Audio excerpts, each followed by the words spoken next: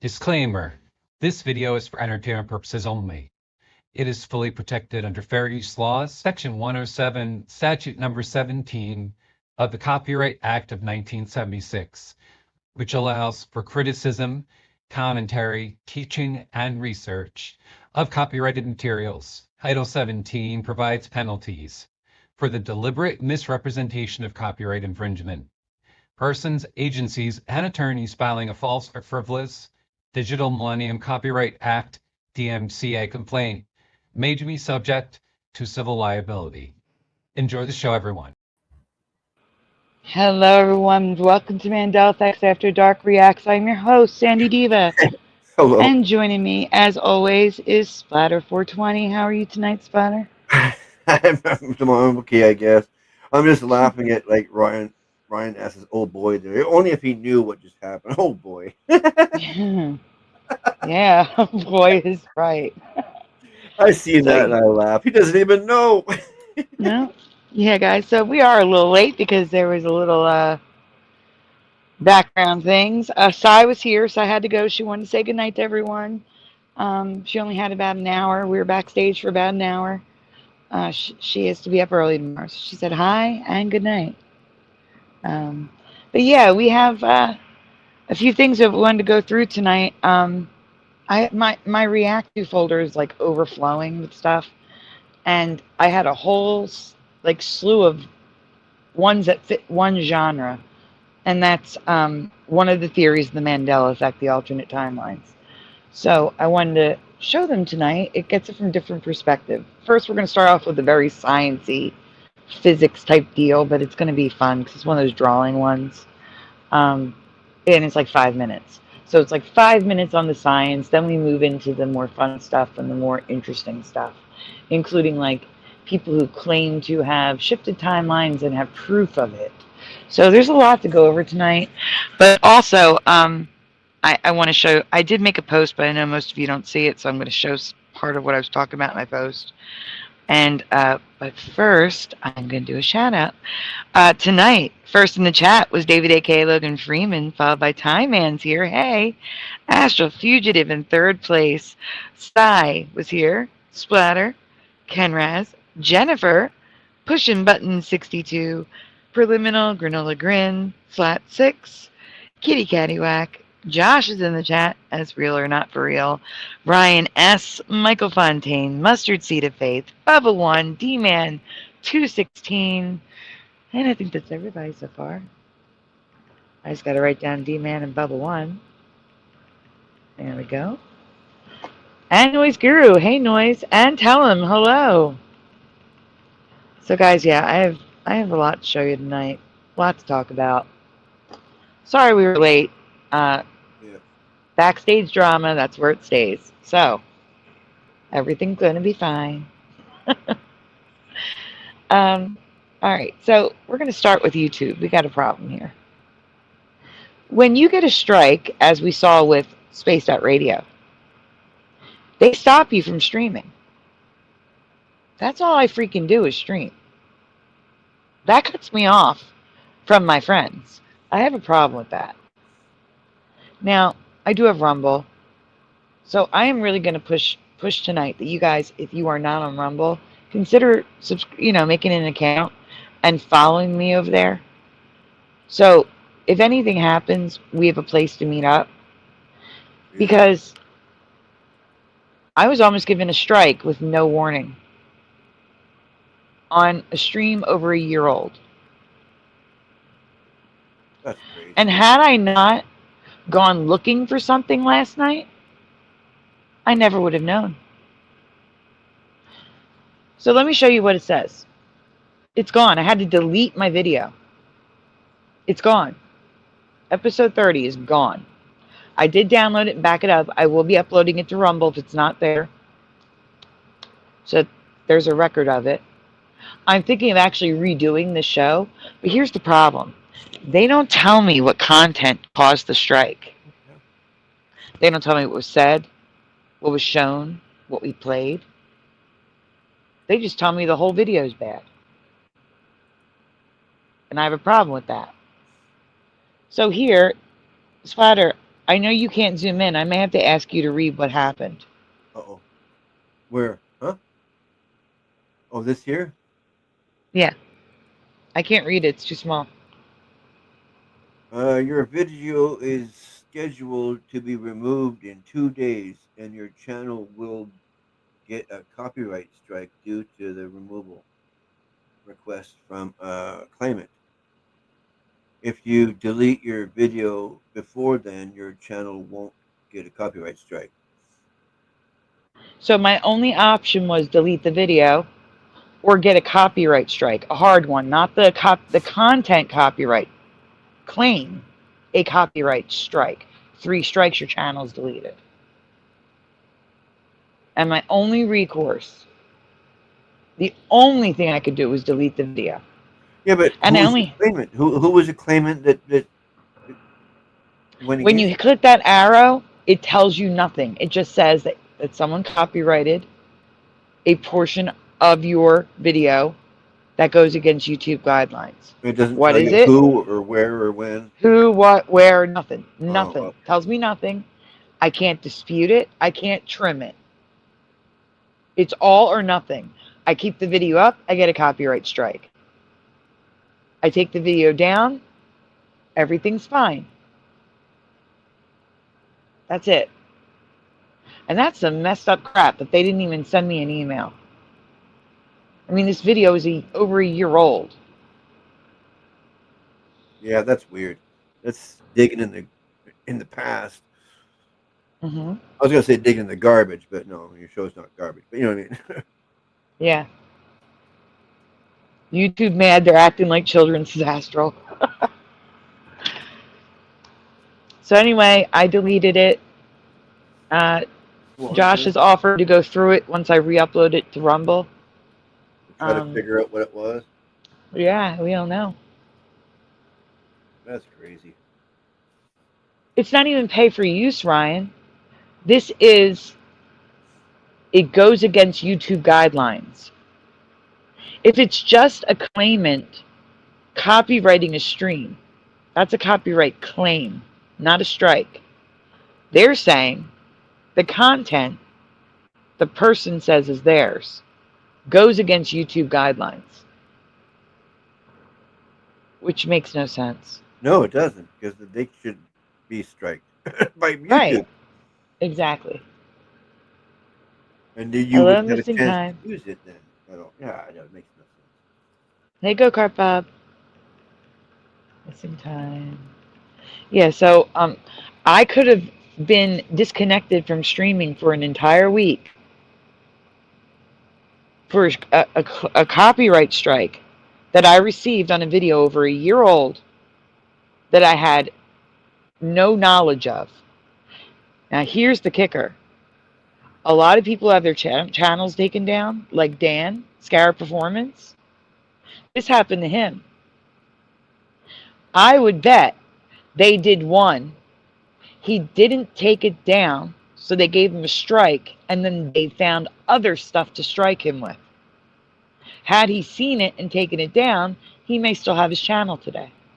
It's who's going to comply. Who's going to follow the rules and listen? I'm hoping, at least. I'm hoping that, you know, next week I don't find another one, but you can best be sure I'm going to be checking. I'm going to be doing a random sweep once a week to see if there's any new ones there. Yeah, that makes sense. Could you imagine?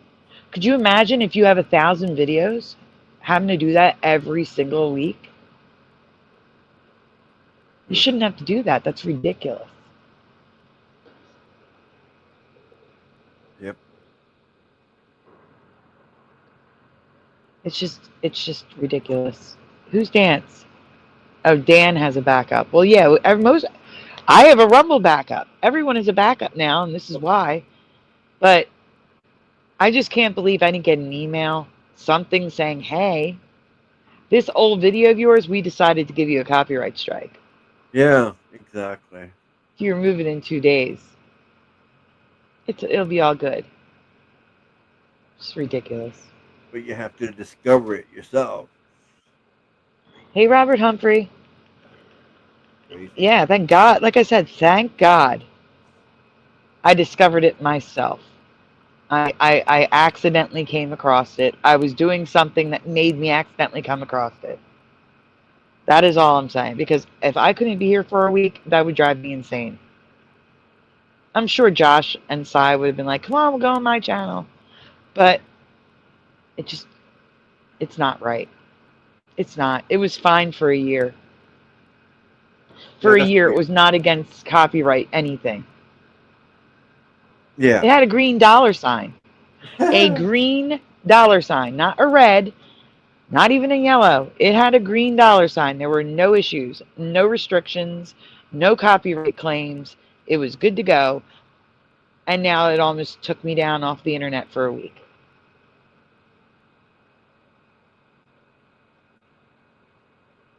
New rules for 2026. What? Maybe we should watch that. Noise Guru, if you can find that link, can you please drop it in the chat? I would really appreciate it. Yeah. I mean, there are a lot of people here that use their YouTube channels that I'm sure would like to hear these new rules. Yeah, if there's new rules, we want to know them so we don't break them. Yep. Without knowing it. Yep. Oh, awesome. Noise Guru saved it. So maybe before we get into alternate timelines, we'll take a quick gander at that, that's the word of the day, gander, at the new YouTube rules. Interesting for the viewers as well, right? Wouldn't it be? People? That's what I said. I know a lot of people here make content, so I think it would be interesting to most people. Especially if they don't know about it, like we didn't until just now. Yep.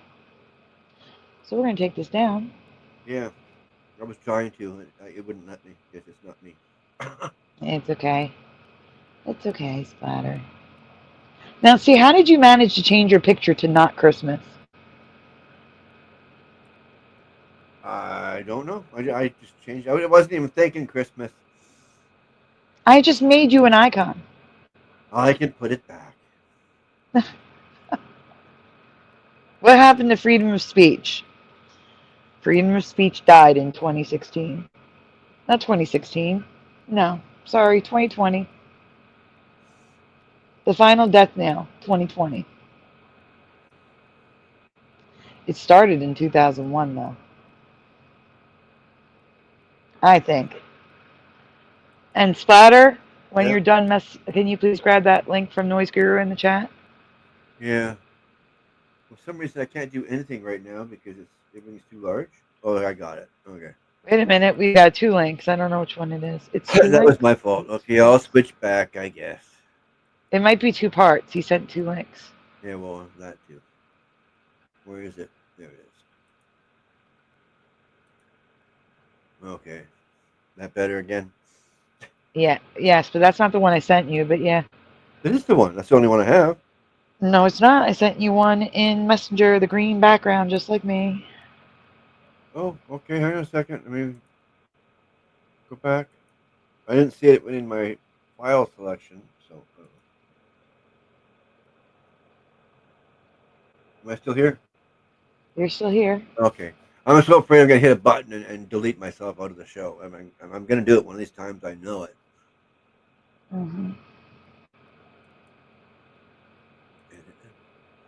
Okay, well, the problem is upload. Oh, no. Noise Guru says it's a rabbit hole of changes. There's multiple videos. He sent 2 of them. Oh, great. They're trying to confuse people, are they? I think they're trying to take down people who want to speak freely. Yeah. Okay. I could be wrong, though. That's why we're going to watch them. Right there. There, I found it. Yay. Open. Apply. There you go. You match now. Found it. Good. You're looking good. Okay, now if you can, grab those 2 links in the chat, please. No, I don't know about that. Which ones? Oh, in The 2 from Noise Guru. Noise Guru. And drop them in the private chat so I can add them to the description later. Both of them, I guess. Are they the same? No, they're different. No, they're different. Yeah, I see that. I know I get it by the letters and words. I can't read what they say, but, you know, they look different. You're right. This is a public forum. This is a platform which is meant for public speech and debate.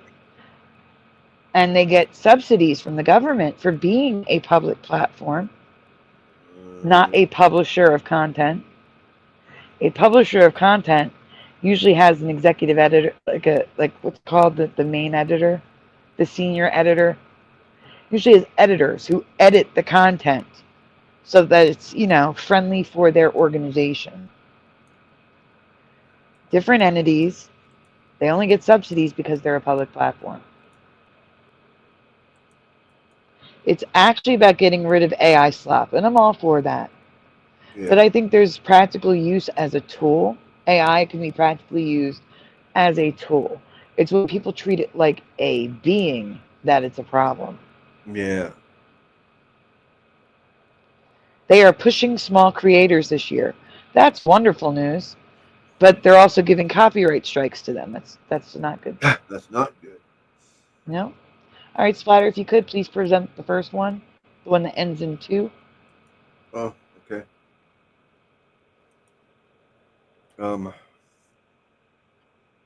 I do not know who to credit until it's, you got to tell me who the creators are. See what? Yeah, let me know who the creators are, because I have to add them to my add to description. Oh, I can always go to the links. It doesn't matter. I can go later.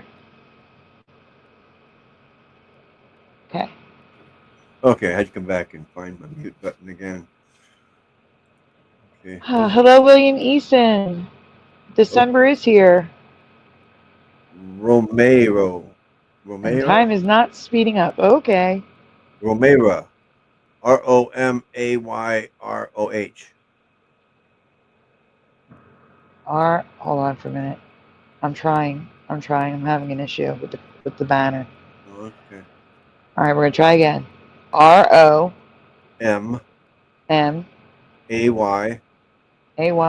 Oh. No. ROH.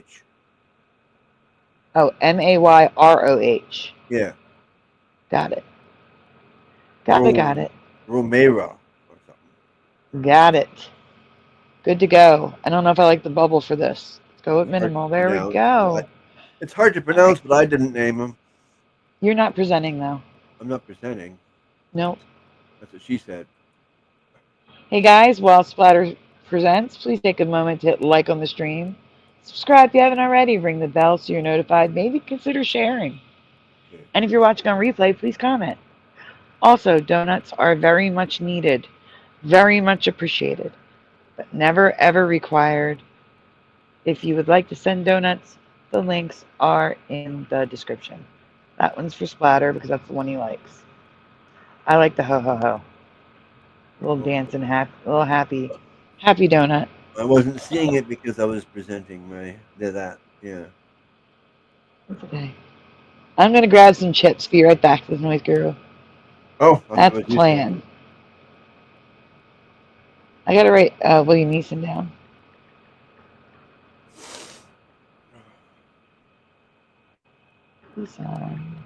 All right, guys. Let me get set up here. Did I miss anyone in the chat before we get started? So again, these are from E-Alpha 65 E651 Alpha. Alpha is here. Alpha has arrived. Let me just get really quick. There we go. All right.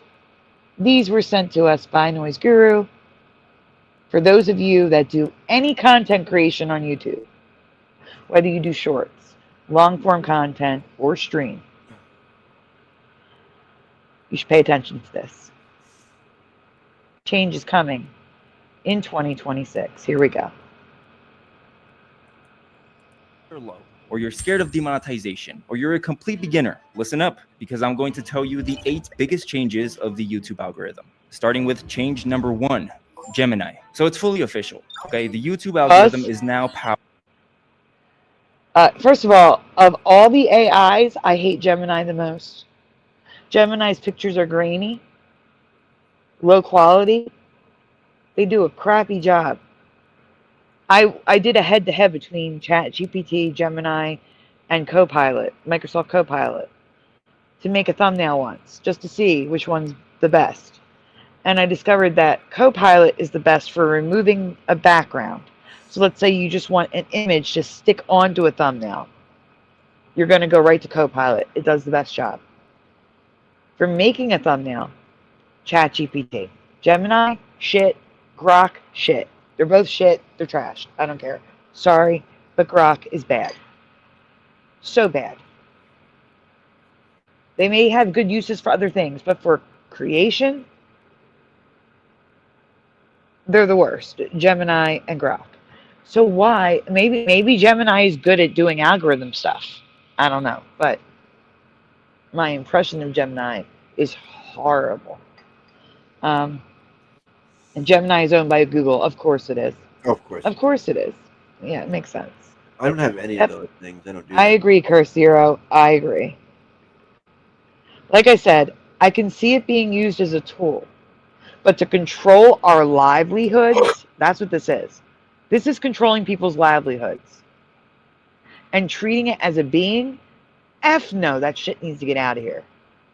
That should not be a thing. What? It just should not. AI being treated as a being should not be a thing. No, it And should be- AI controlling people's livelihoods should not be a thing. No. It's a thing. And Alpha, we've only been on about 20 minutes. Yeah. We started Yeah. late. We started late. Sora is ChatGPT though. Sora is an AI amongst the groupings of AI of ChatGPT, open source. Oh, It's amazing. Hey, like- hello, the mind. Who cares? I hate calling you who cares. It's so dismissive. Was that the I know mind? it's your username. Yep, that's the mind. Yeah, that's what I thought, but I don't like it either. Who cares?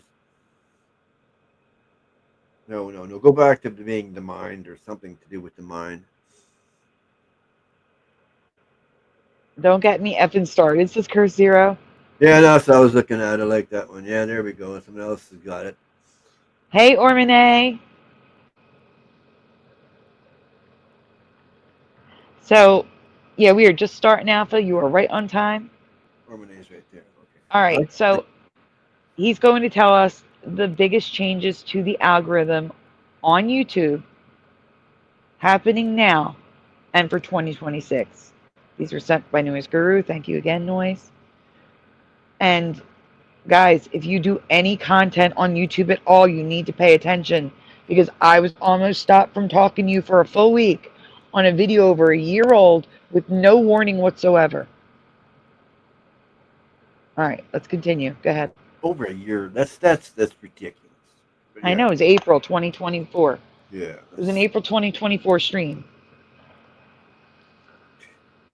Powered by Gemini AI. Now, for those of you that don't know what Gemini is, it's pretty much Google's ChatGPT. And the job that YouTube gave Gemini is to analyze videos. So technically, it's no longer about tags, titles, or anything that mattered All right, before. pause. Because of Gemini, now My guess is Yeah. they have Gemini going back through our older videos. And if it finds a problem, you get a copyright strike, but no email. Guys, you have to start going through your backlog of videos and make sure that there are no copyright strikes being added on. They only give you 7 days. Yeah. I only had 2 days left.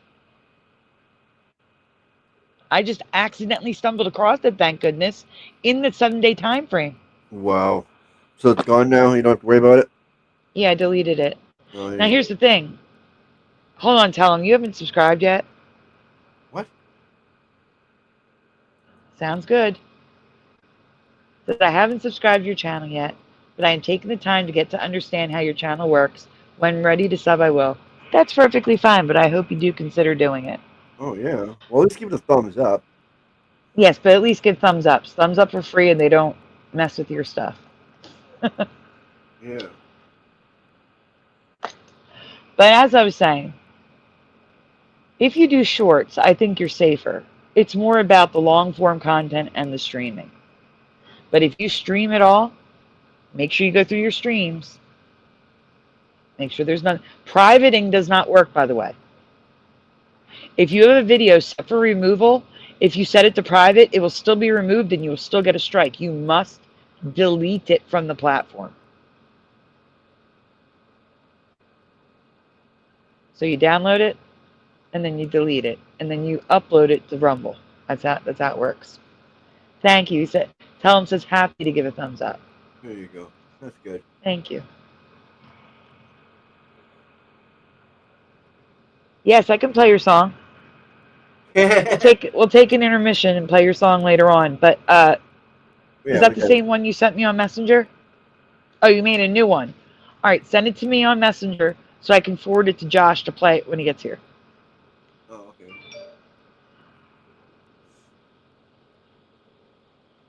Aw. Guys, I have to do a thank you. Never. Listen, people, you never have to apologize for donuts. My goodness, what the heck is that? Apologizing for donuts. You're not the first one either. Huh? So many people have apologized for, like, wishing they could send more donuts, wishing, like, all different reasons of sending donuts. Never do you ever have to apologize. You're choosing to send me donuts, and that's if you can. If you can't, you can't. It's just if you can't, you can't. And I am grateful for every single donut that I get. Exactly. Yeah. And even the thought, like, I wish I could. I mean, that helps right there, even. Yes, it does. So, guys, please, trophies up. Trophies up, everyone. We'll do the leg lamp trophy. It's a major award. Trophies up, everyone, for D-Man 216. Thank you, D-Man. I really do appreciate it.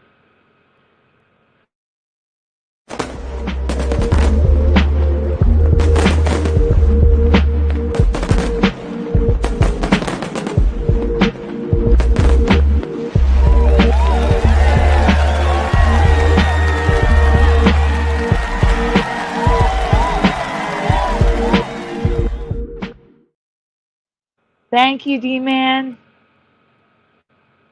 We got some trophies coming in. We got a smile from D-Man.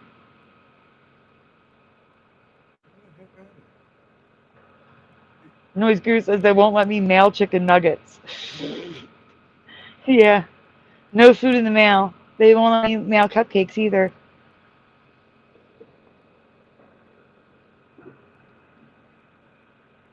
There we go. I'm waiting for your trophies, Splatter. Yeah, I got them. I had to find the other ones. There we are. There we go. Thank you. I'm going to do the trophy thing too. Give me a minute.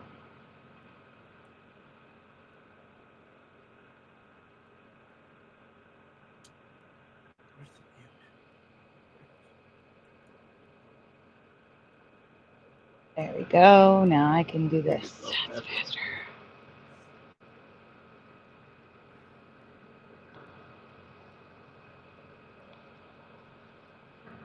D-Man's giving trophies too. I'm giving trophies. Thank you, D-Man. I really do appreciate it. Noise Guru says, be right back. All right, guys. Now we're moving on. Get the banner back up for Roma Rome. All right. I have to get the banner back up. Sorry. I'm trying to find it. We'll go with the purple. See, we're just going to go with the red. Go ahead.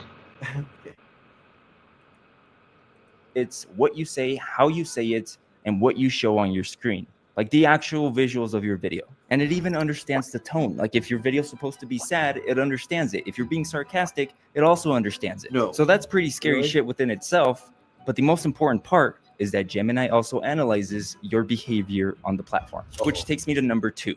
Trust score. Your behavior. This has got to be one of the biggest changes that I've ever seen on YouTube. So this is the easiest way to explain trust score. You want to prove to the algorithm / Gemini that you're a human. You know, with all of these new AI tools that create videos for you in the click of a button and all of these content farms, YouTube is now more strict than ever when it comes to like, your profile. Right? So this is where having open panels and people coming in on a camera actually helped my channel, because I am not on camera. And you're fooling yourself if you think I'm going to be on camera living in bed. Like, I am not. Would you turn the camera on while you're laying in bed in the morning or at night? Probably not. Let's say you roll out of bed, right? Because that's what I'm doing, rolling in bed. You're not going on camera. Heck no. You're going to get up, brush your hair, brush your teeth, get dressed, and then get on camera at some point. You know what I'm saying? So I'm not going on camera. YouTube can kiss my ass. Yeah. All right? No, I agree. I agree. Sometimes I don't feel like shaving or combing my hair. I don't want to be on camera looking like that. So. Right. So, all right. So it really helps when someone comes on my panel, on camera, even for a few minutes, because they see a human. They're like, oh, there's a human on this channel. This channel is safe. So that's a good thing. Now, if you're just on camera and you don't want to go on camera, maybe make a video or stream where you turn the camera on your hands or on your cat or just anything living. That might help your channel. But yeah, it's just this is ridiculous because there is so much AI slop that someone could just make a bubble of a picture in AI. How are they to know? I think I can tell the difference in most cases because I can tell there's a cadence issue, a language issue, a speech issue with AI still. That doesn't mean it's always going to be like that, though. We saw how quickly it learned how to do hands and it learned how to do faces. Now, yeah, it's not stupid. It's but a computer thing. It's going to learn quick. Right, but they dumbed it back down. Do you remember me showing you how the people are getting less people-like it's going in the wrong direction? And I think it's not the wrong direction. It's just de-evolving, which is a good thing because it's easier to tell when something's real and not now by devolving the accuracy of the art. Sleep streams. Yeah, some people do sleep streams, but they're still people, and that's all that matters. Yeah, I know. There's people that will watch anything, literally. Couldn't agree more. Tell them no one wants Big Brother. Exactly. Yeah, exactly. It's like the thought police. They've been here. The thought police are here. It's about getting rid of them. AI cannot recognize sarcasm. That is BS. I agree. I agree. That's when he said that. That's why I said, yeah, right. I didn't agree. Yeah, no, it does not. No sarcasm. It does. And exactly. Trust score equals social credit score. Who cares? Sending in the delayed trophies. They're very much appreciated. Thank you. Oh, yeah, that works. Dr. Bob, hello. I have to write Dr. Bob down.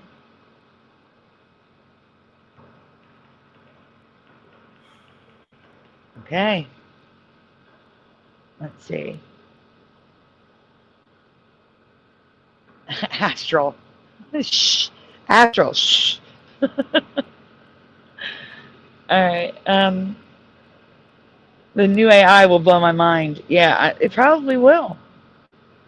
I mean, we have seen so much in our lifetimes. I want you to think about when you were a kid, what the coolest piece of tech was. When I was 10 years old, the coolest piece of tech we had was an Atari. Hey, do you remember what Atari Pac-Man looked like?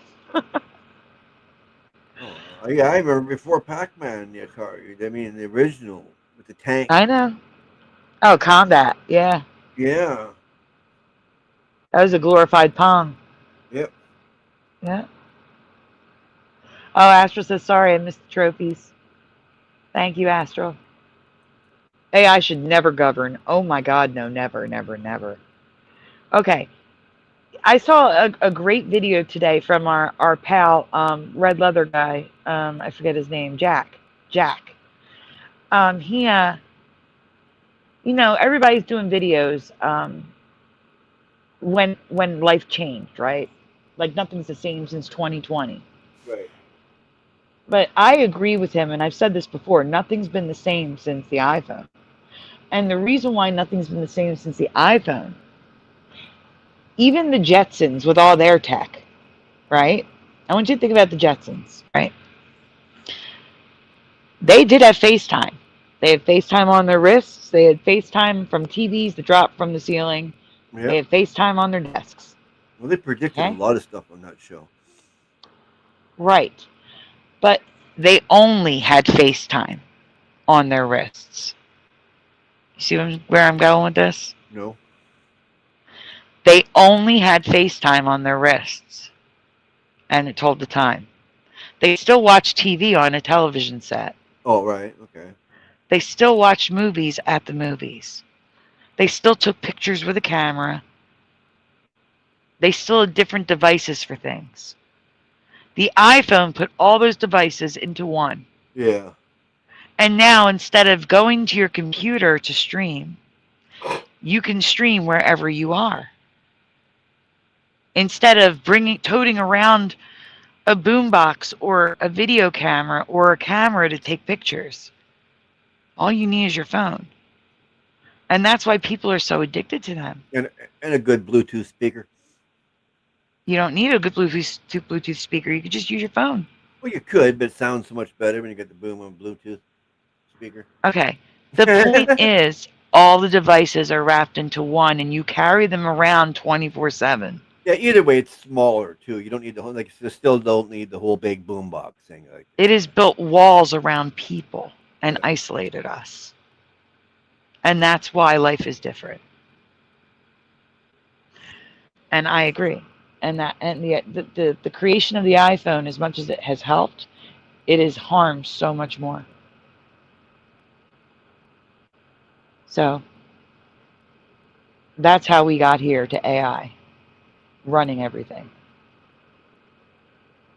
And the only way we could go back is if the people in charge of these AIs realize we have to go back. yeah. Yeah, somebody back then thought, oh, what'll it hurt? Here, let's just do this. Oh, no, William. I have covered the Jetsons Emmys. There are 2 Jetsons Emmys that I found. There may be more. Actually, 3. There may be more, though. But there are some. Roland Dietz, welcome to the chat.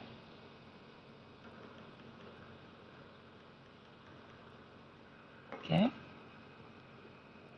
Yeah, spiritual warfare. I completely agree with you. This is good versus evil. 1,000,000%. Oh, yeah. Of course you have covered. Yeah, I'm sorry.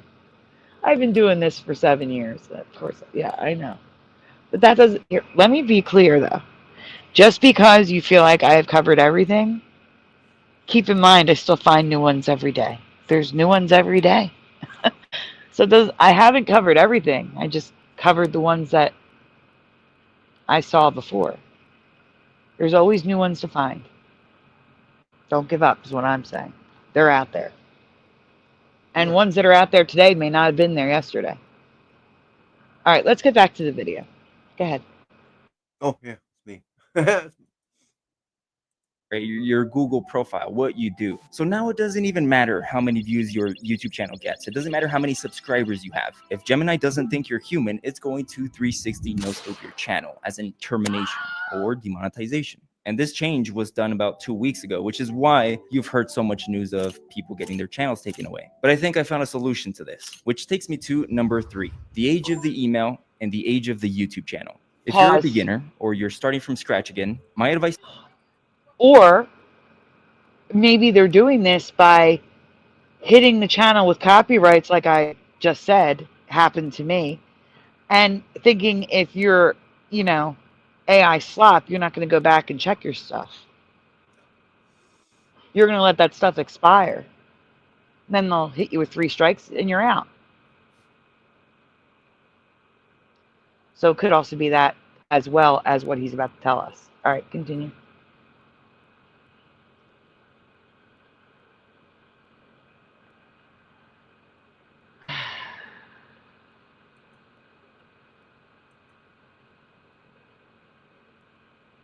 Ladder, you can continue. Oh, okay. I always wait for you to say so. Yeah. to you is to start posting on a YouTube channel that was created over 5 months ago. The older the YouTube channel is, the better. Just use your personal email. You know, that email that you watch videos on, the one where you're subscribed to your favorite YouTubers. If you have any Google subscriptions like Google One, Google Workspace, YouTube Premium, you know, any of those subscriptions, the better it is. I mean, just look at it from the other side. Just imagine your YouTube and you see a brand new email and YouTube channel get created. Within an hour, they start posting videos. Not only that, but they start posting once or twice every single day. They don't use that YouTube account for anything else. They don't use that Google account for anything else. There is no track record. There is no history. It's just an account that's very active. In the eyes of YouTube and Google, that's sort of suspicious. Now, it's not that a human can't do that, but it's almost guaranteed that the amount of people that have done that don't post original content. That's where the issue is. So by doing that, that's the first check mark. But that doesn't mean you're 100% safe. Moving on to number 4 is the name and profile picture of your channel. So what I found is that giving your YouTube channel a personality name is safer than giving your YouTube channel a brand name. For example, if you're starting a faceless channel about history, I would stay away from naming the channel something like History Central. Instead, I would name it Carlos Romero, my name, or Pause. Romero in Time. So just make your YouTube. Yeah, like Sandy Diva Mandela Effects instead of Mandela Effects After Dark. The show is Mandela Effects After Dark, but the channel is Sandy Diva Mandela Effects. I actually did it that way on purpose because I wanted people to be able to find me if they didn't remember the name of the show. And now I'm glad I did it that way. But real or not for real, better take some notes here. Because if you're telling everybody that you're real, maybe not for real, the AI algorithm may look at that with a raised eyebrow. Astral fugitive. Guys, you gotta be careful with your channel names now. It's kind of scary. No, no doubt.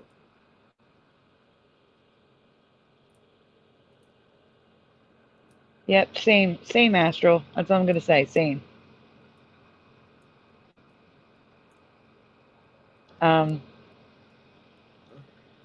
The other thing I was gonna say something else about this name stuff.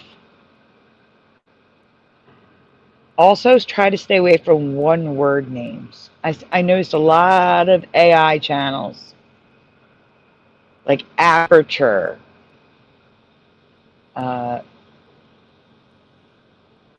Metaphysical. Like there's a lot of one-word channel names, and a lot of them tend to lean AI, or just straight up the AI. Noted, says Josh. Like even real or not for real, Josh. Is Josh real or not for real? Something like that. Might make things a little bit safer for your channel. Or change your channel name to Higher Minds with EverJosh. My channel doesn't have a name, except for my name. Splatter 420. That's not my channel. Though. It could be, but it's not. Yeah, I don't know. Just be careful. I would take this stuff seriously. I just checked because, like I said, it only takes 3 strikes for you to be out, and all your work is gone.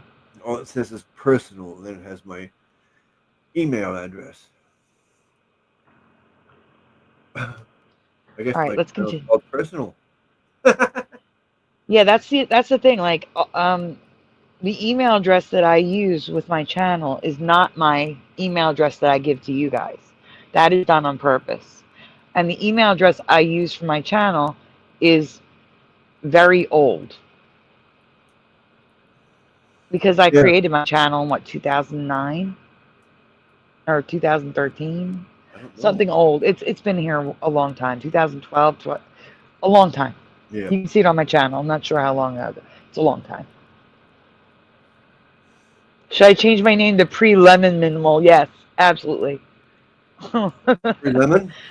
Esther just calls him straight up Lemon.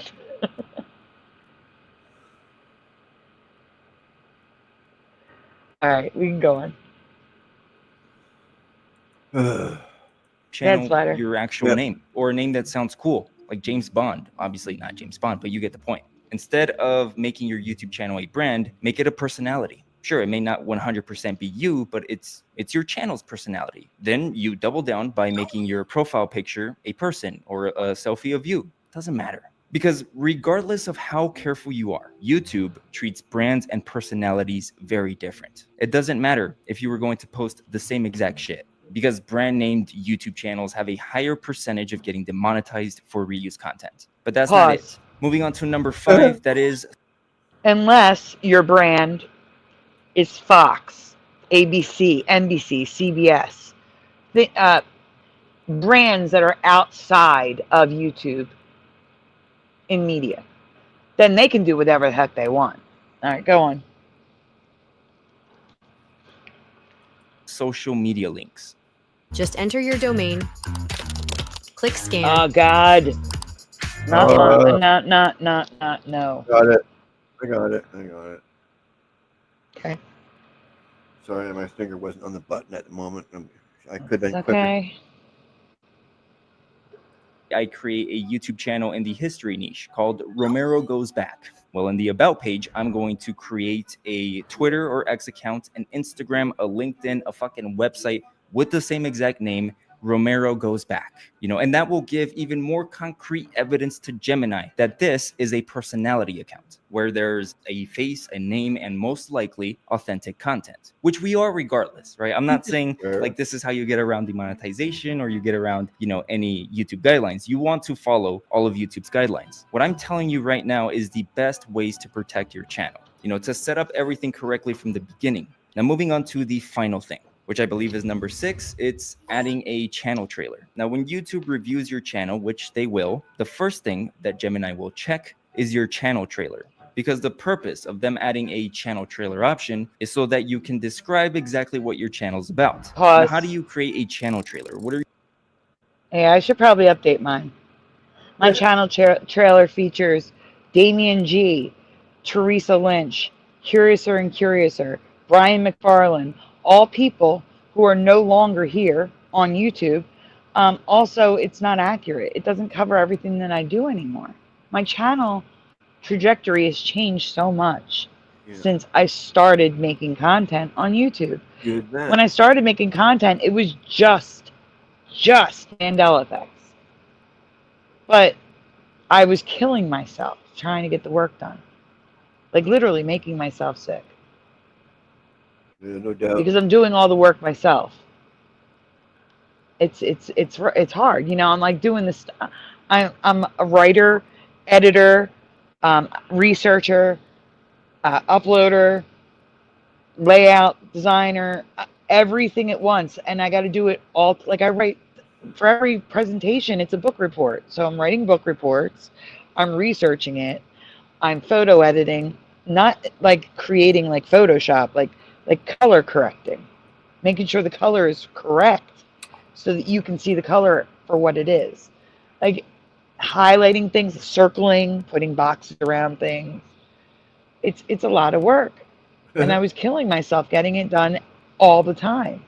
So I decided to branch out for other things that interest me, like the open panels and reaction shows where we get to look at other content. And Mandela 101, which I don't do often, but I have more coming. And now I have the community spotlights where we react to one specific person in the community. So there's a lot. I should really redo my channel trailer, but definitely have one if you don't. I agree with him on that. Where someone can come to your channel, look at that, and get an overview of what your channel is. They may subscribe just from that instead of coming to a full show. You never know. All right, continue. Oh, yeah. Hey, Morgan. Hey, what about stock? To say. Okay. Wait, what's this? My moderators don't have my best interests. They have been infiltrated. No, they haven't. Because I haven't added to my moderators.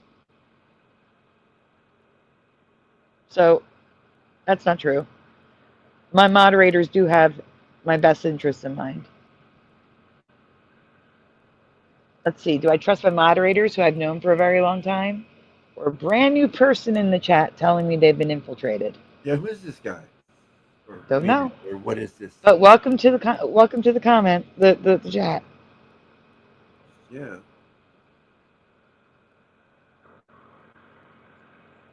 All right, we can continue. Don't say stuff you don't know what you're talking about.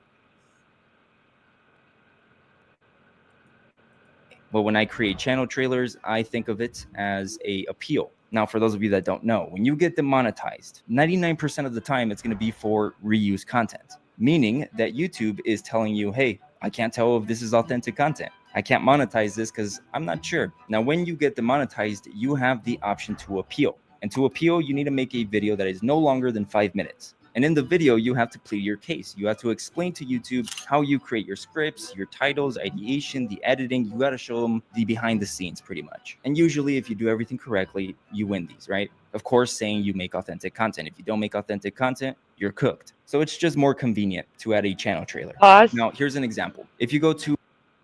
I want to say thank you to Dr. Bob's Nightmare and Astral Fugitive. I didn't even catch that one. Holy crap, Dr. Bob. Thank you. Thank you, thank you, thank you. Let me see. Just seeing what's going on here because I can't see somebody. Small donation? What? Nothing, I'm just being silly. Oh, no. I'm talking about, I'm trying to see the person I was just talking to. Yeah, I would definitely change it if your trailer's an AI song. It's probably not a good thing. And welcome Illumino Hato. I am trying to see the person I was just talking to, but I can't see them. The what about stock? Cannot see them. I want to know why all of a sudden I'm seeing accounts in StreamYard that I am not seeing on my channel.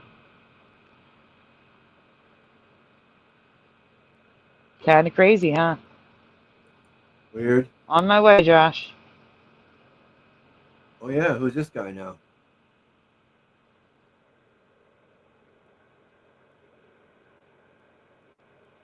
Oh, good. You can see it. I can't. Thank you, Influx. Josh. An influx of new people? Yep, influx of brand new people that I can't see in my chat. I can. Oh, Hato. Illumino Hato. Yeah. I can see Illumino. I'm not talking about Illumino. Okay. I'm talking about the one I can't see what about stock. Neither can I. That's what I'm talking about. I've seen it once and then it disappeared. What about stock? Right there, 1124. I think Illumino Hato is the mind. I could be wrong, but I think it's the mind. No. Maybe 224 your time. If you have a timestamp thing worked up. Oh, there you are. I can see you now. What about stock? I can see you. Yeah, you see it? You went back up to where I showed you? Welcome, Matt. The actual name is Matt Stock. Welcome, Matt. I was trying to add you to my shout out list, but I couldn't find you. Yeah. Matt Stock. Got you. What about Bob? Yep, that's exactly what I was looking for. Their comments so I could put in the shout out list. Well, what about Bob? You can say that. It's all good. We got everything settled now. I'm sorry. Okay. I'm sorry. I'm on high alert right now, Yeah. and there's a reason why I'm on high alert. Everyone, most of you know why I'm on high alert. So, if you've been around a little bit, you know why I'm on high alert. You still think there's a problem with that? Oh, I know it's a problem. No, I thought it gave up. No, we're not talking about that splatter. All right, continue. Wait. My YouTube channel, Roof Reports, you go to the homepage, you're going to see a channel trailer where it's a guy just kind of explaining what the channel's about. That's it. That's how easy it is. You want to be as transparent as possible with YouTube. By having a Say channel the fourth trailer that Wiseman. explains everything from the jump will essentially skyrocket your trust score. Moving on to number 7, that is uploading patterns. What I found is that daily uploading from the jump is not something you want to do. The rule of thumb is to post every 2 to 4 days. And side note, do not worry about views, okay? The first 15 videos, what you have to pay attention to is impressions, not views. The second you post 15 videos, you want to go to YouTube Studio, you want to check your impressions, and if you have under 100,000 impressions, that means that 1, your trust score is very low, or your video ideas and videos were just shit. But anyways, let's say you Pause. post those 15. I've never seen impression thing before. Pause. My impressions are nowhere near 100. Let me check. Where are impressions at? Where did he say it was? I don't know. Can you rewind it a little bit so I can hear where he says that the impressions are? Yeah. There we go. Is there a place where you get your overview, your reach, your engagement, audience, all that's all there? No. Let me hear what he says. Where do I go? Okay. Do that. You want to go to YouTube Studio, you want to check your impressions, and if you have under He 100,000 just says check your impressions. YouTube Studio, he said. I'm in YouTube Studio. I don't see impressions. Well, I don't know. That's just what he just said. I know he doesn't tell me specifically where to go. Just in YouTube Studio. All right, hold on. Let me go there on the web. Refresh. Nope. Just stay here. Studio.youtube.com I got to go to. Instead of using the app. The app, it doesn't have anywhere near as much information as the website does. Oh, okay. That's what your deal is. Okay. Okay, let's see. I'll check. I don't think I have that because I'm not broadcasting. So. Analytics. Here we go.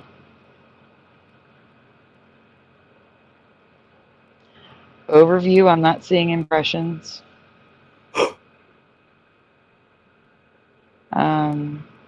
I just have views, watch time, subscribers.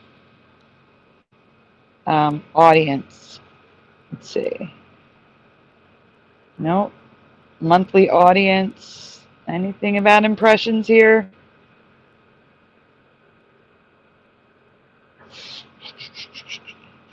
Watch time. I mean, impressions is just like I've seen impressions on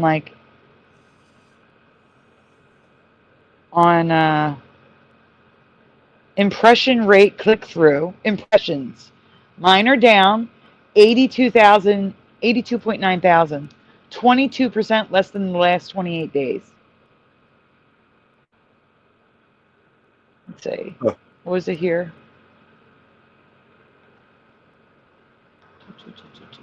And that's what it's always been. Up, down, up, down, up, down.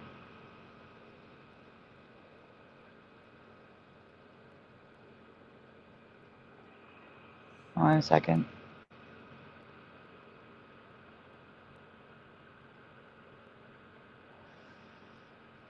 Trying to move a slider, but the website doesn't work. That's why I use the thing. What is this under? Channel analytics, content, audience, revenue, overview, watch time.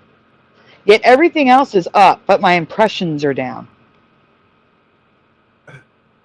Weird. Everything is up, up, up. Impressions are down. How does that make sense? It makes sense because the AI is messing with my crap. That's why. Now, if I change it to lifetime, my impressions probably tank because I didn't have anything on there. Hold on. Let's do last 365 because it's just refreshing here. Okay. My impressions, wait, all right. The last 365 days, my impressions were 910,000. The last 90 days, my impressions were 300,000. But the last 28 days, only 82,000. And the last 7 days, just 26,000. Yeah, YouTube is just messing with crap.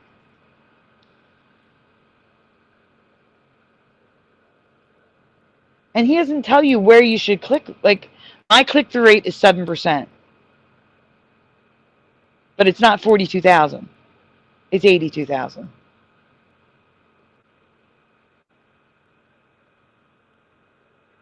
It's okay, Spider Bite. We're talking about how YouTube changed, and if you make any content on YouTube, we need to see this. Because they tried to take my channel down. They tried giving me a copyright strike. And one will lead to 2 more, and then your channel's gone.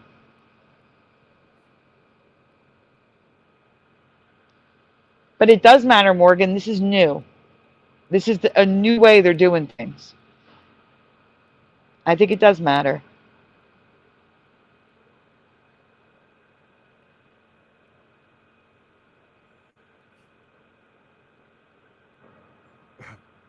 All right, we can continue.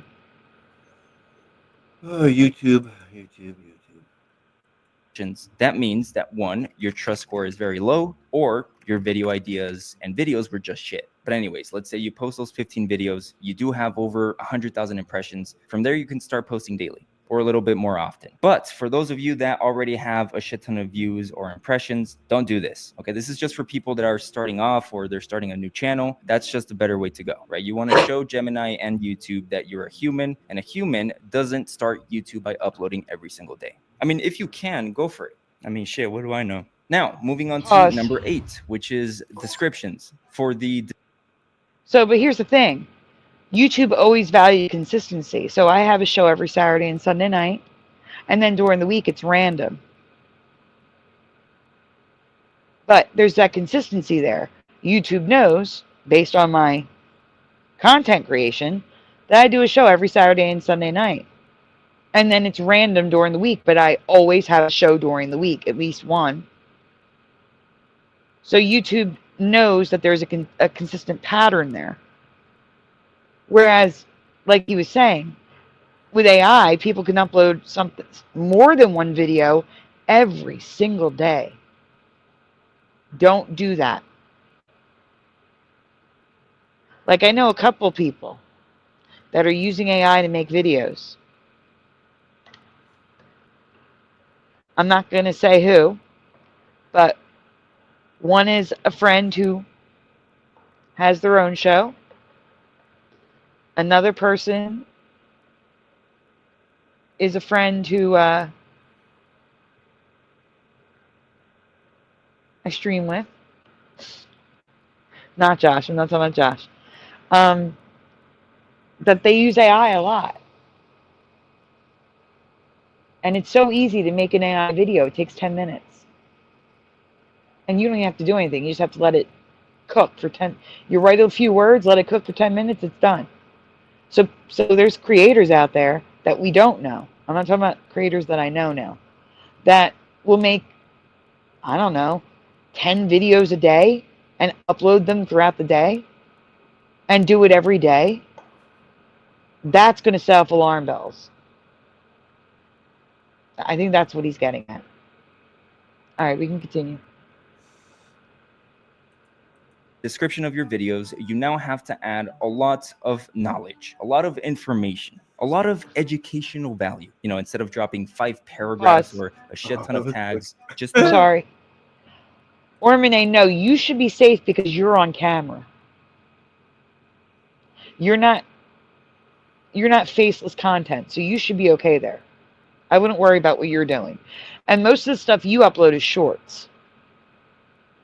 And shorts get away with a lot more stuff than long form content does and streams. So I wouldn't worry too much. All right, we can continue. Gemini straight up what your video is about. Go on Google, do research on the topic that you made a video about, and put a paragraph on there. For example, if I made a video about World War II, about a specific battle, I would ask Claude, hey, give me a recap of this specific battle and what happened. Get about 5 or 6 sentences, and boom, pop it in your description. That's it. Because it seems like Gemini is now rewarding educational contents. Now, the last thing I want to talk about, MCNs. How could you, As an online merchant, even be allowed to do that on YouTube with the war footage? Yeah, plagiarism? Just copy and paste? I wouldn't do that. No, yeah, with all the shooting sticks, you know, how can that be allowed on YouTube? Because if it's historical, it's allowed. Oh, okay. If it's historical, it is allowed. Let me know when you're through that commercial. Oh, What yeah. I recommend for your description is to write a description in a typing app. I use Notes. You could use Word. You could use Finished. Pages. Doesn't matter. Yeah. One that you can use for every single video and just make some edits, little tweaks to it in YouTube or StreamYard, wherever you're using. Yeah, I was curious. That's about what that. I do. I just copy and paste it. 'Cause if I typed it out each time, it would take me 5 hours to put up a show. So it's, as long as it's historical, it's okay to show the bang bangs. Sometimes, and sometimes they say it's not. It's again, it's a crapshoot. It's a crapshoot. I was about to say that. It really is. All right, let's continue. Right. MCNs are, think of it like record labels. There's only a handful of MCNs out there that work with creators. Typically, they ask for a percentage of your channel's revenue, and essentially joining an MCN will increase your trust score times 1,000. I mean, you really wouldn't have to do much of what I said in this video because you're in an MCN. There's only a limited amount of MCNs, and they have a very strong relationship with YouTube, right? They're essentially a network of YouTube. So by partnering with them, the algorithm instantly. All right, so for example, an MCN that I know about is run by, actually, I don't know who it's run by, but one of the partners is a well-known YouTuber called Wendigo. But basically, an MCN is a management company who manages you. Blaze TV is one. The Daily Wire has one. They're just a management team, and they will give you a consistent paycheck with what but you have to make sure it's no longer on your time. It's no longer what you want to do. You have to run by them what you're going to be covering. You have to sometimes give them scripts. You have to make sure that you post on these specific days because that's in your contract. I will never, ever join one of them. There's no way. Because that's why I can't work a normal job, because I cannot guarantee that I could do it. Unless my thing was like, you have to have a Saturday and a Sunday show. Well, yeah, I can do that. I've done that for years. But if it's got to start at midnight, forget it.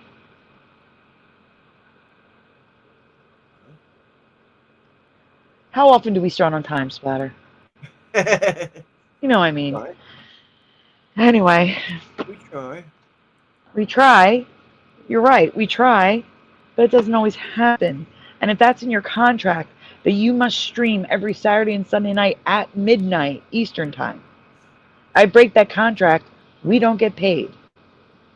But I still have to do a show. You see what I'm saying? Yeah, okay. Yeah. And they will get the revenue. Anyway. Yeah. You're only about an hour and a half late tonight. Actually, it was more like an hour, 45 minutes to an hour, but yeah, bad enough. All right, we can continue. Yeah. Incidents happen.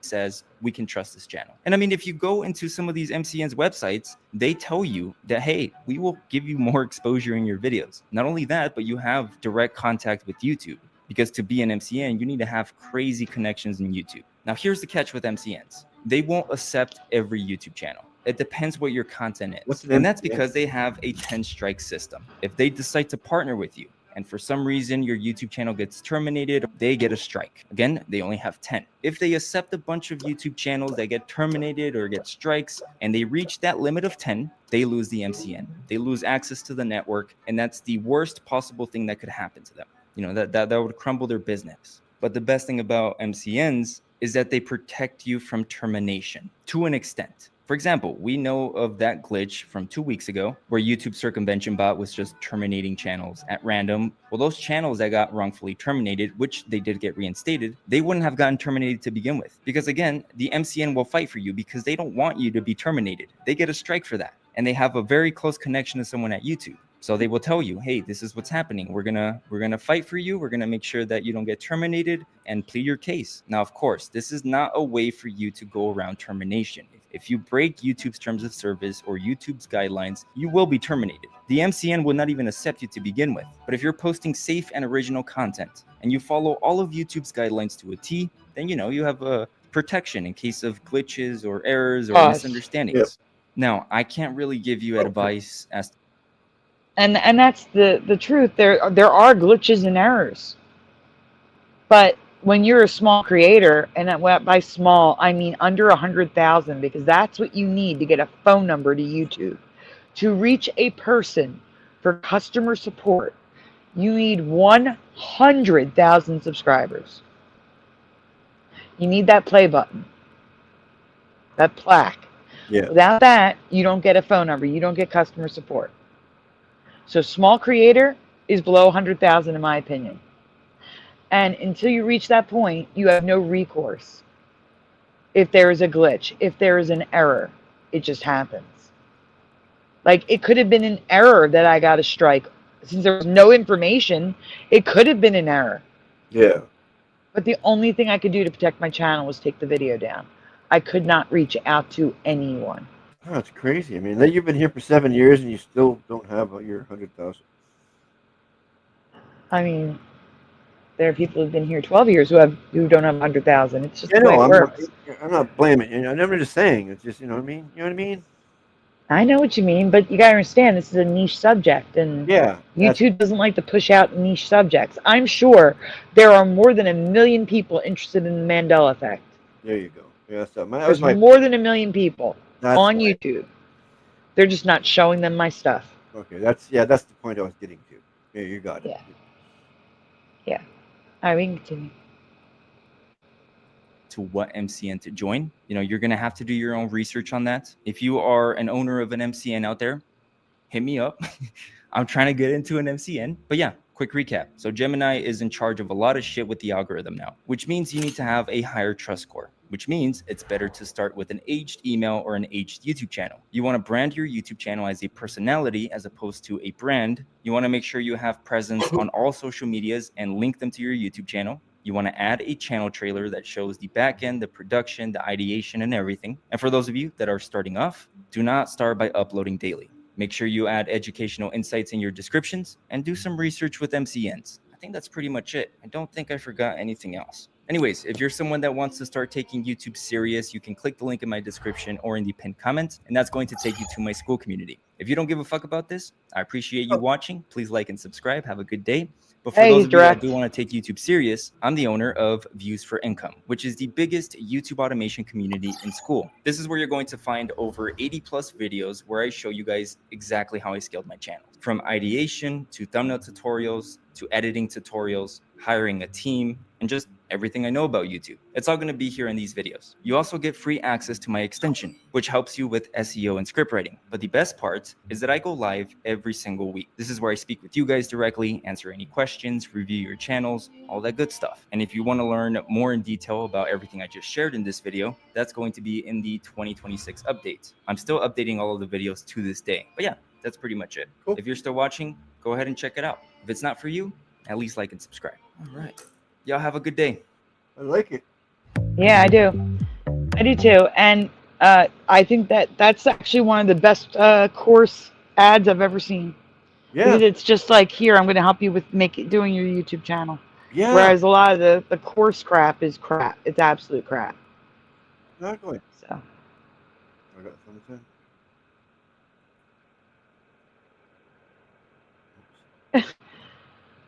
But Morgan says, I am going to give you all a message from God and Rick Rubin. This guy is an unoriginal tool.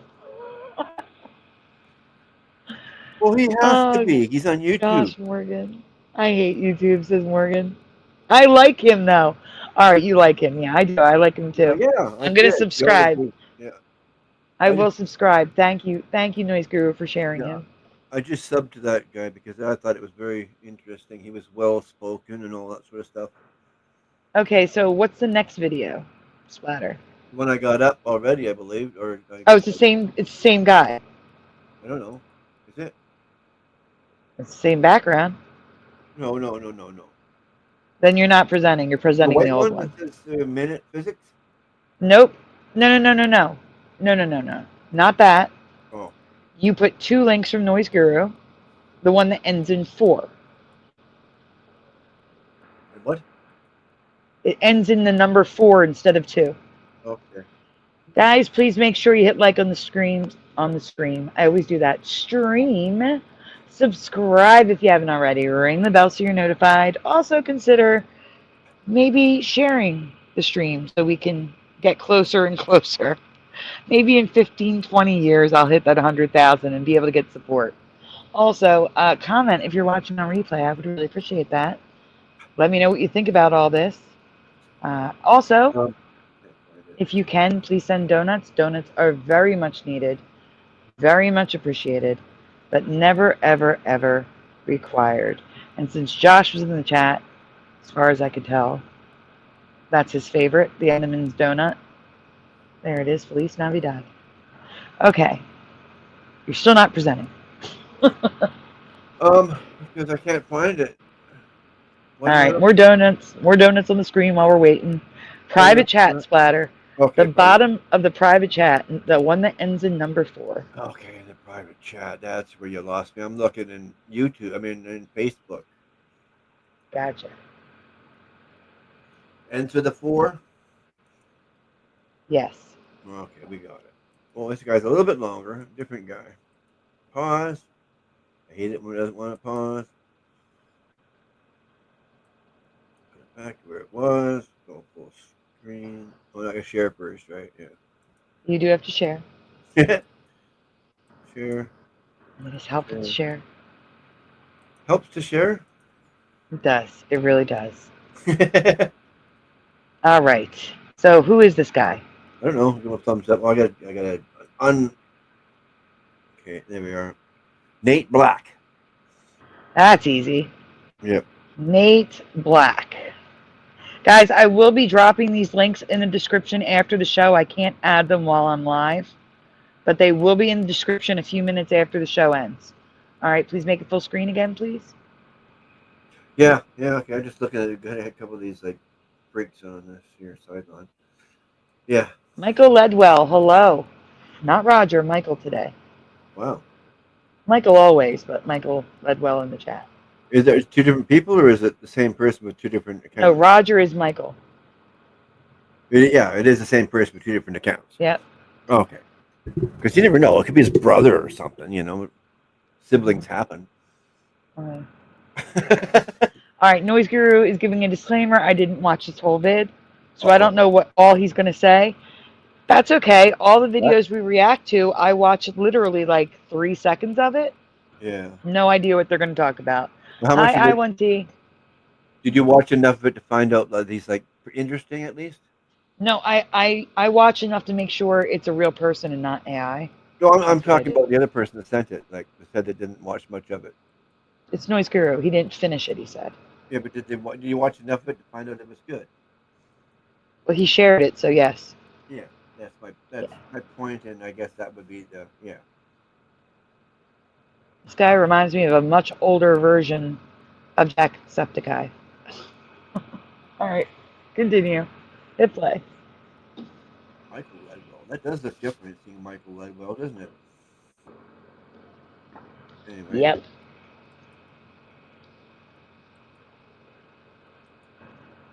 Shh, Noise Guru. Shh.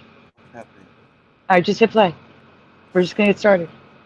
I'm trying to. I guess I hit the wrong thing here. Hang on a sec. There we go. Now we go. I've made you some cards to show what's been happening with YouTube right now, and you'll want to act on these to be prepared and have a successful coming year. Howdy, everyone. Nate here. First thing I have been observing is bingeable series are the future on this platform. It shouldn't come as a surprise to almost anyone watching this that YouTube rewards watch time, not subscribers, which, by the way, if that does come as a surprise to anyone. And that's why my channel's actually growing. You guys are freaking amazing. I will be live for 10 hours, and some of you will be here the whole freaking time. The watch time is what matters. And you guys are always here. Awesomeness. They are the best. Freaking chat. I cannot stress enough. You are the best chat on YouTube. You are the best subscribers on YouTube. The best friends and family on YouTube. Like, I cannot stress enough that my watch time is a bar that goes straight across the screen. It doesn't dip. It doesn't fall. It's straight across. You guys are here from the beginning, from before I start until the outro is over. Amazing. Just amazing. Yeah. So, yeah, thank you. Really. Because that's why my channel got that little boost, and why it's been just going up and up and up and up and up ever since. That's why. So thank you. All right, continue. Welcome to this year, baby. This is how YouTube is going. Now, even if it's not a surprise to you that watch time is the way that YouTube is going, why specifically bingeable series? I was having a conversation recently with YouTube creator liaison Renee Ritchie, and in that conversation, Renee pointed out some very interesting things. He referenced a few studies done, which I think I found, I'm going to show on screen for you today, where these studies demonstrated that for many watchers, many audience members, not just on the YouTube platform, people were choosing to watch the same shows over and over again. Now, there's an element of comfort to that, but there's also an element of pre-trust, meaning if your audience knows beforehand what they can expect from a piece of content with that pre-trust in place, and they had a positive, satisfying experience with the series previously, how much more likely are they to watch and enjoy that future piece of content? Having ongoing series in your content builds trust unlike almost anything else right now. And this leads to one of the most beneficial things I am seeing for YouTube creators like yourself, which is this: easy wins. And this came up also in my conversation with Renee, where we were talking about how different formats of content on this platform have different amounts of choice needed in order to consume that content. If you create bingeable series for your audience, they have to make fewer choices to know that they're going to enjoy that session that they're having on YouTube. And does the algorithm or the algorithms like that? You bet. And that ties in. So even with the live streams I do, if you're in the mood to hear new Mandela effects, you can just go back to the after dark only ones that you know I'm covering Mandela effects, and skim through and listen to the Mandela effects. That's what they're talking about. Like, if you have a favorite creator that you just love their content, you can just go to a playlist of theirs and just let it play. And the algorithm does love that. There is a comedy, she does shorts. She just does shorts. But I forget that she's one person. She does comedy skits, a storyline. It's Casey Dressler Comedy. She plays all of the characters, and she does it so well that I forget that it's the same person. She's got it's set in the 80s, but also in the 90s. She's spread out to the 90s to show them older. But it's set in the 80s about a hairdresser named Donna, her daughter who works the phones at the hair salon, Tina, her sister's, her niece Tina. It's a whole cast of characters. I've already binge watched and caught up, but let's say I just found her today. I could start at the bottom and just sit there and scroll and watch the entire thing. It's so entertaining. It's like watching a TV series with one person, but it feels like there's a cast of 10 characters. The only character that she has that's not her is her boyfriend, because she needs another person on screen. So there's a guy that acts as her boyfriend. But other than that, it's all her.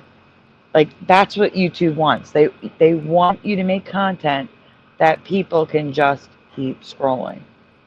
Just like TikTok. So if you can do that, that's what they want. And they'll know, but see, that's the thing with AI, they can do that. There's a couple of AI channels I've come across that are interesting. but I've had to fact check them. One is 10 things that'll blow your mind. And there's interesting stuff in there, don't get me wrong, but it's definitely made by AI. It uses real video clips, so it's not like you're seeing AI video, but it was made with AI. And some of the facts are not facts. They're completely made up because it's made by AI. So you got to fact check it.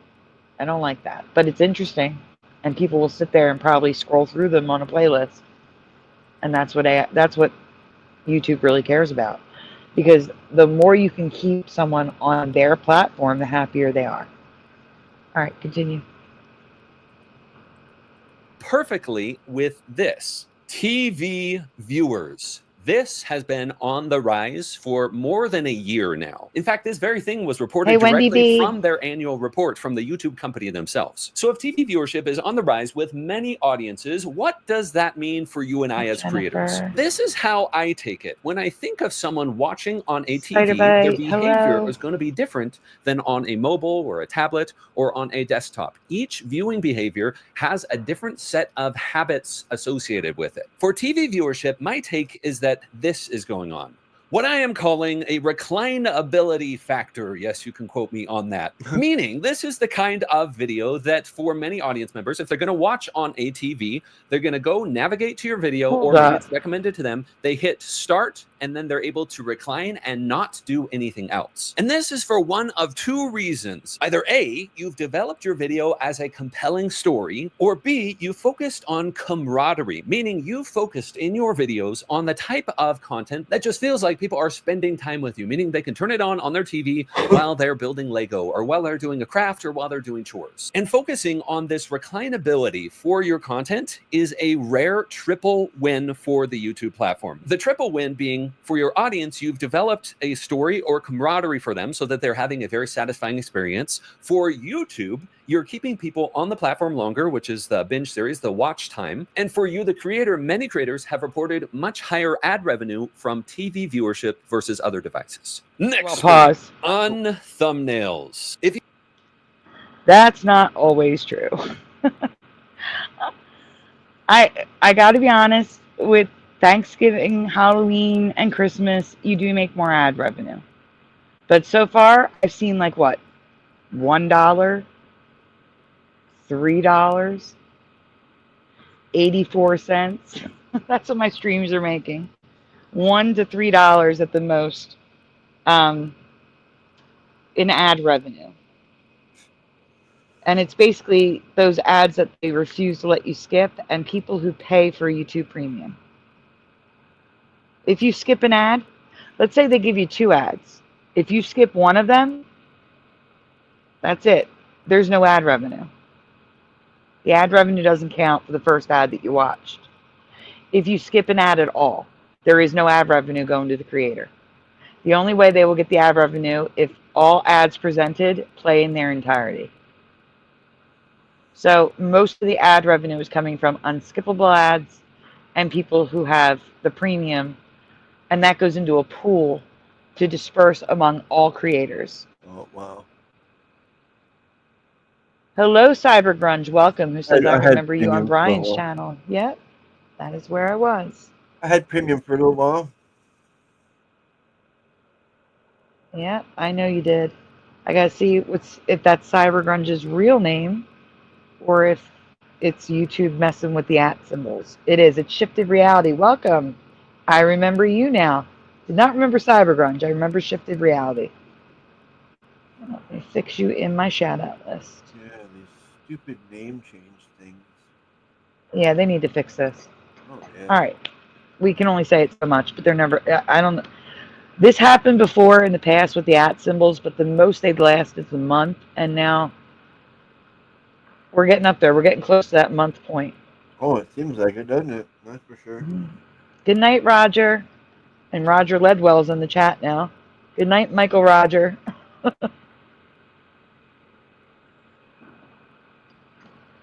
Oh, you have a video about the names? Send that. We have plenty of stuff to watch tonight, guys. Just it's a better show for you guys. Please send that noise guru. I want to know about the names because the names are pissing me off. Oh, why it's doing this to us? Yes. Yeah, I want to know. And inquiring minds want to know. Yes. Please send that link. Splatter, please continue with the video. Okay. You have And then not grab the yet link in the watched chat. my video about the unthumbnail trend that I am observing right now. I coined the phrase unthumbnail to describe this, and I highly recommend you watch it. But the reasoning behind focusing on unthumbnails for the packaging on your videos goes way deeper. First, if you've spent any amount of time as a creator on this platform, there is a wave, a tsunami of freaking AI slop thumbnails that are being published on this platform. They are terrible. In fact, I published an entire rant video pointing out strategically how to use AI for thumbnails and why what is currently happening will not work. It's a very entertaining video. You should watch it after this. In fact, I conducted an experiment where I published that video at the exact same time as this video you're watching right now. So, okay, so I do use AI for the thumbnails because it has shaved off 3 to 5 hours of my work time. Well, but it still takes me like an hour because I will fight with AI until it looks right. Like, I'm not going to throw up people in a thumbnail that look like monsters. Like, it's going to look at least decent. I'm going to fight with it until I get what I want. You know what I'm saying? Like, I think tonight's thumbnail is pretty for the alternate timeline thing. But, you know, let's hear what he has to say. He did say that it can be used. It has to be used in the right way. So I'm curious what he's going to say about that. It has been a while. I've been here, though, consistently for 3 years. This is what I hate about YouTube. You saw me on Brian's channel, but it didn't tell you to come over here. That's annoying. But I'm glad you found us. Who's that? The cyber grunge? Yeah. That's great, Morgan. Listen to God. Definitely listen 100%. Like, go ahead, Splatter. Yep.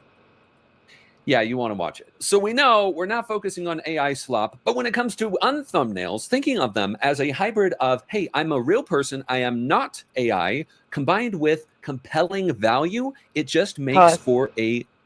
What if you could ethically... Oh, man. Okay, you don't have to pause. This is the pause. It's fine. Yes, but you also showed up as Shift of Reality a couple times. Yeah.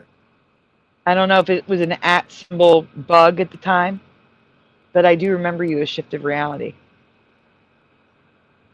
More so than Gen X, which is strange. But I do remember Gen X in the chat, too. I'm losing my mind here. Are you ready? Is it back? Oh, yeah. Okie dokie. Go ahead. Value proposition. And this combines very well with this next thing, combating that tsunami of AI slop. Authenticity as a skill, a practiced skill. Now, I want you to listen close here because this will sound more obvious than it actually is. And I want you to look at your own content to measure it against what I am about to show you. First, I failed to make a boop the like button card.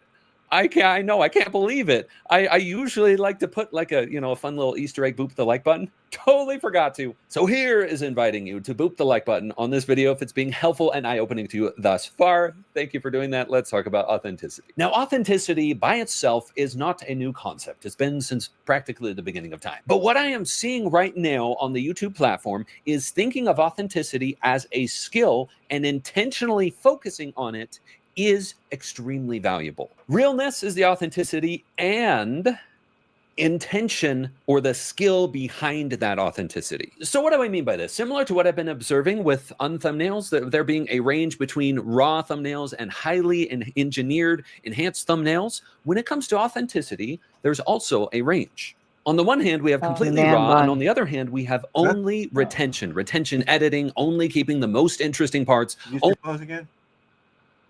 Nothing. I don't know if this is this doesn't sound like, okay, here's the thing.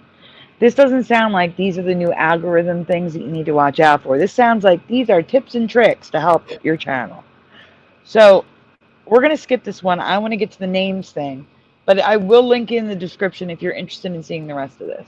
We're going to switch up to the last link that Noise Guru sent. Okay. Yep. Turn this one off. Yep, we're stopping this one.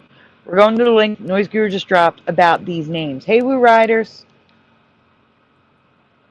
Because we're already off the rails, like totally, not with the point of the show. But I think everyone's curious about what's going on with these stupid names. Yeah. Okay, where's that one at? Going in private chat? You grabbed it from the chat. Was the bottom one the newest one? The one that ends in number 5, yes. Oh, yeah, that's a figure. Just making sure. No, he said I have another one after too. Oh no.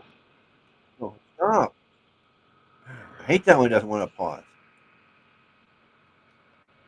Well, I'm taking you down off the screen until you're done. Yeah. I would. Stop sharing. Okay. Oh my gosh, I forgot to put the banner up, the ticker for D-Man. D-Man, I'm so sorry. I'll put you in both in tonight's show and the next show as well. I am so sorry. Oh, yeah, okay. Jack Pembroke. What am I doing? There we go. D-Man is in the ticker where he belongs. But to what? Which one? Okay, that one. Right. We got it.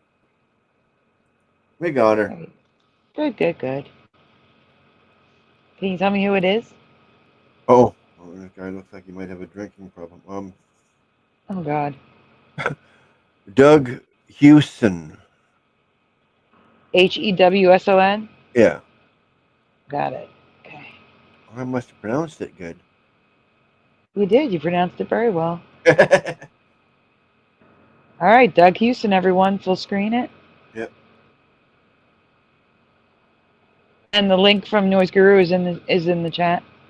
Hello, Adam for Christ. We're taking a little detour in the alternate timelines, people. Just a little detour. We're going to learn about these names, and then we'll get back to the regularly scheduled programming. Right. Well, we have one more link for Noise Guru, then back to the regularly scheduled programming. Right. Okay. Let me know when. The next one is like a part 2 of this one. All right, we can continue. Well, if you clicked on the thumbnail and read the title and clicked on this video for the first time and never seen me before, my name's Doug.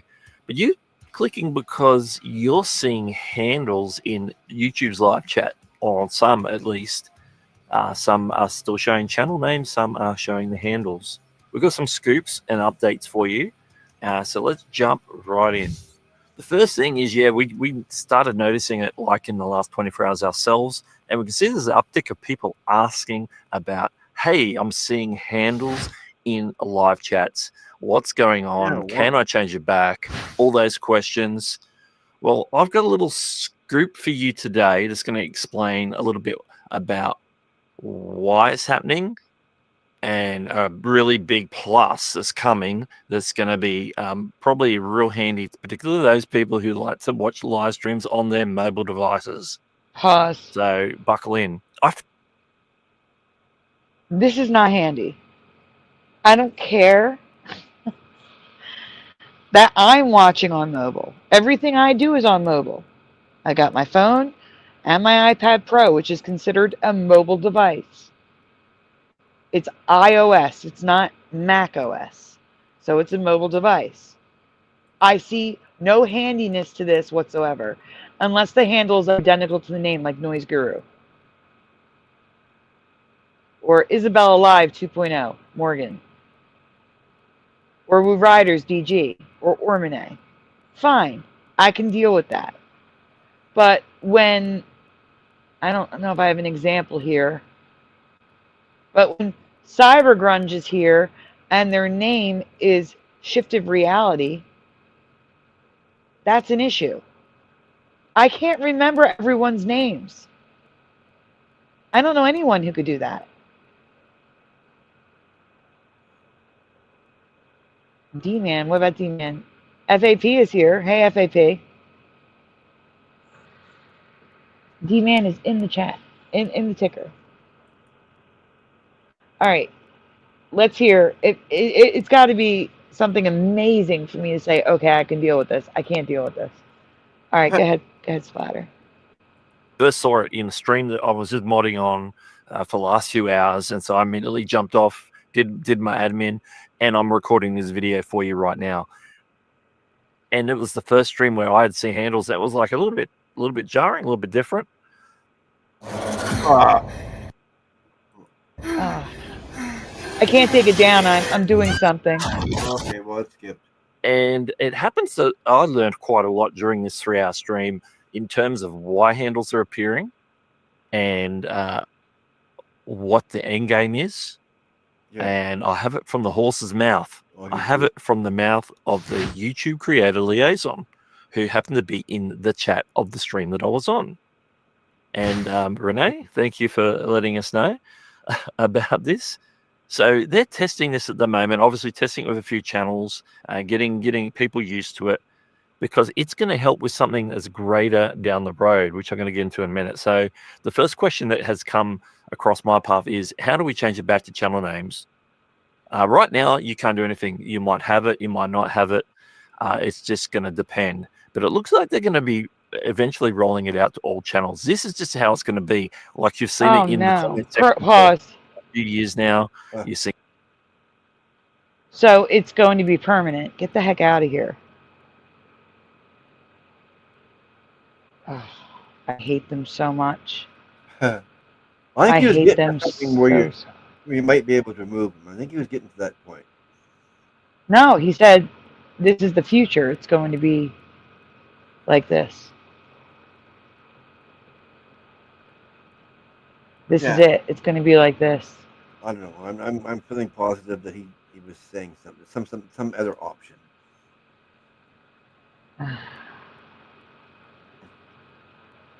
All right, let's see. He might be. I think so. I think he's about to lead up to it. All right, let's continue. Okay, I'm hoping. Handles and not channel names. Now remember that handles are unique to each channel. No two channels have the same handle. So whilst there might be 5 million Michael Jackson channels, it's called Michael Jackson, nobody has the same handle. The handles are the unique identifier. And so that comes in handy in terms of a couple of things, obviously in terms of privacy and security and different things like that. But it also helps when trying to tag people. You've seen mentions for quite a while. We've used their at name, but it's been a variation of that with spaces, with the channel name. But it looks like YouTube are now dialing that in. What's the big end game? Well, eventually it's going to be rolled out to all channels, is my understanding. All subject to change, of course. But what also is going to happen is if you are on a live stream mobile, it's going to enable you to be able to tag other chatters in the live chat. I don't know how the implementation is going to look on the YouTube app. Who cares? You're going to be able to do it.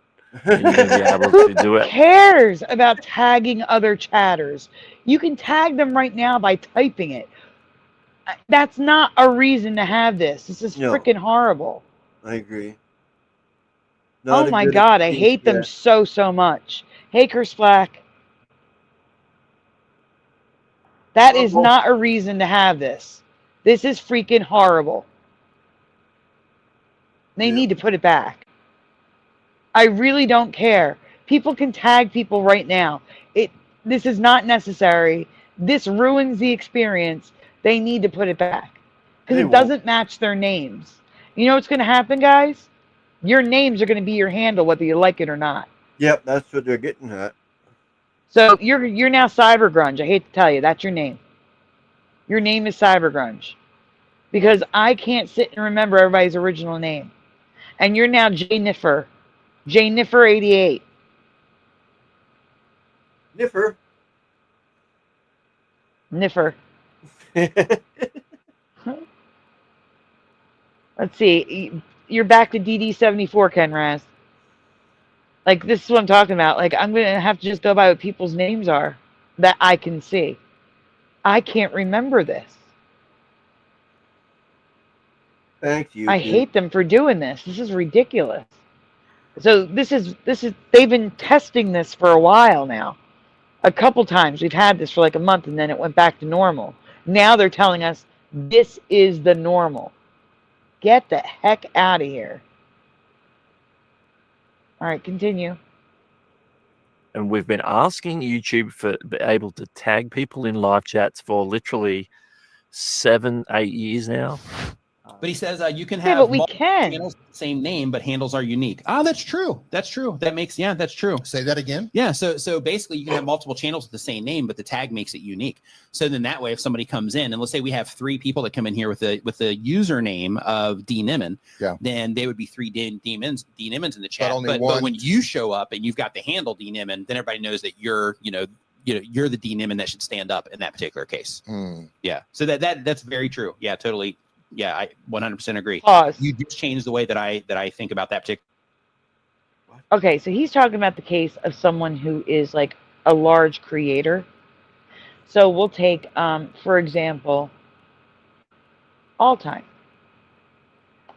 All Time is a large creator in our community. Okay? All Time has a check mark next to his name. Even without the handle, it had All Time check mark. So even if someone comes in and changes their name to All Time, we're going to know the real All Time is the one with the check mark. Yeah. So again, not seeing a purpose for this. Continue. Your update, but I do think that they need to spend that time working on, or not that time, but I think they do need to get that tagging on mobile figured out. Good Lord. Really? That's the commercial for a game? Oh my God. Live streams as much because that tagging on mobile isn't there. Look, it is. I'm waiting for the day to where we complain about it. Somebody will be like, oh, it's in there now. Yeah. I'm waiting for that. It is. He just said they are. No way. It is. No way. Hold on. This is about to make my day. He might have just done it. No. Or maybe he just said they're working on it. Let's find out. Renee just flipped the switch. Yeah. That's This all might it be. is. Hold on. The PayPal just hit. This just made my day. Hold on, real quick. Here we go. Let's see. We're gonna give Shark Scrapper a try. Yeah, let's try it. Okay. Yeah, it's not doing it. Yeah. Mods, kick Renee from the chat. They're working on it. Okay, good. Working on it. Yeah. It's about I was just time. trying it. I was like, man, this is about to make my week. Yeah. This is about to make my month. It's only been a decade. Maybe next year, This is 2026, we're gonna get this. It's only been 10. It's kind of infuriating. These guys are liking it. Yeah, this is kind of infuriating. You know why they like it? Do you know why? No. Because they're not me. Because they don't sit and talk to their chat the way I do. Oh, that's true. Because they don't give shout outs like I do. They don't need to know their names like that. Yeah. They don't want to. They don't talk to them like I talk to my chat. Yeah. So it's not a big deal to them. But to someone like me, it's a big freaking deal. Yeah, they're not just inanimate objects to you. Yeah. No, Go Bob. YouTube is doing this on purpose. This is a new feature. What they're saying is that it's not going back. That my channel was part of the test subjects. Hebrews is not, which is why you can still see the normal names on Hebrews' channel. But my channel was a test, part of the test. And they're just going to stay like this.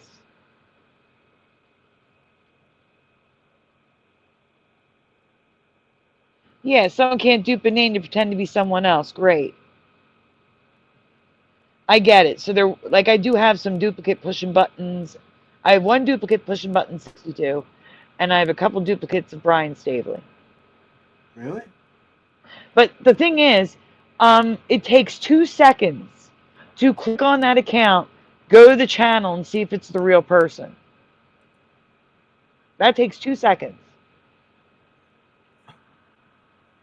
And instead of that 2-second detour on a couple random channels, I now have to deal with this forever and ever and ever. Absolutely not. This is not the solution. This is stupid.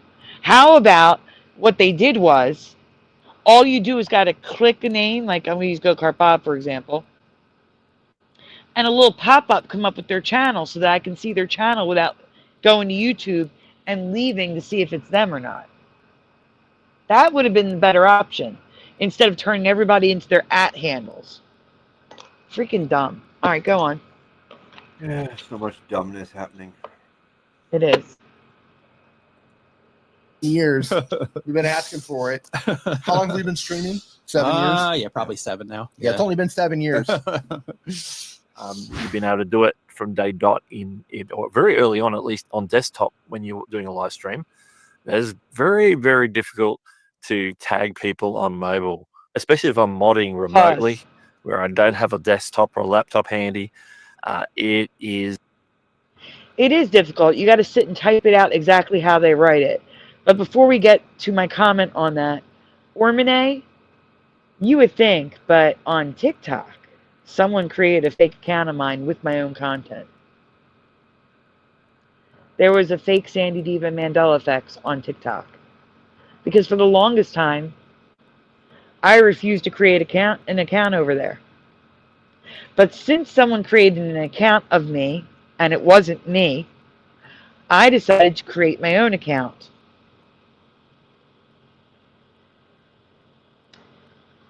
Well, in reality, I tried to create my own account and I couldn't because my name was already taken. You know what TikTok did? Absolutely nothing. That channel is still up. They stopped uploading content though, so maybe TikTok did something. But they were downloading my stuff from YouTube and putting it up on TikTok. Now, it could have been someone who was a fan and wanted me to get more reach. But you're taking my content and putting it on TikTok without my permission. And if the channel had grown insanely for some reason, guess who would have gotten the revenue? That person instead of me with my content. That's messed up. But anyway, someone did clone my account on TikTok. Also, going back to what I was going to comment on, someone on mobile, like for example, if I want to tag Little Cam, I have to put in those underscores in the exact order. If I don't, it won't tag them. I'm trying to see if anybody else has something crazy. Like DD74 is a hyphen. I'd have to put a hyphen in there to tag DD74. Jennifer, I might even have to do capital J, capital N to get it to work. So, and then there's some people who have the craziest, like uppercase, lowercase, numbers, hyphens, all sorts of. Moon alone has a moon emoji. I got to go search the emoji out to tag them. It's a pain in the ass. I won't say it's not a pain in the ass. It is. But I still think it's less of a pain in the ass than having to remember who's what with these handles. All right, let's continue. Bent over. Almost killed I'm me. not on Twitch, Jennifer. Twitch? The bane of my moderation existence, I tell you. If you want me to break it down in greater detail, if you want me to remind people what handles are, go through all that and reintroduce handles, let me know if you want a specific video on that. But I did talk about that back when handles first came out about 3 or so years ago. So you could go back and find that video. But right now, I just want to address the fact that handles are now starting to show up in live chats. Be ready to embrace the change. Unfortunately, it's probably not going to go back to the way it was. Embrace the change. You'll still be able to see channel names on their channels, under videos and different things, depending where you are. But remember, on shorts, they already use handles. In the comments on videos, have had handles for a few years now. So it's the way we're going. It helps us to uniquely identify each person, even if they... But on shorts, it's not a big deal. Here's why. So it's only a big deal in the chat. Because if someone creates content consistently, they're going to be like me. YouTube approached me and said, choose your handle now. I chose just Sandy Diva because I didn't want people having to type out Sandy Diva Mandela effects. I just chose Sandy Diva, and that's why I'm Sandy Diva and not Sandy Diva Mandela effects in the chat. Ah. Uh-huh. And by choosing Sandy Diva, it puts me at the top of the search results. Yeah. Above every other Sandy Diva. There's a singer named Sandy Diva in like Latin America somewhere. There is a singer, Sandy Diva. And I'm above her. Because I have the handle Sandy Diva. That makes sense for the URL of YouTube. Fine. But for the chat, heck no. Stupid. And for shorts, again, it's people who make content. So yeah, their handle is their channel name, usually. Like Casey Dressler Comedy. Her handle is Casey Dressler Comedy. The one I was telling you about earlier. Shady Sativa? No. Shady Stevia. Not Stevia, no. Oh, backwards. Yeah. I get it. No. It's just Sandy. Shandy. And then Stevia, the thing I hate. Yeah. Jennifer, it's not that I don't want to be on Twitch, that I don't understand Twitch. It's a whole new platform I'd have to learn. And I can't share to it. With the $50 a month plan, which is already insane for StreamYard, $50 a month. I'm only allowed to share to 3 places. I'm sharing to YouTube, Rumble, and X.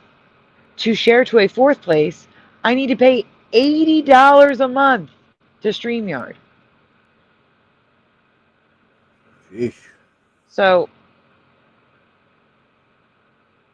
it's donations, people. Donations. Yeah, we might as well at this point. Really quickly, guys, please take a moment to hit like on the stream, subscribe if you haven't already, and ring that bell so you're notified when it's not a weekend because we go live randomly. There will be an open panel this week. There is going to be an open panel this week. I don't know what the day is going to be. So if you want to be on an open panel, you want to see an open panel, ring the bell because I don't know what day it's going to be. Also, if you can, please send donuts. Donuts are very much needed. Very much appreciated. But of course, they are never, ever required. Also, I noticed that some carpoolers are coming in, and we do have a carpool sticker. Just wanted to share it with you. So when the carpool arrives, here's our Christmas carpool. Oh, yeah. It's got Rudolph. It's got a car. It's perfect. So, back to the show. Yeah. Okay. Thank you, Alpha. Have similar channel names.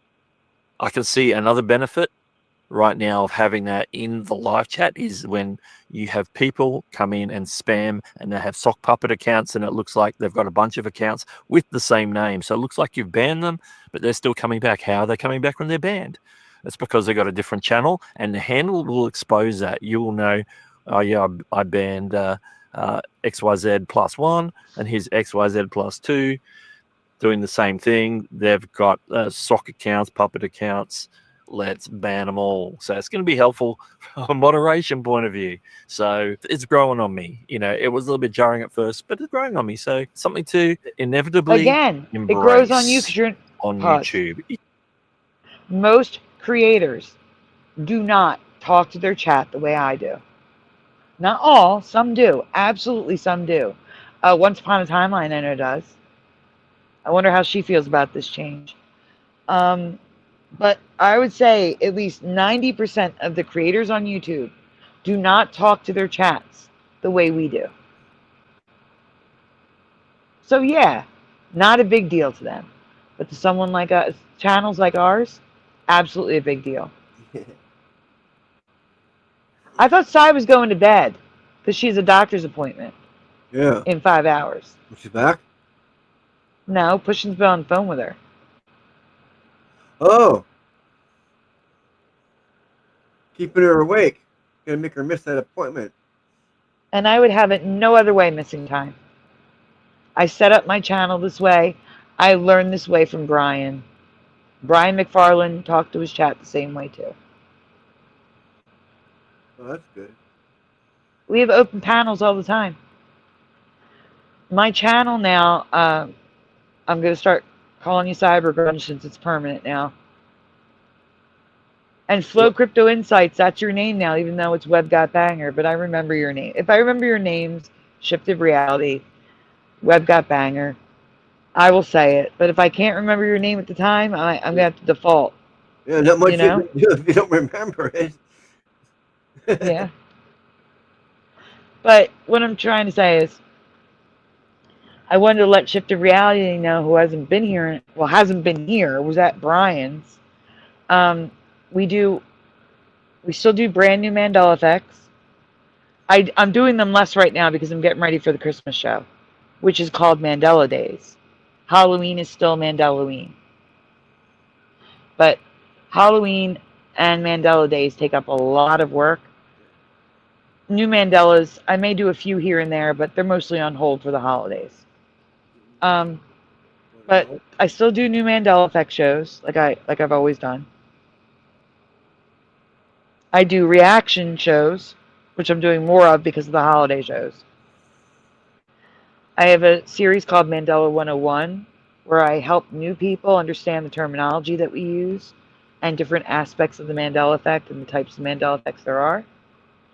I also do, brand new, just started doing this. I used to do community spotlights where we interview people.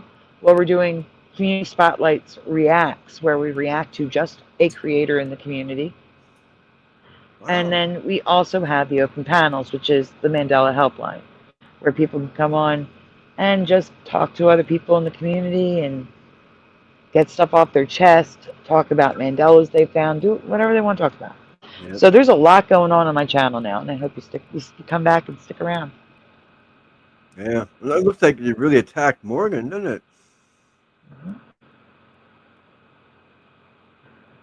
That's horrible, Morgan. I'm sorry.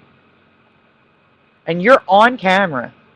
It's not like you're not on camera. You're definitely not AI. I don't know what else he does. All I know is he plays guitar and sings and whatever. Like, big deal. What's the cut out about that? Doesn't make sense. No, it doesn't. It doesn't make sense at all. I got it. Agree with that. It does not make sense that Morgan would be taken down like that. Yeah. But yeah. I'm wondering if they did to him what happened to me, where they gave you copyrights on old stuff that you didn't notice, and that's how they took you down.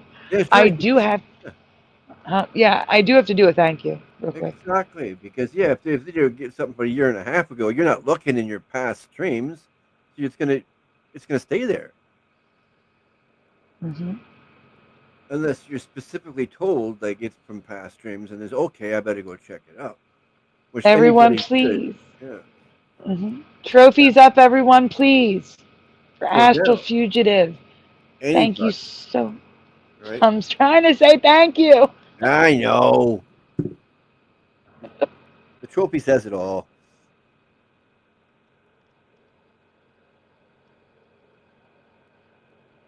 Oh, and Astral's going to be busy, so we may not see him as much. Maybe we'll try to stream a little bit earlier, right, Splatter? Just a little bit earlier, so that Astral can be here. Yeah, that's no problem. There you go, Astral. He'll go on earlier for you. So trophies up, everyone, please. Thank you again to Astral Fugitive. Thank you, Astral. Really, thank you.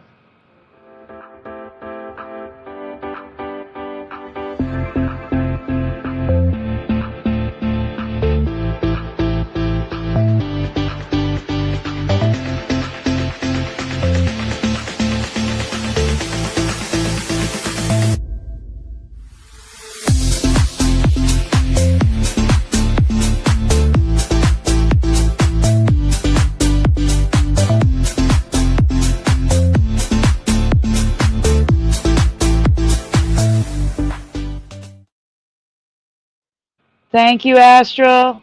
Trophies are coming up from the chat. Oh, yes. Trophies. Yes, I'm doing trophies too. Visit Kevin.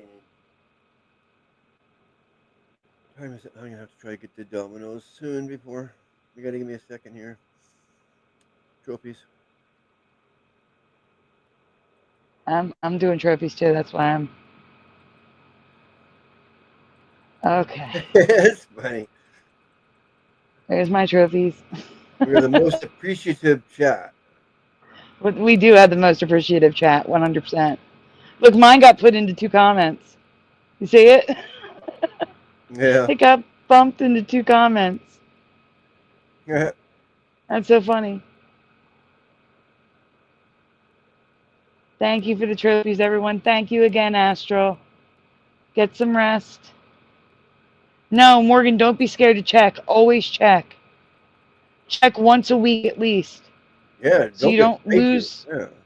Yeah, so you don't lose your channel because they decided to copyright something from 2 years ago. Exactly. Always check. Check to make sure it doesn't happen. Don't ignore it. That's not the right thing to do.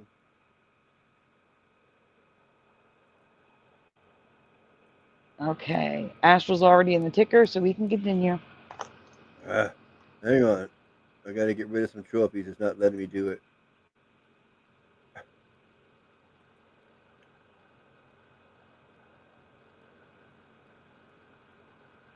Darn it.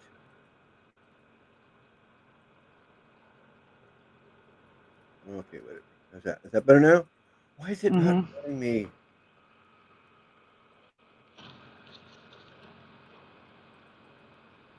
That's not even that many. What? I don't get it. It's not letting me do trophies.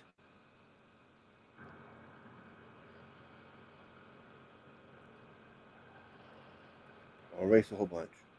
And then what's that? Is that better? No, finally. It allowed me to do those. There we go. Continue? Yes. After all that, I'm sorry. His handles in live chat. So let me know what your thoughts are. I know there's quite a few people who don't like it. That's the same reaction we had when they started implementing them on shorts and on comments on videos a few years ago. But we got used to it. We'll get used to it here in the live chat. And I think the live chat is a logical place to implement handles. We'll get going. Other platforms do it already. Oh, yeah. Let's embrace it because we ain't going back. If you have any thoughts on handles in live chat specifically, let me know in the comments below. Are you excited the fact that we're soon going to be able to tag people on mobile? No. Hallelujah. It's a great day to hear that. When it actually rolls out, I think we'll be rejoicing. We might buy a cake and have a party. What? If you want to join in, make sure to subscribe because we'll probably do it here on the channel. Pause. I would just stop it. Go watch. Oh. So here's the thing. Why couldn't YouTube, if it was about tagging, if it was really about tagging, why couldn't it be that on mobile we just touch the person's name and hit reply? Yeah. Like it's bull. It's bull that they're doing it this way. It's pissing me off. I'm mad. I am actually mad. Like YouTube is just pissing me off constantly. I was told there would be a cake, says Noise Guru. Well, Noise Guru, we usually do donuts around here, but for you, here's a cake and fireworks. There's some cake for Noise Guru, because there's cake. Cake for Noise Guru. It worked. Where is Josh? Jennifer? He's working. He'll be here eventually. Josh is only here. The only day Josh is here from the beginning is Saturday nights. That's the only day. All other shows, and I mean all the other shows, he comes at like 3, 4, or 5 in the morning.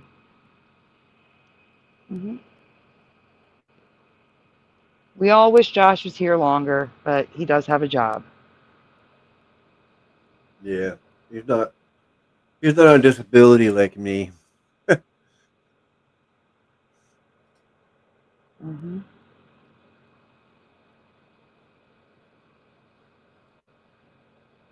I want to respond, and I can't. I'll respond later on Messenger.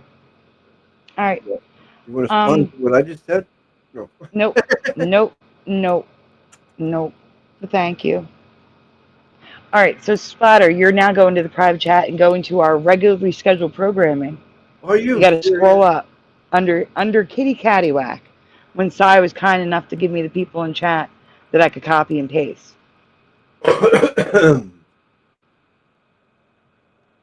Wait, there's another video? What? No, we already know all we need to know about the names. I'm done with it. I can't. It's making me angry. Yeah, you can stop. About it.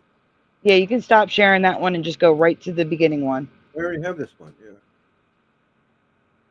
Right, you can get rid of it. What? We're not doing that one. You just said to just grab it. No. I said we're going to move on to the regularly scheduled programming, which is the Minute Physics one.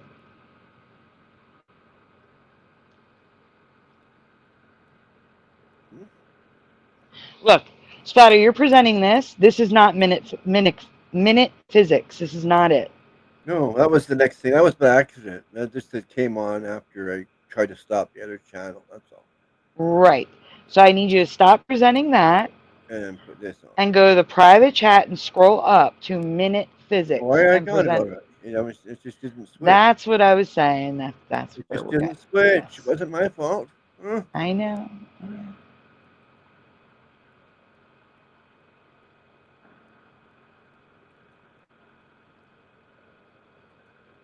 All right, guys. Now we're getting to the alternate timelines theory. There is one more, Noise Guru, but it's making me angry. I will put it in the description for everyone to watch, but I can't do it anymore. I can't. What? I'm so angry about the @ handles. Oh. Yeah. It's interrupting my flow. Your flow? Oh, it's YouTube rules, he says.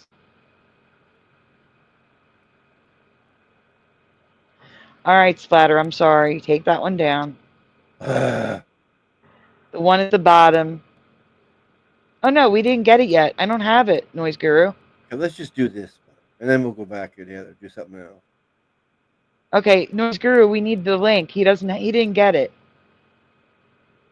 It's just 4 minutes. It's been trying. This poor thing's going to start to cry in a minute. You don't want me. All right, we're going to do the Minute Physics while Noise Guru gets the link for you. Right, okay. Ready? All right, so like I said, it's more of trends that not rules. Okay, but we still need the link. He doesn't have it. He didn't grab it. All right, so like I said, we're tackling the alternate timeline theory from all different angles. I am including the science, but it's only a 5-minute video, and it's interesting since it's a drawly board type thing. Yeah. So I figured we could deal with it with the science angle this way. 5 minutes long. And there's the link for you to grab to put in the private chat for after this. Okay. Play? Yep. Maybe it's the appeal of an ideal world where you have second chances and things turn out differently. An alternate reality where you do get into Hogwarts and the Star Wars prequels aren't made and you finally plug in your asymmetric computer code correctly on the first try. But is there really a place in science for such wistful speculation? I mean, if the universe is everything that there is, you can't have two versions of it, right? Otherwise, the pair would really be everything, and what you started off calling the universe wasn't. Splatter, can you turn off closed captioning? All the words with the words that he's drawing is messing me up. Oh, okay. I didn't notice. It's okay. Thank you. All right, continue. Should I speed him up? I can't. The problem here is terminology. Physicists speaking informally often say universe when they really mean observable universe. That is, the part of the whole universe that we've so far been able to see. And it's perfectly fine to talk about multiple different observable universes. For example, an alien near the edge of our observable universe will see parts of the whole universe that we can't yet see because the light hasn't had time to reach us yet. But that's a well-understood question and not what physicists normally talk about when they discuss multiple observable universes or multiverses. Pause. So let's cut to the chase. In physics, the word... That was annoying. So the multiverse is the most interesting part of the universe, in my opinion. And he has scientists saying boring for that part. I think everything else is boring. All right, anyway, sorry, go on. I have to say Multiverse something. normally refers to one of three distinct and largely unrelated proposed physical models for the universe, none of which has been tested or confirmed by experiment, by the way. The three multiverse models are Type 1, bubble universes or baby black hole universes. This is the most straightforward kind of multiverse. The basic idea is that perhaps there are other parts of the universe which are so far away that we will never see them, or are inside black holes, so similarly we will never see them. This kind of model was created as an attempt to explain why our universe is so good at making stars and galaxies and black holes and life. As the argument goes, if each of these separate mutually unseeable bubbles in the universe had slightly different laws of physics, then by definition we could only exist in one that had the right physical laws to allow us to exist. Like, we have to live in a universe where the Earth could form, because if the Earth couldn't form, then we couldn't be here. If you're not convinced by this logic, don't worry too much. There's not yet any experimental evidence for this kind of multiverse. Multiverse Type 2. Membranes and extra dimensions. Inspired in part by the inability of the mathematics of string theory to predict the right number of dimensions for the universe we observe, string theorists proposed the idea that perhaps what we think of as our universe is actually just a three-dimensional surface embedded within a larger super-universe with 9 spatial dimensions. Kind of like how each page of a newspaper is its own two-dimensional surface embedded within our three-dimensional. So, the original theory I had for the Mandela effect was string theory. And the reason why I had that idea of what was, like, to explain for me what was causing the Mandela effect is because, and I've shown this before, I showed a video from, oh man, I can't think of his name now, but there's an actual physicist on YouTube who does experiments and stuff to dumb it down for us plebs who don't understand physics. And he makes it interesting. And he explained what a 4-dimensional object would look like to us in 3 dimensions. And he talked about string theory. And he explained that each string in string theory covers different aspects of life. And I'm like, what if each of those strings was different aspects of the Mandela effect? Like colors and time and things like that. And maybe the reason why we see messages in Mandela effects is because if we're in the 3rd dimension, other beings are living in the 10th dimension and the 8th dimension, and they're trying to reach out to us. No. And maybe that's what explains why some Mandela effects have messages and others don't, because they send a message and change something in our reality, and then it has a ripple effect, and other things get Mandela too that were unintentional. And that's why we see stupid Mandela effects that make no sense, and others that make total sense and might have a message in it. So that was my original thinking, and maybe that is still happening, but I still think we shift timelines, and I still believe that we shifted Earths. I believe all of the above.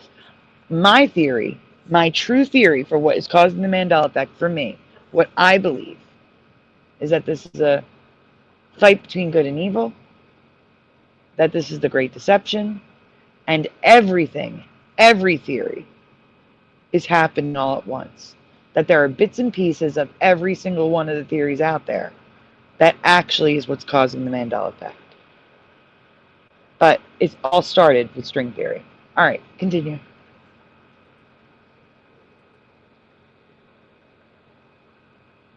We can play. Yeah, I lost it. Hang on a second here. Yes, I see Pizza Hut. I'm sorry. I was, how did I get it back? Yes, Splatter's ordering pizza. This is the running joke. You can't get through the show without food because Splatter's always going to order food on stream. Hey, quiet. I wasn't saying nothing about it. Nope, you weren't. That is true. You were not saying anything about it. You were just showing us what you're planning on ordering. I just got messed up because there's this thing. How do I get back to it? So while Splatter is doing that, as always, guys, please take a moment to like on the stream, Subscribe if you haven't already. Ring the bell so you're notified when we go live. There's only 20 likes on the stream. That can't be right. That can't be right. Let me see. All right, there's only 35 likes on the stream. There's 40 people watching. There we go. I just saw it go up. Thank you. Okay. Thank you, over a hit like. Also, if you're watching on replay, please comment. Maybe consider sharing it to someone that likes live streams. Right. And might like the Mandela effect or alternate universe talk or open panels. You know, who knows? I think. Also, if you can, please send donuts. Donuts are very much appreciated, very much needed, but never ever required. Ho, ho, ho, and back to the show. I think that's close enough to where we were, isn't it? I can't tell until it's on the screen. Oh, it's on the screen, isn't it? That's the wrong video. Is it? Yes. Oh. It's Minute Physics Splatter. Scroll up to Minute Physics. Okay, I'll stop this. Thank you. It's sprinkled on top for you all being here in the chat, participating and hanging out. We really enjoy it. Can't thank you enough. Okay. Like, I have a hard time staying away because we have so much fun talking with you guys. Seriously. Oh. I don't know where I would be without you guys. Sorry, honestly. people. I'm back. He is back. Here we go. Idea of parallel universes. Maybe it's the appeal of an That's the beginning. Chances and things turn out differently. How far were we into it? I don't know, halfway-ish. The newspaper, right there where you were. Go back. The newspaper. Right there. Embedded within our three-dimensional world. Yeah. And of course, if space had 9 dimensions rather than 3, there'd be plenty of space for other three-dimensional surfaces that appeared, like ours, to be universes in their own right, but, like the pages of a newspaper, were actually part of a bigger whole. These kinds of surfaces are called membranes, or branes for short, and as a reminder, there is not yet any experimental evidence for this kind of multiverse. Multiverse Type 3, the many worlds picture of quantum mechanics.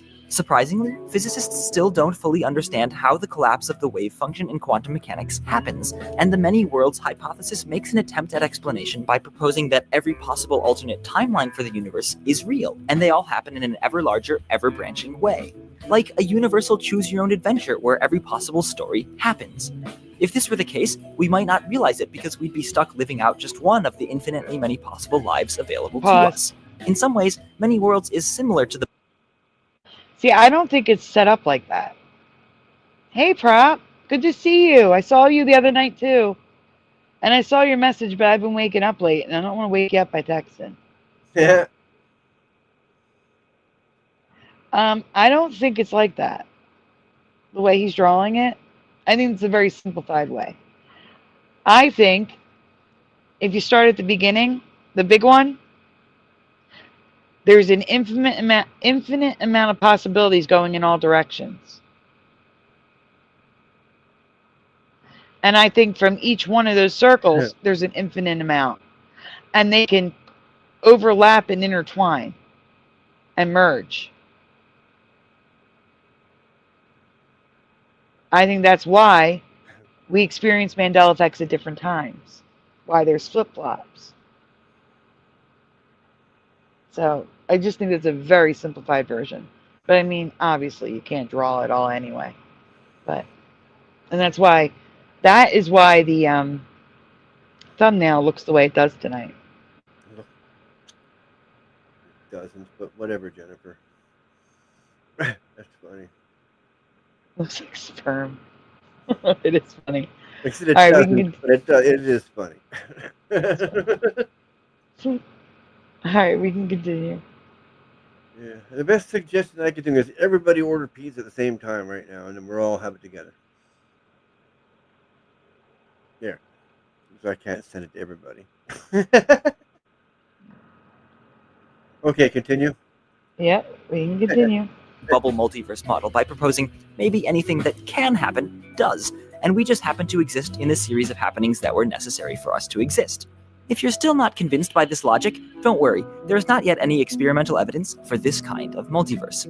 Of course, if you want to get imaginative, you could also combine several of these models together into a multi-multiverse, a new super speculative model based itself on speculative and experimentally unconfirmed models. But that's not to say that we couldn't test these multiverse hypotheses. For example, if our observable universe were really just one of many disconnected bubbles or membranes, and if it happened to collide with another bubble or membrane sometime in the past, then that collision would certainly have had some sort of effect on what we see when we look up at the night sky.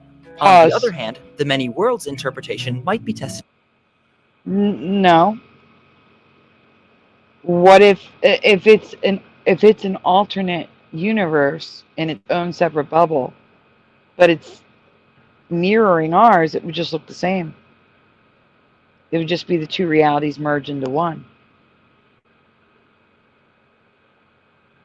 So I don't see why that would affect the night sky. Could be wrong, but anyway, continue.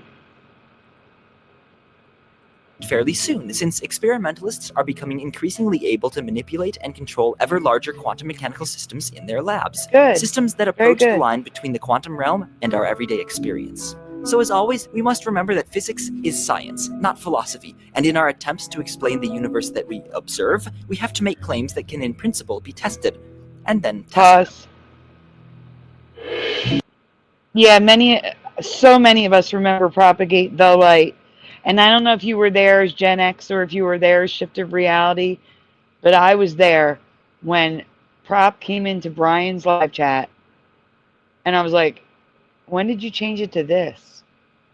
And it was the up until that point for me. And I saw it was this.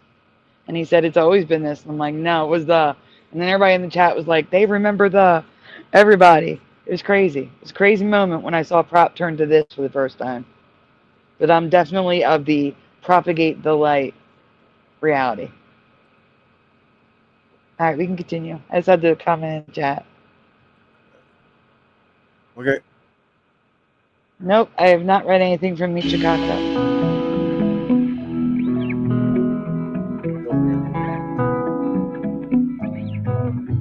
So he's doing a whole video series if anyone's interested. And we could turn off because I don't know if the music is copyrighted or not. Minute Physics is everything we're watching from me is already linked in the description. So if you want to learn more about it from him, go check it out. Linked in the description. All of Noise Guru's ones will be added after the show. Okay? So we're going back to Noise Guru for a moment. Who is the creator, Splatter? I know. Skip one. Huh? The link at the bottom that you just dropped. You got to stop sharing because you're stuck on something else. Yeah, I don't know what's going on. Okay, what am I trying to do? The video is over, so I can't get back to find out who it was. Let's go back somewhere. Yeah, you need to go to the private chat and get the link at the bottom. Yeah. Oh, you didn't get the link out of the chat. No. When you started, I said grab the link from Noise Guru from the chat. Huh. Now it's gone. Noise Guru, you're going to have to share the link again. Splatter didn't grab it. I did. No, you didn't put it in the chat. Yeah, it's down here. Isn't this it here? No, that's the... no. Nope, those have been there. Okay. There it is. He dropped it in the chat again. Oh, I'm looking at the private chat. Why is he doing it in that chat? Because he's not here. He can't... Splatter, he can't see the private chat. Yeah.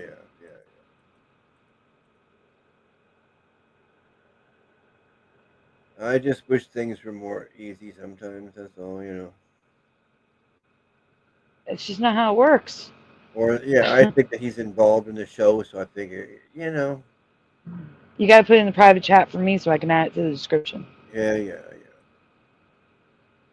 Because I can't do anything. It just puts it on the screen for me. I understand that. I do. Shit happens. I'm hungry. Like I said, I can't think right now because all I'm thinking about is like eating. I'm starving.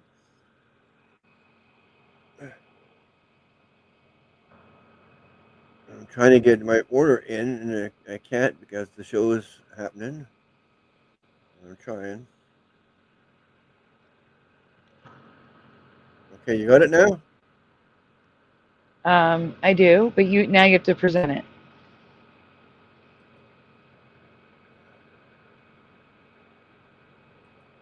So last detour, everyone.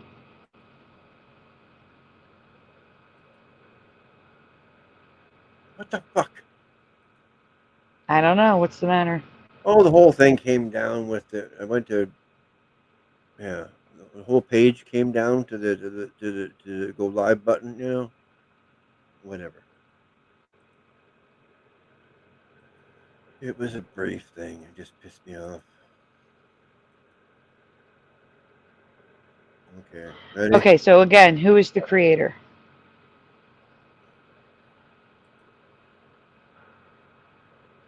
Dan, the creator. Oh, Dan the creator. That's right. He said it in the chat. Dan the creator. Okay. Let's get you on screen. 1 month ago. All right. Here. Full screen it and we'll get started. Okay, ready now? Oh, wait. No. Before we get started. Oh. I'm sorry. Well, it's because I have to do a thank you. Oh, okay. That's a good thing then, I guess. And you got to put stuff on it. Right. I gotta change. That's what I'm saying. Before we get started, I should do this. Let me take the ticker down so I don't forget to do this. Scolding me. What? Who's scolding you? You are. Oh, no, I'm not. Guys, trophies up, please. Let's see. We didn't do the... Where's the spinny one? Oh, I'm missing my trophy. I had 3 trophies, but the 3rd trophy's gone. Well, doesn't matter. We'll do this one again. Guys, trophies up, please. For Morgan Tristram. Thank you again, Morgan. Oh, Morgan. What a man. Yes. Thank you, Morgan. Yeah, Morgan's a good person. For sure. Yes, he is.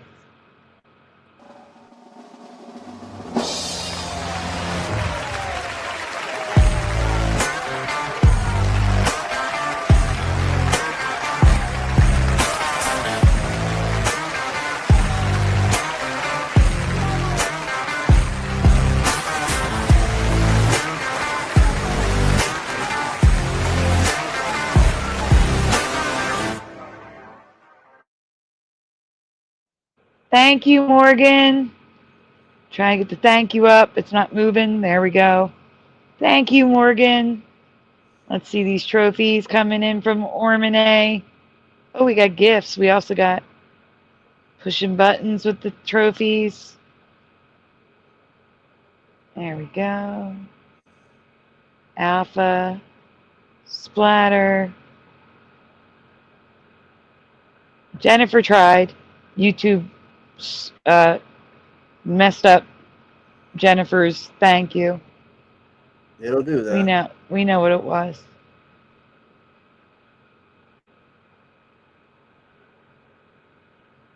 And then I'm good for trophies up too. Trophies and hearts and badges and... Yeah. Oh my. Morgan says thank you everyone and pushing buttons. Well, thank you, Morgan. No, thank you, Morgan. Yes. I mean, yes to you, Spotter, but I'm saying to Morgan, no, you, Morgan, thank you.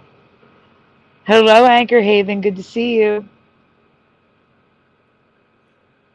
We just found out the ads are not going away. They are a permanent feature. Permanent feature of YouTube. All right, everyone. Let's get this show on the road. Let's get this thank you down. All right. Thank you, Morgan. Chills.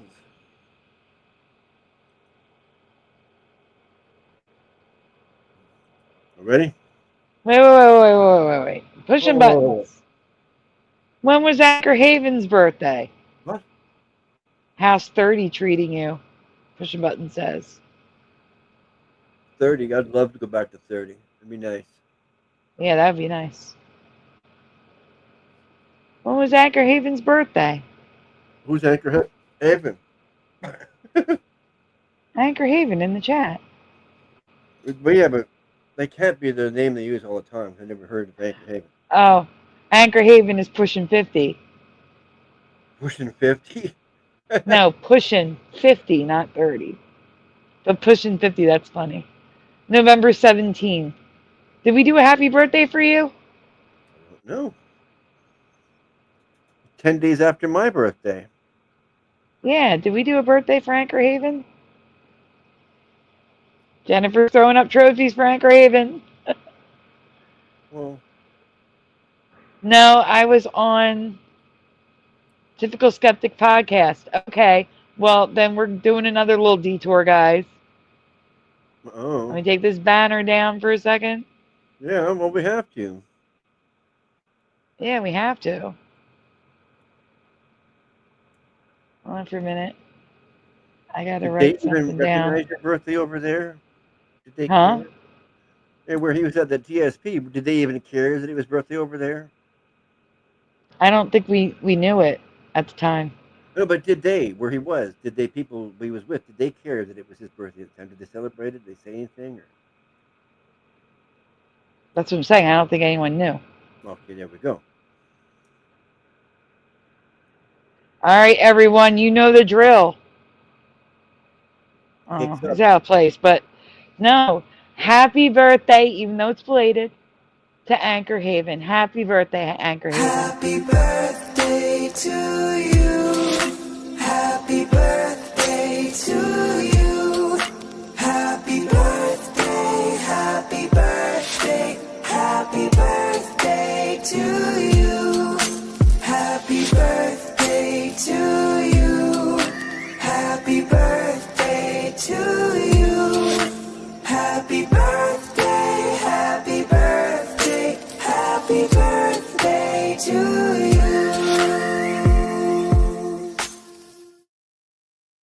Happy birthday, Anchor Haven. Anchor Haven says thanks, everyone. We got cupcakes and cakes in the chat. The birthday cake is on the screen. We got candles from Ormone. It'll be my birthday in 13 years and a few months, says Noise Guru. 50 candles to blow on, says Ormone. Wow, you got cake and donuts from Pushing Buttons. Happy. I hope you had a happy birthday, Anchor Haven. Yeah, me too. That does sound nice. You know, you got to be on a stream doing readings for your birthday. That's nice. Cool too. Yes. All right. Back to Dan the Creator. I know this guy. All right, we can continue. No, you don't know him. You just know of him. Yeah. Correct. All right. Let me say when. Well, When? You need a sound, right? When? Okay. For it, your channel will get left behind. Now, I spent the last 10 years studying YouTube. I read every single trends report, every algorithm update, and every insight YouTube releases. But most creators, probably like you, ignore these reports. And look, I get it. They do sound quite boring, but they're exactly what the biggest creators pay attention to because they reveal what's coming before it happens. And YouTube's latest reports make one thing very, very clear. The entire playing field is about to change for all of us. So in this video, I'm going to break down exactly what's going to change, but more importantly, at the end, I'll tell you exactly what you can do to prepare for it before these changes come into effect. Let's get into it. So according to YouTube's 20th birthday report, the platform has spent the last 2 decades transforming itself. All right, so again, if you make content on YouTube at all, that's why we're showing this. Pay attention. And I'm also telling you, please look over your entire video content at least once a week. Just scroll through and make sure there's no yellow yield signs. Because if there are, It's either blocked in some countries because you have a copyright claim, or they're telling you we're going to give you a copyright strike if you don't delete this content. And you only have a short window to do that. And if you don't, you can get a strike. You will get a strike. Let me rephrase. You will get a strike if you don't delete the content. Niches. And if they do it and you don't delete it, there's a good chance they're going to do it again and again, and then your channel's deleted. So start doing that. Make that a habit once a week. Scroll through, make sure there's nothing marked to be removed. And let's do what this guy's telling us to do. All right, here we go. From a simple video upload site into a very complex, multi-layered, entertaining pause one. I'm sorry, pause one more time. time. And what started out as... Welcome, Blue Ring of Fire. I'm calling you Blue Ring of Fire because we just learned that YouTube is not doing this accidentally. This is on purpose.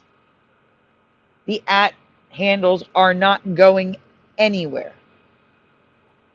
You will be Blue Ring of Fire from now on. This is a permanent change. I'm not happy about it. Hello, serial friend. Welcome to the chat. Gotta figure out what everybody is again. No, everybody is what I can see. I know, but we knew them probably from different names, but now they are this. Yeah. Now, there's a possibility you might be able to change your @ handle. Ah. So, Blue Rang may be able to change Blue Ring of Fire to Blue Rang. I think serial friend is like, be logical. I got his picture in the chat, so I know who that is. Shh. Spider. Shh. Shh. Hey, What? Josh. Hello. Can you hear me? We can hear you just fine. Yeah, you can change your @ handle. You just go So into there you go, guys. the customize channel from your homepage. There you go. If you want to be called, for example, if Blue Rang wants to be called Blue Rang, please go change your @ handle. Blue Ring of Fire? Let's see. Who else is off? Cyber Grunge. Go change your @ handle to Shifted Reality. And then I'll be able to see who you guys are again. That's the only solution here. Was I doing something wrong? No. Oh, okay. So I said shh, shh, shh, shh. Yeah, you made me think I was saying something bad. Nope, I'm just telling you to shh, shh, shh. But why? That's the whole thing. Why do you talk? Why you tell me shh? Josh, can you tell him, because I'm busy here, can you tell him in the private chat why he has to shush? I don't understand. I think I know what you're talking about. Yeah, you do. Okay. You think you do? Thank you. He knows. I don't. Josh knows what I'm talking about. And it He went knows. over my head apparently, or something. That's because you left it. You left the after party early last night. No, I'm Yep. just kidding. No, I didn't. I'm just did, joking. but I had to. See, you did, but it's okay. I'm putting it in the private chat.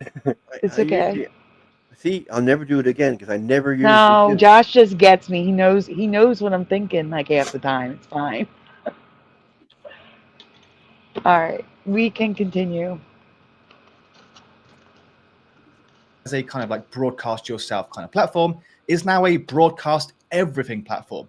Like they want you to post long form videos, shorts, live streams, podcasts, shopping, and TV level productions all under one roof. This means that YouTube isn't just competing with the likes of TikTok or Instagram anymore.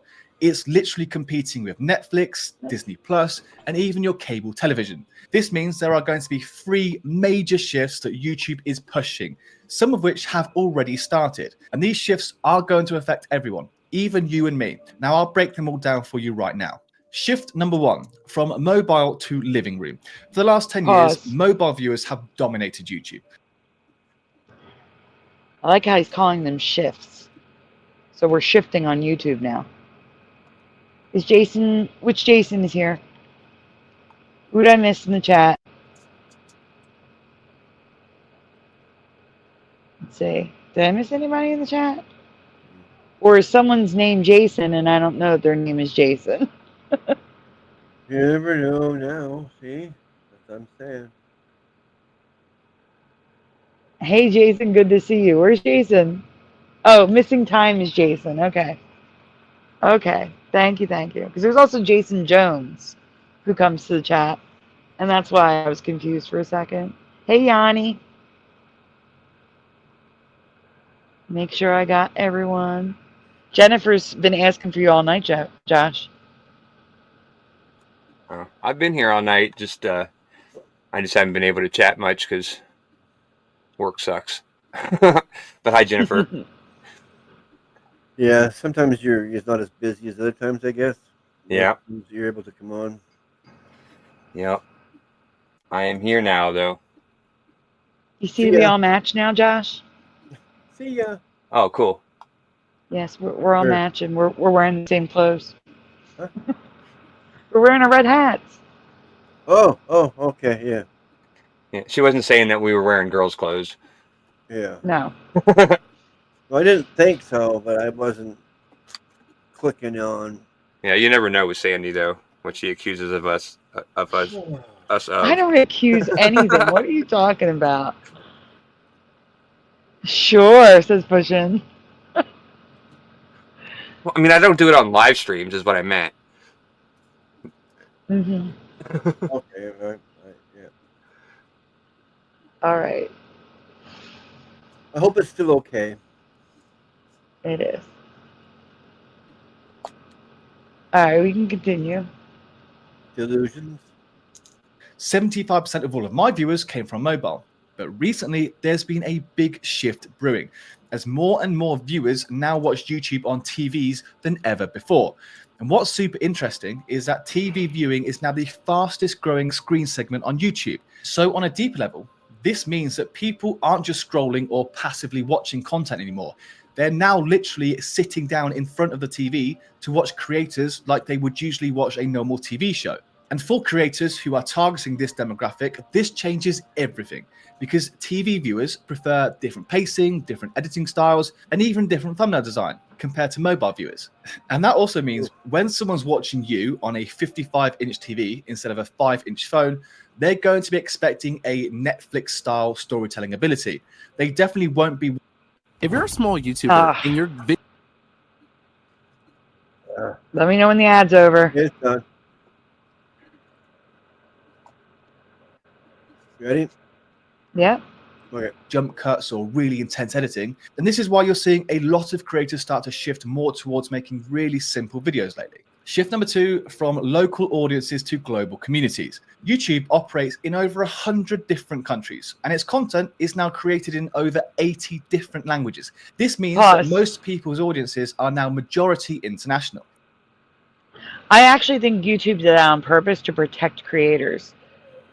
I don't remember her name. I've talked about this before. But there was a YouTube creator who she was also, she sang. She was a singer. And one of her subscribers ended her life at a concert that she gave. I forget her name. This happened like 10 years ago. Oh. I think there's not many people here who are local to me. And by local, I mean like within a 50-mile radius. I think there's Jennifer. Jeff used to be, but he moved to Texas, so he's not anymore. No, I'm Not Your Father is local to me. I think that's it. Like, there may be one or two other people that I'm not thinking of. Wizardry used to be local to me, but not when he subscribed. I haven't seen Wizardry in a while either. But I think they do that on purpose to prevent dangerous stalking situations. I think they actually do that on purpose. And it's also the time I stream. So I have a lot of subscribers from, I have Sri Lanka, the Philippines, Japan, Australia, New Zealand. That's one time zone right there. Because that's daytime. It's daytime there right now. But here, it's the middle of the night. So they're going to show it to less people in my time zone because it's the middle of the night. You see what I'm saying? So I think that's why it does that too. But I do believe they try to get, they try not to show your content to people who are close to you as much as they will people who are farther away. I think that's intentional. I could be wrong, but I think that's how it works. Hey, Sandy, did you see Roger said something about checking your email? Oh, no. You guys know the drill. Make sure you hit pause or something. Okay. While I'm gone. I'll go check it now. All right. All right. It's just a good thing. So. Mm-hmm. So what's this guy talking about the ad handles, or are we on to the next one? Actually, we stop and do a thank you. Oh, cool. Even better. Yep. Go check your email, and that's usually what that means. And Jennifer, I see your email. I will get back to you after the show, okay? I will get back to you after the show, Jennifer. I promise. All right. Give me 1 second. I'm working on it. I'm sorry. I'm not. No, don't worry. No, I'm talking myself. I'm trying to do something. Ignore me. Well. Okay. When it comes to that. Ignore me. When it comes to that? Yeah, but because I'm just trying to do my own thing, I'm getting frustrated here. That's all. Nothing to do with you or the show. Okay. That's my point. All right, everyone. Going back to the leg trophy. Oh, nice. Trophies up, everyone, for Mike/Roger Ledwell. Thank you, Roger. I really appreciate it. Thank you. Which one didn't I play tonight? This one.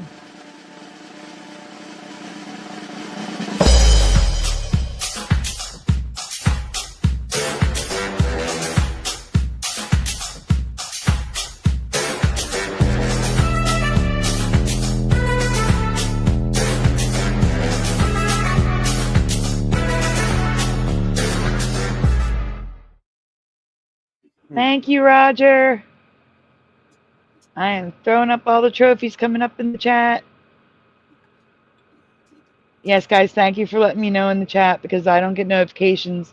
My phone goes to sleep at this point. Trophies are to say thank you to people who send donuts, and donuts are donations. And I am now putting my trophies in the chat, too. I'm working on it.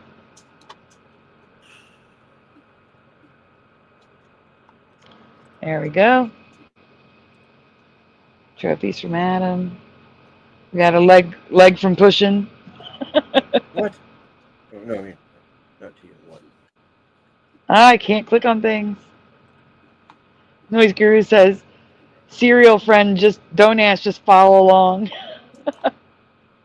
North Star Alpha. That's what you want to be called by, Alpha? Okay. Alpha is now North Star Alpha. It's a lot easier than E651, so thank you. North Star Alpha.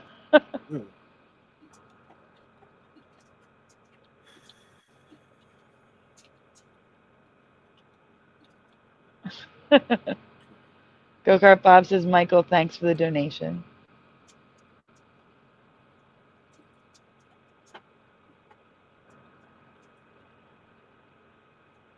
And Roger says, Sandy, anytime. Those of you that are new, I used to have Super Chat. I turned it off because YouTube keeps the money if I get a copyright. I don't mean a strike, I mean a claim. Any copyright claim, YouTube holds the money hostage, keeps it from refunding you, and keeps it from giving it to me. Yeah. Can't agree to that, so we do it this way. Yeah. All right. We got it Yeah. Guys, anytime if we can't get to all of the videos tonight, although most of them are short, we will get to most of them. We'll just do it on the next show. But we will have an open panel sometime this week, don't worry. All right, we can continue.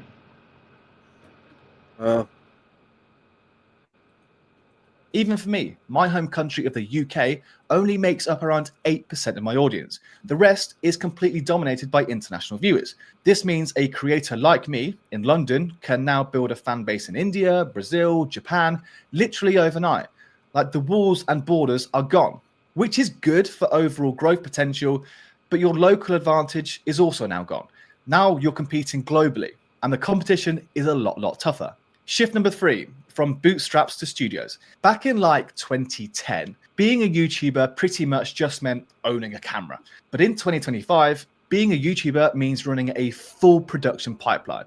You've got scripting, editing, research, brand deals, posting schedules, the lot. And unfortunately, the era of single upload creators is now over, because YouTube doesn't want one-hit wonders anymore. It wants predictable, bingeable channels and brands. And you can see this happening already, because every new update they release, like the podcast tab or the shopping integrations or memberships, is designed for business owners, not solo hobbyists. And all of the big creators who are winning now usually have things like studios, proper systems, consistent formats, and sometimes even a full team of people behind them.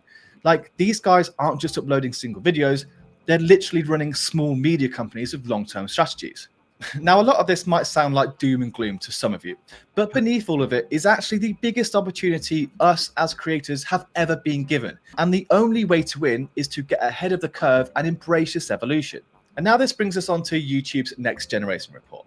Now, this is actually different to the previous report we just covered, and it's basically YouTube's official culture and trends deep dive that analyzes how the next generation of creators and viewers are going to change the platform. And it kind of like evaluates new behaviors, new content formats, and different cultural shifts that are going to shape YouTube's future direction and all of its features. We have to pause it, but I do have a question. Are you playing it this at 1.25? No, I was going to. Okay. I got to put Roger into the ticker.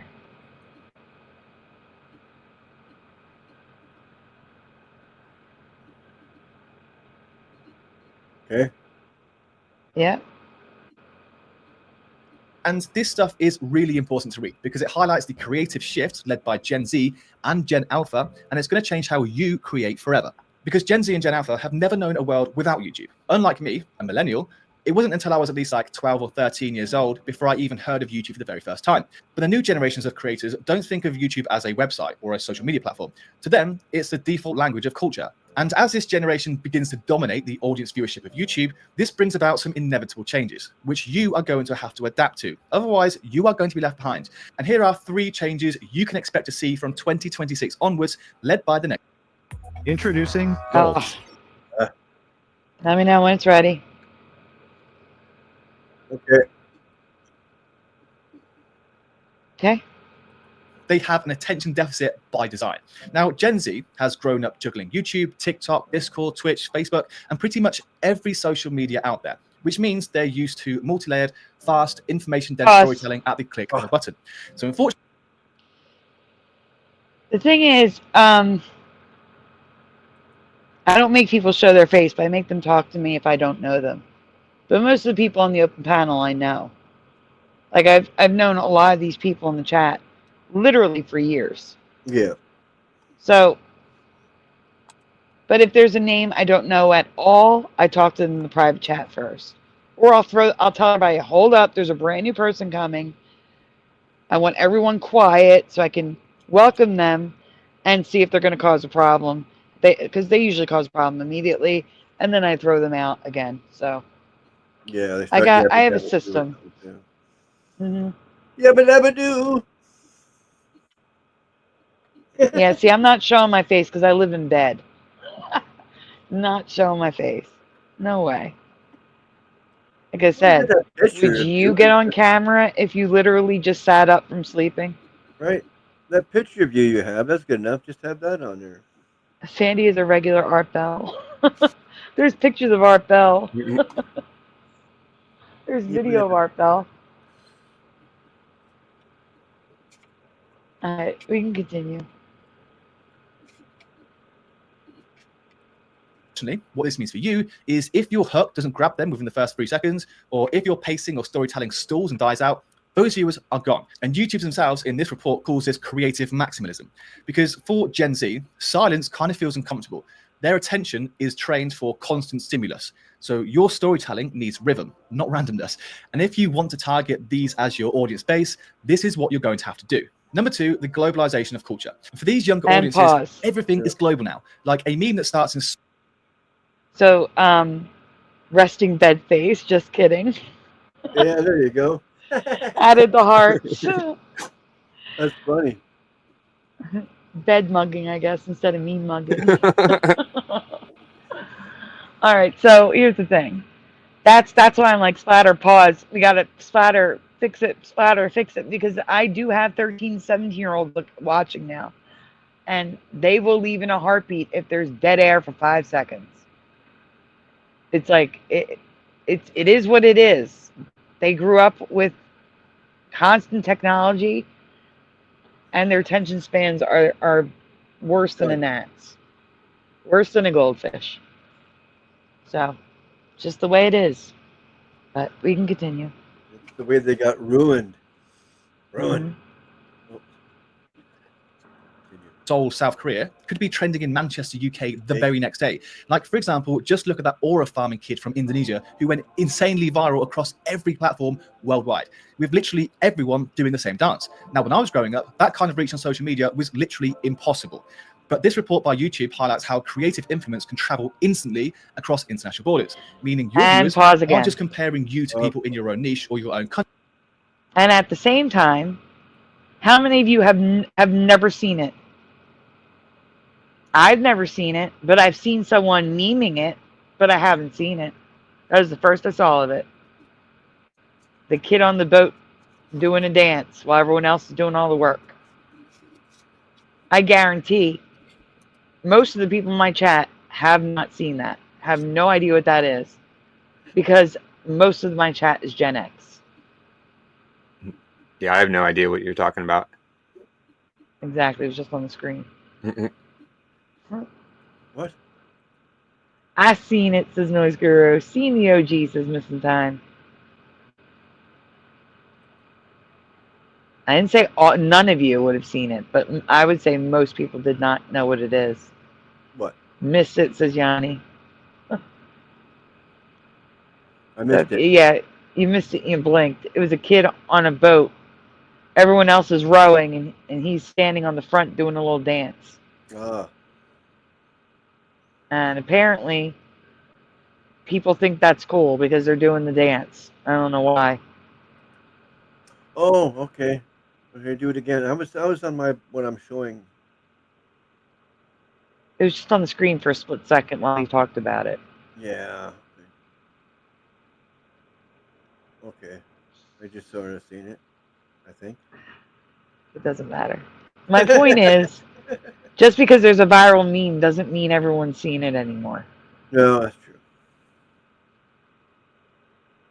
Like, but everybody's seen the little girl with the devilish look in her eye and the house on fire behind her, right? We've all seen that. Yes, I've seen that. Yeah. Because back in the day when there was a viral meme, everyone saw it. And now it's not the case anymore. Just like TV series and movies, not everyone's seen it. Yeah. Okay, that's good. All right, we can continue. Actually, wait, before we continue. One of the previous creators that we had on was mentioning, like, you know, in an alternate universe, you were accepted to Hogwarts. I would say Harry Potter is the last franchise that most people are aware of. No, I don't have a clue about Harry Potter. I know the name Harry Potter. That's it. Yeah. But that's when everything shifted, and maybe if they made a movie, I don't know, or did they? Multiple movies splatter. Well, I don't like to go movies alone, so there you go. There's 7 books. There's 7 movies. I don't read. Oh. All All right, we can continue. The Lord of the Rings, I had no interest in seeing. Well, my I brother, had no interest in. What was that TV series like, The Lord of the Rings? my brother loves Lord of the Rings. He had every What is it? possible. Help me. What's the TV series like Lord of the Rings No idea. that everyone was watching that I've never even seen a second of? 8 books. Thank you, Noise Guru. Who? What? 8 books, 8 movies. Yeah, okay, yeah. I've never seen Mad Men. I've never seen Breaking Bad. Oh, I've seen Breaking Bad. That was good. The heck is the name of that TV series that everybody freaking watched? It's gonna drive me crazy now. No, I know I can. It's the tip of my tongue too. Not Chariots of Fire. No. With the wizards and the queens and the kings and. Oh my. How come nobody's saying nothing? Come on, chat. I have Game no of clue. Thrones. There we go. Seinfeld, Game of Thrones. That's it. Thank you. Yeah, and then everybody That's what comes I'm in at the thinking same of. time with it, of course. Boom, boom, boom, boom. Yes, Blue Pac-Man. Noise Guru's been back the last couple shows. Yeah. Noise Guru is here, Blue Pac-Man. Yeah, pushing buttons. It was Seinfeld, right? Where have you been, though? Where have you been? All right, we can continue. We can I continue. appreciated your joke there, pushing. You have been away for too long. Yeah. I gotta go find Alpha and change They're Alpha's literally name. comparing you to creators across the entire world. Now, the good thing is, the next generation doesn't care where you're from. They only really care about whether or not your content feels global. Come in here. Would it be a bad idea if you Oh, use our God. credit? Let me know when the ad's over. Okay. It's over. To reach them, you have to speak the universal language of the internet and create videos that are easily understandable and relatable to anyone, anywhere. Number 3, we have from audience to co-creators. Now, for the next generation, the line between creator and viewer has completely disappeared. They don't just watch, they duet, they remix, they comment, they co-create, and they meme your videos into new trends. They kind of expect to be part of the story, not just the audience. I've already mastered this, so we can skip this. I'm kidding. But that's what I'm talking about. No one talks through chat like we do. A few creators do, but for the majority of creators do not talk to the chat like we do. I bring you guys up into the show with open panels. A lot of you come backstage. We talk off the show, like in Messenger, email, things like that. Like, I can't imagine not talking to your chat. I mean, that's not. I know, but that's a unique thing that most creators do not do. Don't go. I mean, think about the people that you watch that have live streams. I'm not talking about like in our communities. I'm talking about like, I don't know, sports, politics, beauty. How many of them talk to their chat like we do? I don't do any of those channels. Yeah, a lot of the channels I watch, the only time they talk to their chat is when they leave a super chat. Yep, that's exactly it. Pay me money and then I'll talk to you. That's how they do it. That's not cool. Not cool. Yeah, SR I consider part of our community though. It's a niche. SOR is part of the community. But I'm like having full-on conversations with you throughout the whole show. They don't actually do that. Not throughout the whole show, but that's because Dave's actually running a real radio station. So he's a little bit different. Sometimes people, some of these things that I watch, they got too many viewers to do that. They got like million or whatever, so they can't like talk to everybody. Like it's just too hard. Yeah, if they have like 300 people to 1,000 people in the chat, and the chat's flying, it is too hard. I agree. Yeah, no, and I can't blame them. Nat Chiquita, your buddy, yes. Like I said, 90%, 10% do this like we do it. But the majority of channels on YouTube don't. Fanatic and Paul Carafalo, Cafaro. I mean, those are the two main ones I other watch. Fanatic and Paul Cafaro. Yeah. All right, but we can continue. And the creators they engage with the most aren't the ones who look perfect. They're the ones who kind of feel real and authentic, because Gen Z can spot fake energy instantly, and they crave honesty, they crave vulnerability, and they crave identity over perfection. They want to see the process of your content, like the mistakes you make and all the experiments, because that's what makes them feel like they're creating with you, not just consuming from you. Now, a great tool a lot of these guys are using for things like remixing and co-creating is Nexus Clips. It's an AI tool that clips up any long-form videos into shorts, and the AI will basically identify all of the potential viral scenes within a video and then clip up to create multiple different shorts. It has things like facial recognition. It can also add subtitles automatically and all that kind of stuff. And it's an easy way to automatically just clip up a long-form video into multiple different... Now, I don't know if you guys are aware, What? but you can do this in StreamYard too. StreamYard has a video editor. You can clip it. You can choose long form, which is the 9:16, or the 16:9 short form format. And you can do it all in StreamYard and upload it straight to YouTube, TikTok, whatever platform you want. You can do that in StreamYard too. Just want to let you know, in case you didn't know that. Yeah, You just go to your recordings. Unless you have the free version, but I thought you can for this, like it stores some. Not anymore. Now you can't even download. Like you can record. You have like 5 hours of free recording, but then after you record it, you can't download it. You can only No, but you could hit play and record the screen though. What it is? Oh, scare me. And then crop it out, the editor. Thought I lost my Oh right, yeah. That would be the only. That would be the way to do it. I would have to do it is record it in my video editor while I'm recording it on StreamYard. Yes, StreamYard does have a teleprompter.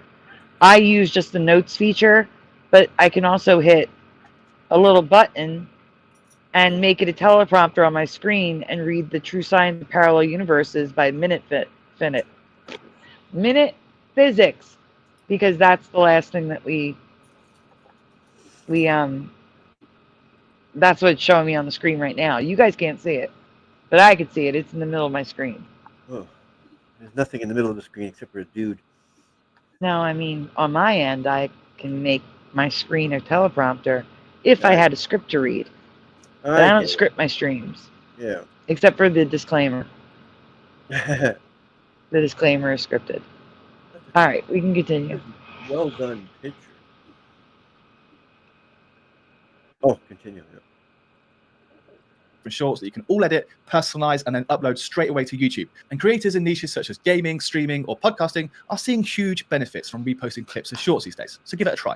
But anyway, that kind of concludes the Next Generation report. And this now brings us on to the most important section of this entire video, which is the globalization of YouTube and how it's going to affect you. Because these days, the biggest competitor in your niche isn't in your own country anymore. It's probably going to be a creator from Indonesia, Brazil, or even India, like the kind of creator that's editing faster, uploading more, and being able to reach your audience easier by using things like subtitles and auto-dubbing. And YouTube's latest report makes one thing very, very clear. The playing field is global now. The algorithm simply doesn't care where you're from anymore. If there's a creator in Tokyo or Berlin or Mumbai who hooks a viewer quicker and then keeps them watching even just a little bit longer than you do, YouTube will recommend their video more than yours, even to your own audience. And that means your content is competing globally, whether you like it or not. And what's mind-blowing is the fact that over 80% of YouTube's traffic now comes from outside of the USA. And more than 2 billion people log into YouTube every... I don't know about you, but this doesn't seem like a new thing to me. What he's talking about. No, it sounds like the way it's always been, isn't it? Yeah, it does. It sounds like it's always been like this, and I don't think it's changed. Yeah. I think he's just realizing it's like this. Maybe. That's just weird. Oh, thank you, Pushin. That's so sweet. What? He says this chat and channel are gold. Oh. Oh no. Oh no, my earbuds are dying and Lula's on my leg. Oh. That's not good. Uh-oh. Well, I'll wait till it completely dies. And then if that happens, you guys know what to do. I'll let her sleep until it dies. Everybody call Lula. No, let her sleep. She's asleep. Let her sleep till the earbuds die. Which isn't going to be very long, but let her sleep like another 10 minutes. All right. Appreciate that. Everybody seems to do that. No one wants to move. They got a cat on their lap. I can't. I got a cat on my lap. I'm sorry. It's Lou's fault. I don't care. I have a cat on my lap. I'm not going nowhere. And he said the magic word. Pushin said it's a catastrophe. It's a catastrophe. Not a cat-ass trophy. Cat-ass trophy. That's funny. 50 cents. Wow, that's awesome. Blue Rang or Blue Ring of Fire says, I actually met my fiance here in YouTube chats years ago. No BS. I'm divorced and this woman saved my life. She did. That's wonderful. Congratulations. Congratulations. Look how you happen to meet somebody that happened to be near you. Yeah, that's lucky. I mean, because Yeah, that is. everywhere, right? I mean, like. Well, maybe they were you near each other? Or did one of you move? There, that's a good question. Did you guys come together like by moving, or were you already together like in the same area? Nearby, yeah. Yes. Proximity.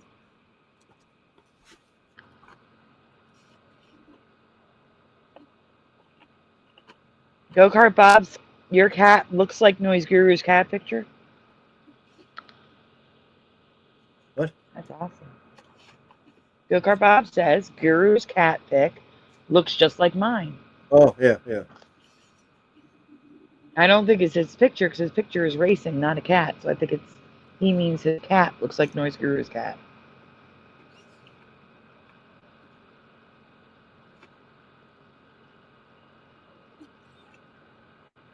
No, I get it. You're divorced before you met her. Yes, that's a good thing. Yeah, or at least not together anymore. That yes, you didn't meet her while you didn't cheat. That's all that matters. Where's the cat picture you're talking about? He's saying he has a cat at home that looks like Noise Guru's cat. Oh, Noise Guru. I was looking for Pushing. I think Pushing doesn't have a cat. Like, why am I? Okay, I got it now. I'm just. Yes, I see. Oh, highlight his comment. Oh, we know what Noise Guru's cat looks like.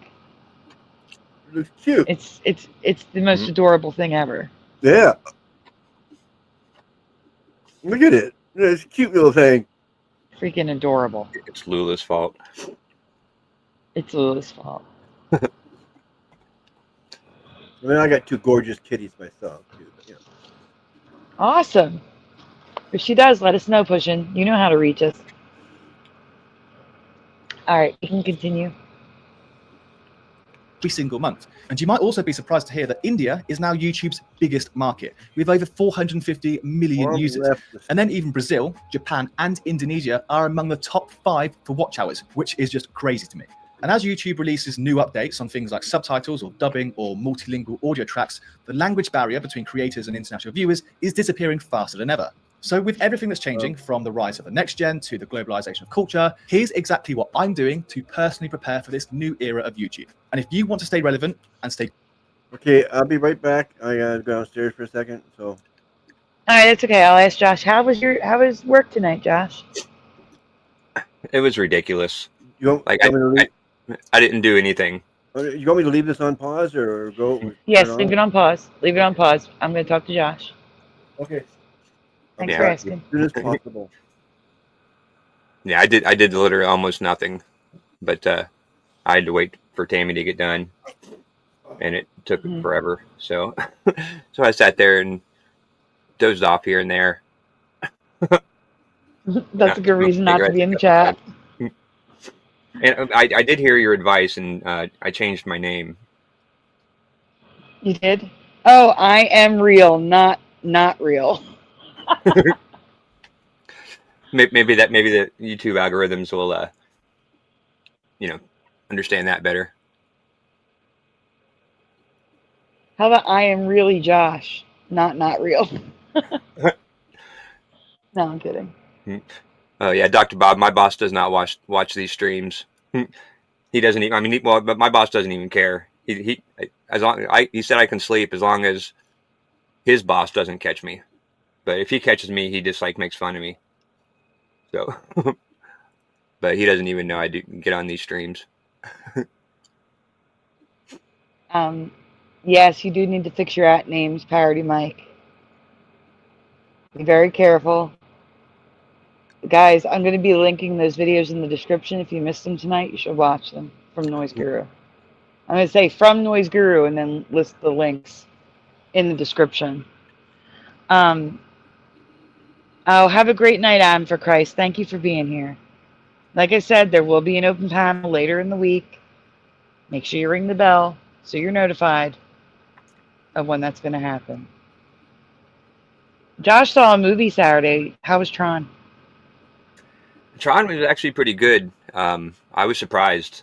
Like there was no woke, bullshit, and like it was just like a normal movie. Had a nice little throwback to the original. So yeah, overall it was pretty good. I mean, I stayed awake the whole time, so that's a good sign. That's a good sign. If I don't fall asleep during a movie, then it's usually not too bad. And no, I don't work for Consumer Cellular either. Blue Pac-Man was asking. He said I sounded like somebody from their customer service, but no. Thankfully, I don't have to talk to anybody at work. I work at Bath and Body Works in a warehouse. Not in the mall. Not in the mall. Yeah, in a warehouse. Yeah. But well, that's good because I was concerned that the movie wasn't going to be good because you were saying it was like out of all the theaters. Yeah, I think it's just been out long enough. Like, because I remember Tron came out. I thought it came out a while ago, so it was just probably working its way out. I thought it came out years ago. I am so confused by that. Unless it was a sequel. Well, this is the third one, and I didn't know there was a second. I didn't know there was a second one, but it turns out that I heard a couple of days ago that there actually was a second one in 2010 that I had no idea about. Paula had no idea about, and that's the one I knew about. Yeah. So yeah, I missed that one, so I'm gonna have to see if I can find that somewhere and watch it because I like Tron movies. Gotcha. Oh, the chat's doing good tonight, but I know you've been here. There's a lot.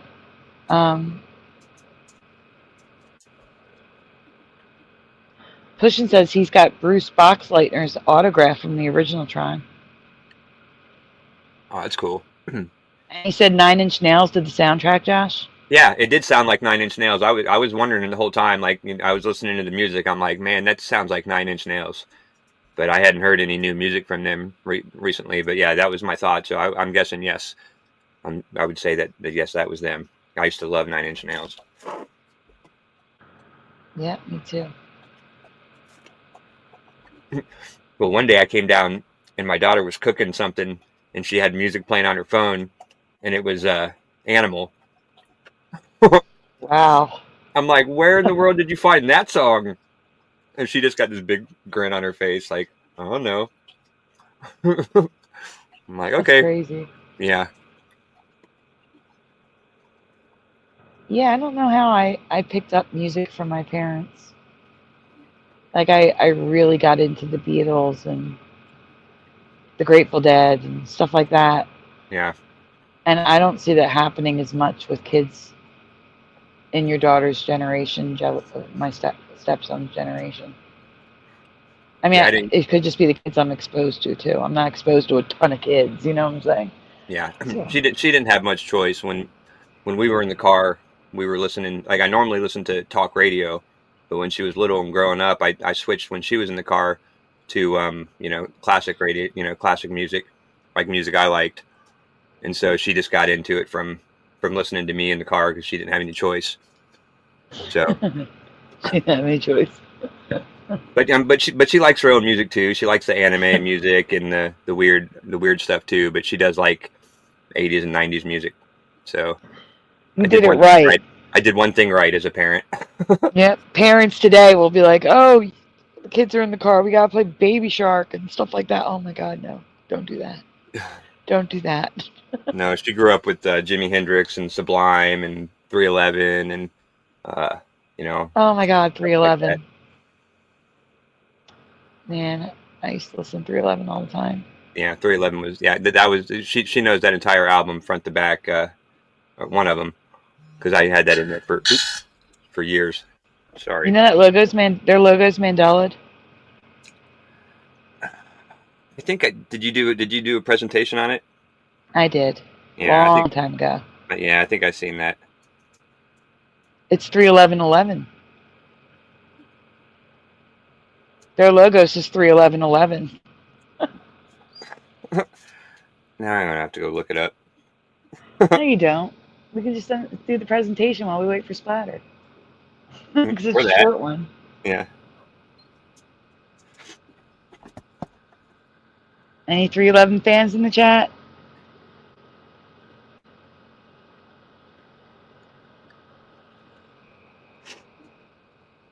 That one bothered me so bad. I'm sure there's got to be a couple of 311 fans in the chat. I mean, there's 2 on panel, so that's a good ratio. Yeah. There's got to be some. All right, Josh, I'm dropping it in the private chat.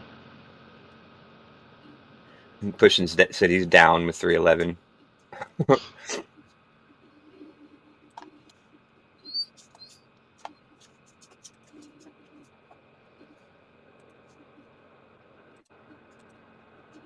Yeah. And Nickelback. Says Lil Cam. Poor Nickelback. 311 logo has been Mandela from my memory. Which do you remember? Do you remember 311 or 31111? Which one? Yeah, I would say the top one. It looks like B11. I can see. I know it's a 3, but it does look like a B. But it is. It is graffiti font, and it is hand drawn. Yeah. But the 311 is merged, and it's 1111. Yeah, right. Yeah, the 3 loops around and then connects to the bottom of the 1. And it connects on the curve too, in the middle. Oh, right. Yeah, yeah. Mm-hmm.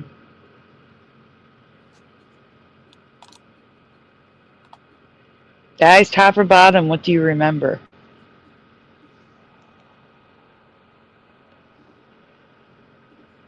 It's the top for me and the top for Josh. I really don't remember 1111. I probably have the main excuse of why it's there too. Top for pushing. Top for D-Man. No recall, says Blue Pac-Man. That's okay.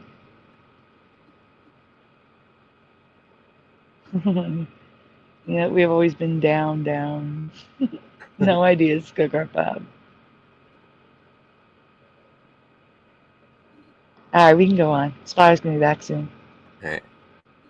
Alright, maybe I'm remembering it wrong. No, I'm not. I know I'm not. I used to sell these stickers when I worked at Flashbacks. We had these. But that logo says 31111, not 311, and I just don't remember that at all. Don't remember those ones there.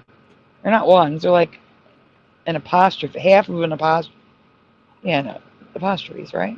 Comma. Yeah. Double comma. Regardless, I look at it as 31111. That's a message 1111. We see that all the time. Yeah. You're right. It does look more like a B too, with it, like in this one. Yeah, and person's like, what even is that? I don't know. Yeah, it does look like a B.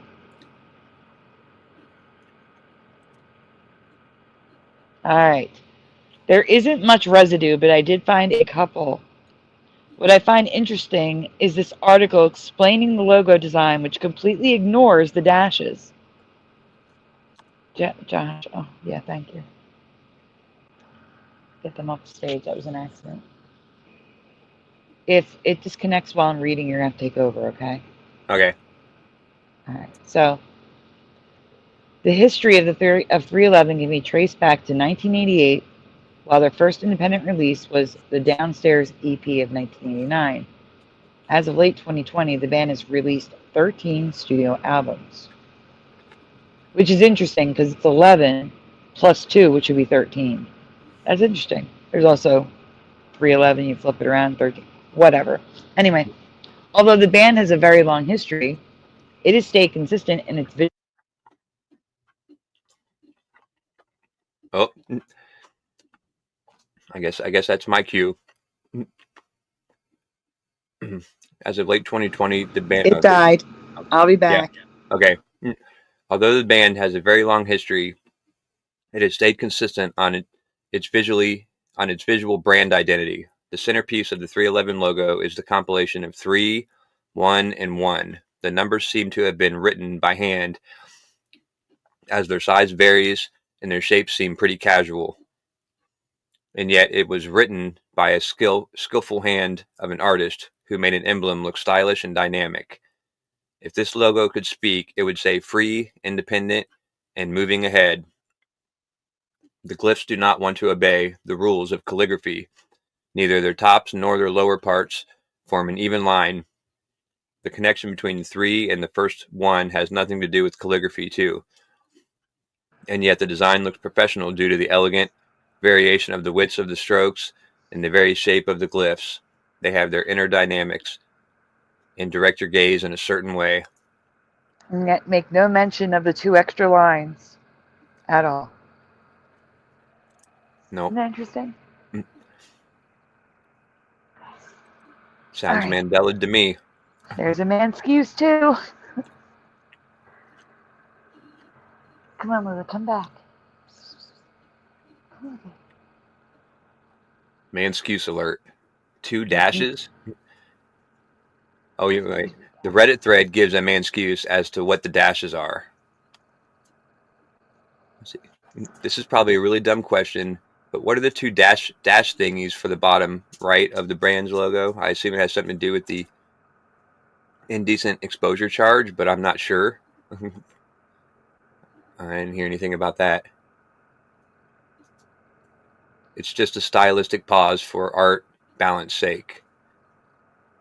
The logo is in a very cliche 90s graffiti tag style, and those 2 lines are very common. As we mentioned, is a stylistic addition with no significance, at least to my knowledge. It does look like it's in kind of a tag style, like a graffiti. Been my favorite band since 1995. Never questioned it until today. Thought those were periods, not dashes. So there's somebody who remembers them, but he remembers them as periods, not dashes. Yeah. So here's current reality. I'm sorry, that looks so wrong.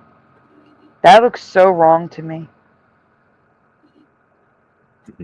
Yeah, that tattoo doesn't even, not even close. Yeah.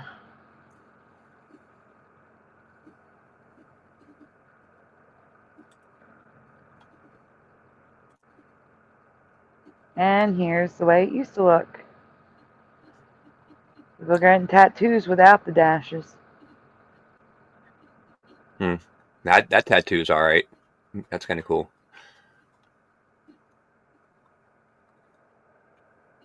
There you go. See how the 311 used to be? Look specifically. Look at the ring around it. The ring is bigger now to accommodate those 2 slashes. That's how I remember the logo right there. Huh.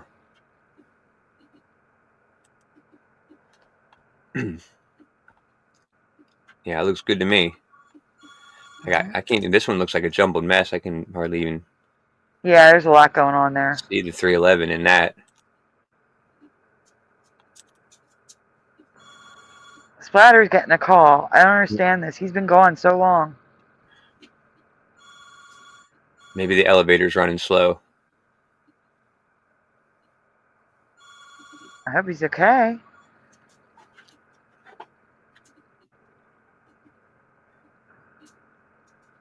All right, we can take this down. All right. If he's gonna be gone much longer, I might just have you present the video. And like we still have our videos to get to. We may just have to stop that, and I'll put it in the thing. I think we're gonna do that. So I'm gonna get you the links that I sent to Splatter, and we're just gonna move on to another universe. May have bumped into ours, and we may have proof. We're just going to move on to regular scheduled programming, guys, because it's getting late. This is only the second video I plan on showing tonight, Josh. Yeah. Because we've been showing wrong thing. We've been showing the stuff from Noise Guru about what YouTube's doing. Yeah, right. Yeah, I've seen that. I might have to do a repeat tomorrow night to finish this up. I don't know if Splatter's down, but would you be down after work? Yeah, until like 6:15, because I'll have to leave for that doctor's appointment. That's right. You're going to the doctor. Yay! Only because I was stupid 3 months ago and I made a follow-up visit for 90 days later, and I forgot about it. Good. I'm glad. No, actually, it's because you and Sai hounded me about it so much. I just finally Good. gave in and said they're right. I'm wrong. I'll listen to them. That's why I did it. Exactly. Exactly.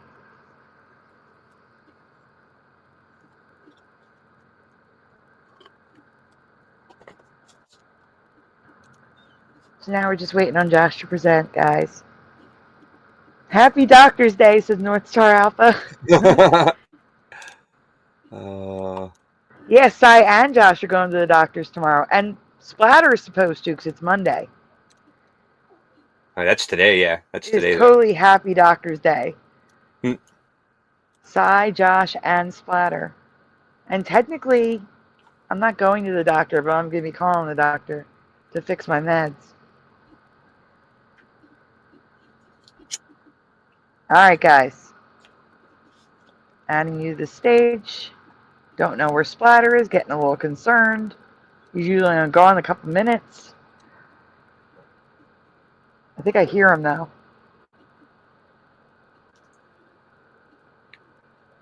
Alright. This is the channel seeker. And you might have to restart it. It may have started from a few seconds up. Oh, yeah, I already did. I already scooted it back. That's Thank the you. very beginning. Yeah. Alright, let's get going. All right. The question isn't, are we alone in the universe? It's, are we alone in these universes? According to a bit of the cosmic microwave background radiation, we might have a neighbor right there. This is the cosmic microwave background radiation, or CMB. It's the leftover light from the Big Bang itself. It's the furthest light from us in the visible universe. In fact, it's everywhere you look. If you could see it, which you can't because it's in the microwave spectrum, it would glow everywhere, and it is constantly... I wonder if that has something to do with air glow. If the microwave spectrum is creating visible light, and that's why we have air glow now. I'm just trying to find a reason for it, guys. Air glow never existed in my past. Is that why it looks like his shirt's lighting up too? That's a glow filter. Yeah, maybe. You never know. Alright, so this is also from the sciencey side. Again, this is a short video. How long is this? 4 minutes and 23 seconds.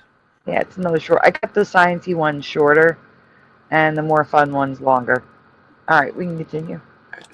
all around us. But it's super low energy because, again, it's been around since the beginning of the universe. Over time, we've taken the CMB's temperature and mapped it in increasing detail, and in doing so, we found something curious. See, usually the CMB is pretty uniform in temperature, about 2.73 Kelvin, only deviating a few microkelvin across the whole CMB, except in one place, the cold spot. For some reason, there, it skews colder than the average temperature by a few microkelvin.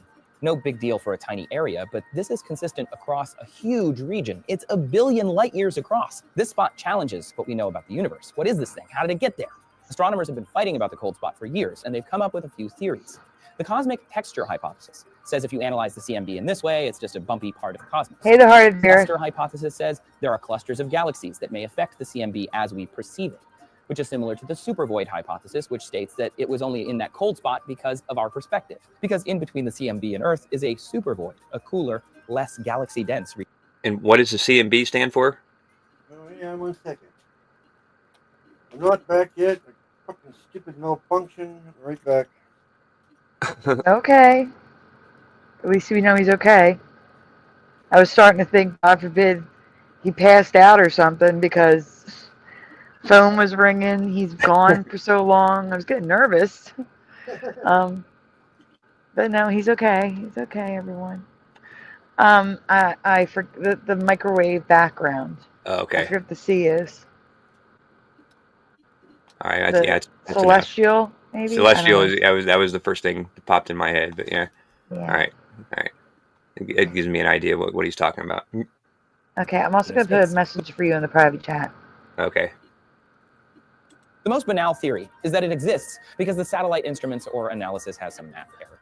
But the most fantastical could also be one of the most likely, that the cold spot is cold because it's where the edge of our universe touched the edge of another universe. The reason it's gained some ground is because the supervoid theory was strongly refuted in May of 2017. Apparently, astronomers don't think that voids that super could exist. Either way, none of these theories are 100%, so that gets back to the crazy exotic physics answer. At some point, our universe might have bumped into another universe. It was cosmic, not celestial. Thank you, Noise Guru. Cosmic, yeah. That makes sense. Cosmic microwave background. That's what CMB is. Okay. Yeah. And how big is our universe if that tiny little spot is 1 billion light years across? Like that's got to be insane. Yep. And yep. Leaving a bruise. This is based on ideas of the multiverse theory. In the 1920s, famous physicists Niels Bohr and Werner Heisenberg kicked us into the quantum physics theory of superposition, the idea that an infinite number of universes are possible and they're all overlapping on each other. But because we're observing the universe, we can only see one of them. So think of Schrodinger's cat, a cat in a box with a vial of poison that could break at any time. This thought experiment wouldn't be an issue because of superposition. There's no observer, so the cat is both alive and dead in two separate universes. This isn't a huge deal for quantum mechanics, but earth-shattering for regular physics in our observable universe. Obviously, I'm simplifying a lot here for the sake of time, but it's all very confusing. Suffice it to say the math does work. But if infinite universes are out there, how could one universe even physically touch another universe anyway? There are a lot of questions and there aren't really a lot of answers. Some people even say it's impossible to prove, while others say the whole thing is unprovable, period, and still others say it's just an unlikely natural event. If it's not a supervoid or a multiverse bruise, say physicists, then our assumptions of the universe based on our standard model of physics might just be off by a little bit.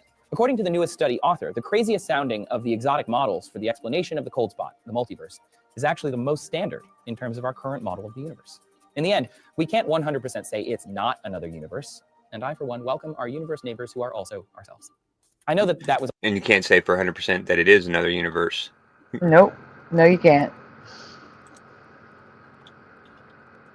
Oh, we're not done yet, he says. We're almost done. It's all mind-blowing, but we're not actually done yet. The universe is expanding in all directions at once, which we can tell by watching the CMB. But what's on the other side? What's outside the universe? We have a video about that right here. What do you think the cold spot is? Let us know in the comments below. Please subscribe for more videos. So he is done. Okay, good. Yeah. All right, so the sciencey stuff is done. And now we're going to move on to the Mandela type stuff. So I have to get you that link too. Oh, yes? Okay, good. Yes. We got to wait for Splatter for that, though. We have to wait for Splatter because he has not seen that yet. We're going to have a surprise for you guys, too, when we're done looking at this stuff. Or when we call it. We're probably going to... Let's be clear. The last two videos, especially the last one, is kind of long. We're probably going to do a part 2 tomorrow night when Josh gets home. Unless, God, I hope you don't get done at like 5. That would be bad. If you get done at 5, like tonight, like pretty much. Yeah. Yeah, I got out of there at 4, around almost 4 o'clock tonight. Yeah. All right, so here's the next one. Most amazing top 10. I know you guys have seen this channel. This is a fun channel.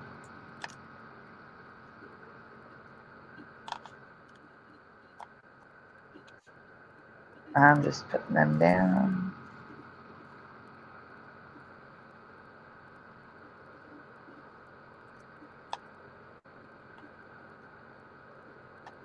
Okay. All right. Here we go. And we're getting more fun stuff. No, we didn't do your song yet. It's because Josh got here and then Splatter left. We gotta wait. We gotta wait for Splatter to be here. But I did send you the Mind song to play. Yeah, I got it. Yeah. Parallel just universes waiting for have Splatter. been the question. What's that? I said we're waiting for Splatter. Oh. For this? No, for the Mind song and the The the other video thing? we have to. The videos we show. We need to Okay. show. All right. Question that we have been trying to answer for years. Time travelers, glitches, Mandela effect, all possible answers to this fantastical theory. Noah, the alleged time traveler from 2030. Back in 2018, this guy had taken the world by storm. Although supposedly being from 2030, he's traveled all across the spectrum to the years 2060, 1999, and the year 2000. Why did they have to blur his face? Why is that necessary to blur his face? If he's from 2030 in 2018, why they gotta blur his face? He doesn't even exist yet. Well, maybe he does exist, but he's a baby. You know what I'm saying? Like, Yeah. I'm just saying. it could have it cause a temporal shift in the timeline. I don't know. Trying to think of something scientific to say, but it didn't work. It's okay. FAP says, now I never thought of it. Listen, FAP says, Southern California born and raised. Sandy, the way you say okay and yeah gets me. I never thought of those words as being region specific. Okay. Say okay, Josh. Okay. Okay. Yeah. Yeah.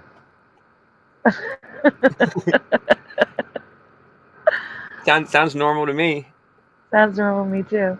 Yeah. I would like FAP to come on a panel and say okay and yeah and see what it sounds like. Oh, my ear. Oh, I'm getting ringing in the left ear. Out of nowhere. I don't know. I would guess that Southern California, okay, and yeah, would be like a, like a surfer dude or a skater dude or something. Like yeah. Like, okay, yeah. Or something else. I don't know. I mean, I'm just guessing Southern California. I've only been there once, but I know the stereotype. More times than I've been there. Yeah. We'll get Astro to do it. He's at least in the right region. I don't know where in California, but somewhere out there, right? Yeah, I think so. Yeah. Yeah. Tubular suspicion buttons. Tubular. Man. All the words that we said in the 80s, or at least heard in the 80s, that are gone.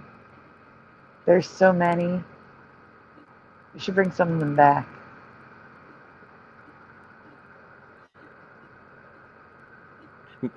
Like tubular is one of them. No, I just say yeah. I just say you don't have to bring them back for me. Like I don't. They never left me. I still talk like I live in the 80s. Okay, well, say what are some of the ones you still use? I don't know. I can't think. Like I know. I say things all the time, and my daughter looks at me like I'm just like I'm just like an old fogey. An old fogey. Maybe that might be one of them. I don't think they say old fogey anymore. No. Pushin says deal, Sandy, and FAP. I couldn't change it if I wanted to, so there's no fear there. Not changing. There are no surfers in California. Okay.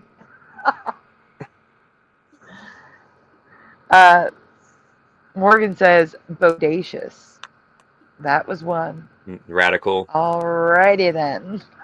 This is Parody Mike. Gnarly. Gross me out with a spoon. Gag me with a spoon and gross me out. Two different ones, I mean. Oh, I hear splatter.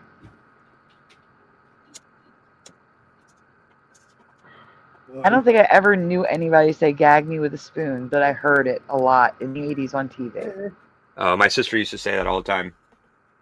Really? Yep. That could have been our age differences. How, like, your sister's older, right? Yeah, she's 6 years older. Yeah.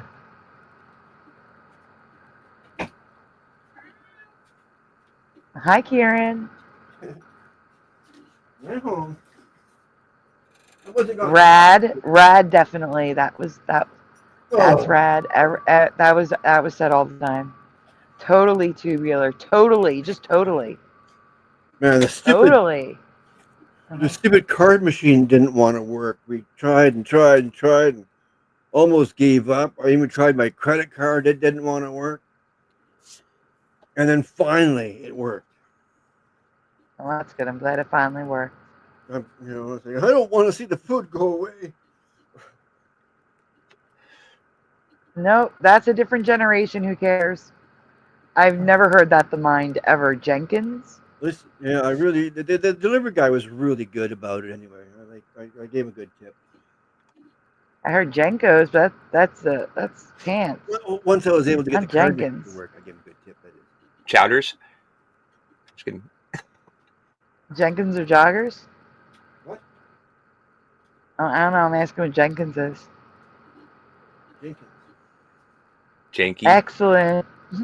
Well, that definitely came from Bill and Ted. Who Jenkins is? Like we started saying it more because of Bill and Ted. Bogus, excellent. Bodacious. Where are we at? Is this thing on? No, we can't hear you. Oh no. Hey, anorexic. Inglorious. Oh, anorexic. Listen. Anorexic. Anorexic dyslexic is here.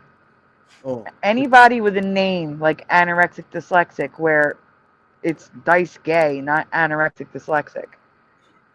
I need to let you know that the @ symbols are permanent. These You will be are dice your new gay. names, right? These are your new names, people. Deal with it. Yeah, your new name is dice gay. Yeah. However, you can go change it. Oh, that's good. So if you don't want to be known as Dice Gay, it's time to go change your @ handle. Was that supposed to be Andrew Dice Gay? You did not come at the wrong time, Dice Anorexic. I'm just letting you know. Good boy. They're not switching back. The only thing you can do is change your name. I leave the house for like whatever, a few minutes, and he starts missing. Oh. Heard him. All right, the mind was saying Jinkies. Yeah, it sounds like something. It's from Scooby-Doo. Scooby-Doo. Yeah, that's Yeah. exactly what I was going to say. Jinky. What I was going to say. Hella, that's one, yeah. Oh, the Jinky?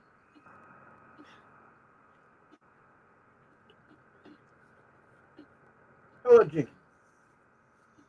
I don't know. I feel like I'm coming into a conversation that I wasn't invited to. Far Out, that was another one. Far Out, man. Yeah, Far Out, man. Groovy, dude. Dude, that was Dude was lot. a big one. Yeah. Yeah. And that was probably due to The Simpsons.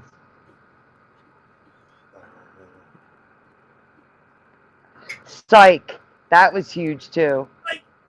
With the hand motion. Dude. Psych me out too, they used to say. No Yeah, way. freak Yeah, me of course. out. No way is still said. That's a classic. Yeah, freaked me out, man. That one. Struth. That's still going. As if. As if. Yeah. Yes, but that got more popular in the 90s with, of course, Clueless. Yeah. Whatever, yep. No, it was more like, whatever. Like that. Talk to the hand. Yeah, talk to the hand.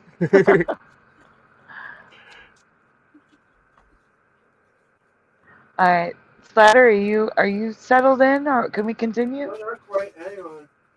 No shit, Sherlock. Absolutely. No, it's absolutely. Okay, what am I doing? We're trying to continue. Well, yeah, hang on a second here. One more. I'm working on it. I'm trying to think. Don't let me try to think. Oh, I'm presenting, so you don't have to do anything. You can just listen. We're waiting for you to get back, and so you could listen, so you didn't miss anything. Yeah, we're gonna continue, Splatter. Captain Obvious. Yeah, that's a good one too. Obvious. You're trying to make a insult for me, and I caught you. No, we're just coming up with all the sayings from the 80s and 90s. Right. Mm-hmm. I'm rubber, you're glue. Bounces off me and sticks on you. Yep. All right, we're gonna continue. Go ahead, Josh. 1,120, to which he Well, what also happened to Mike supposedly then? had He video was proof of with what it, it would huh? all look like. He explains the clip he took was from Las Vegas and showcases flying cars to tall, futuristic-looking buildings and a very peculiar-looking orange sky. Noah explained, the red clouds are global warming. You can see it's everywhere. I can remember it being incredibly hot. I am pretty sure they are working on it in the future. He also stated that some really crazy predictions for the future, some key ones being Martin Luther King Jr.'s granddaughter will become president, scientists live on Mars, Instagram becoming a thing of the past, cures for illnesses, and finally being able to talk to aliens. Noah also disclosed taking anti-aging pills. Does anybody remember any like this person existing? Because I don't. I don't think so. How old is this? Like, how long ago was this that he supposedly 2018. came? 2018.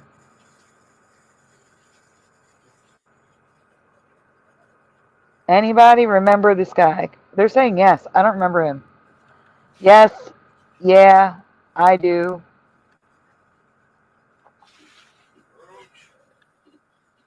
This was all stupid and a shill for aliens, says Morgan. No, says North Star Alpha. No, I don't, says, or I don't know, says Yanni. Oh, good thing look, that's gross. I don't remember this happening. The only like time travelers that really I heard about was the man from Torrid, and like in How's This an Alternate Reality? He's just a time traveler, is what I'm hearing. John Teeter, which they said they debunked. Like it's come out that it was all a story. Right. I think it's face. I think mine means fake. I think it's fake. I always think these are fake. Oh yeah. You know, Objects. I thought if the real UFOs we see up there, I think those might be time travelers, if anything.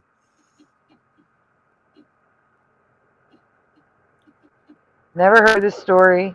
Know the John Teeter story, says Parody Mike. That's my theory anyway. And Pushin says objects on his face may be blurrier than they appear. Alright, we can continue. That keep him the same age throughout his journeys, since he claims that time traveling makes you gain years. Of course, no one really believed any of this, especially with the video. To most people, looking like a cheap 3D rendering. Time traveling makes you gain years is from the Philadelphia experiment. Just want to say that. They always used to say the opposite. If you went to space, you wouldn't age. You'd come back the same age and everybody else would be old. That's how I always was taught. Well, that's if you time travel through like a wormhole. But, because that's also what happened in, what's that movie with Matthew McConaughey? Yeah, but you remember? Interstellar. It wasn't even, no, it wasn't even necessarily that. They're saying if you could go to the moon and you wouldn't age and you'd come back and everybody would be older if you're up there for like a while. Yeah, now you age significantly faster. Yeah, see, that's weird, isn't it? That just It is proves weird. they don't know what the heck they're talking about. Or it could be a Mandela splatter. Oh, wow. I never thought of that. Could be a Mandela. That would have to be. Yeah. Because I remember it the other way around. Yeah. You didn't age in space. You come back and everybody'd be old and you'd be young. Yeah. And now they say you age faster. Like it's microseconds, okay? Don't get me wrong. But they're saying that you age faster the higher you are from the ground. So if you live on the 10th floor of a building, you're going to age slightly faster than someone on the second floor or the ground floor. Yeah, I remember you saying that. Yeah. I'm on the 4th floor, so Well, thank you, anorexic. Try my best. I was there. You know, so. Oh, you and Cy stumbled across an Emmy while on the phone earlier, so did Cy and I. Pushing. Has to do with a name in songs. Now I feel left out. Are we gonna finish this video? You don't make enough time for us. No, I'm kidding. I see. Yeah, sorry. I work full-time job. No, I was being sarcastic because we're like on the phone 5 to 6 hours after a show. I know. I'm just kidding. I'm kidding. I know. All right. It's all good. We can continue. One commenter even pointed out that he's using a phone from our time to show this, rather than some crazy futuristic one. Despite all this, though, he took a lie detector test that really put him on the radar, and he passed it with flying colors. What he was saying came out truthfully. But then again, this wasn't done by professionals or with professional equipment, so who's to say if it means it's actually true? The deja vu and parallel universe theory. I had speculated this theory for a few years now, and I'm really happy that other people are discussing it. Majority of us know what deja vu is. A moment in our lives where we get this strange feeling that we've done something like this before. It's French for already seen, and there are some scientific theories for why this happens, such as temporal overlap. This is when the long-term and short-term memories blur together for a moment, or subconscious familiarity, where your new surroundings have some similarities to an old one, the last being neural delays that create a false feeling that some event has occurred. But I like parallel universes theory better. To explain my favorite version of the theory, a deja vu is when your other self in a different universe and you in this universe accidentally overlap the same timelines. The two of you are living very different experiences, but for some reason we have one, or a few if you're like me, moments in time where the two timelines collide at the exact perfect moment. Our lives perfectly linked up together based on whatever choices we made to get us in that exact same moment of time. That wouldn't be the exact same moment, though, because you have the memory of it a second earlier. Hello, Leafy. Leafy, I'm going to look. Huh? The thing she said about deja vu, like, triggered me. It's the exact thing. It's not a similar thing, like she said. You remember an exact thing happening a time before. That's the Mandela. I mean, you know what I mean? Yeah, you okay, Lula? No, you know what I'm trying to say. I lost my word. Yeah. I'm sorry, Lula's having a little asthma attack. Oh no. Oh. You okay, sweetie? Deja vu. The deja vu. Yeah, that's what I was saying. Yeah. Yeah. It's not a similar thing. It's the exact. Medicine. That's what makes the deja vu.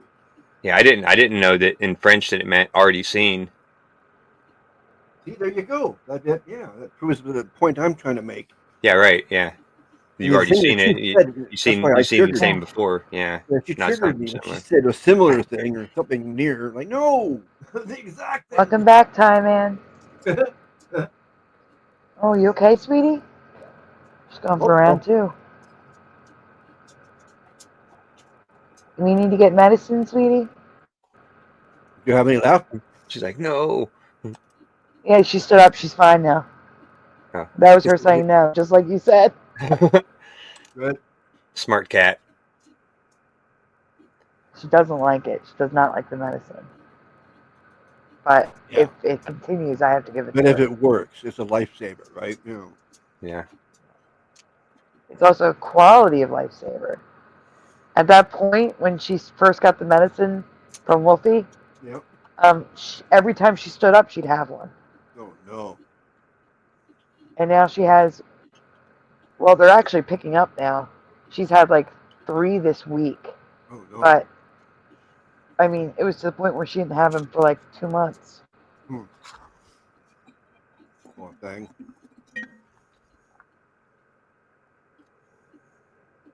Alright, we can continue. Pray for you. Same, Yanni. I haven't had deja vu for years. Pray for Lula. I would also love to hear your theories about this down in the comments below. This is a great way to transition into the mirror image universe theory. It could also link to the deja vu theory, but this theory specifically focuses on the moment before the Big Bang. I'm sorry. But maybe the reason why I don't have deja vu anymore is because I've been living in bed for 9 years and, you know, I still go out and do things, but most of my life is in bed doing the exact same thing every day. So how could I possibly have deja vu if it's all the freaking same? You know? Yeah. Maybe that's why I don't experience deja vu.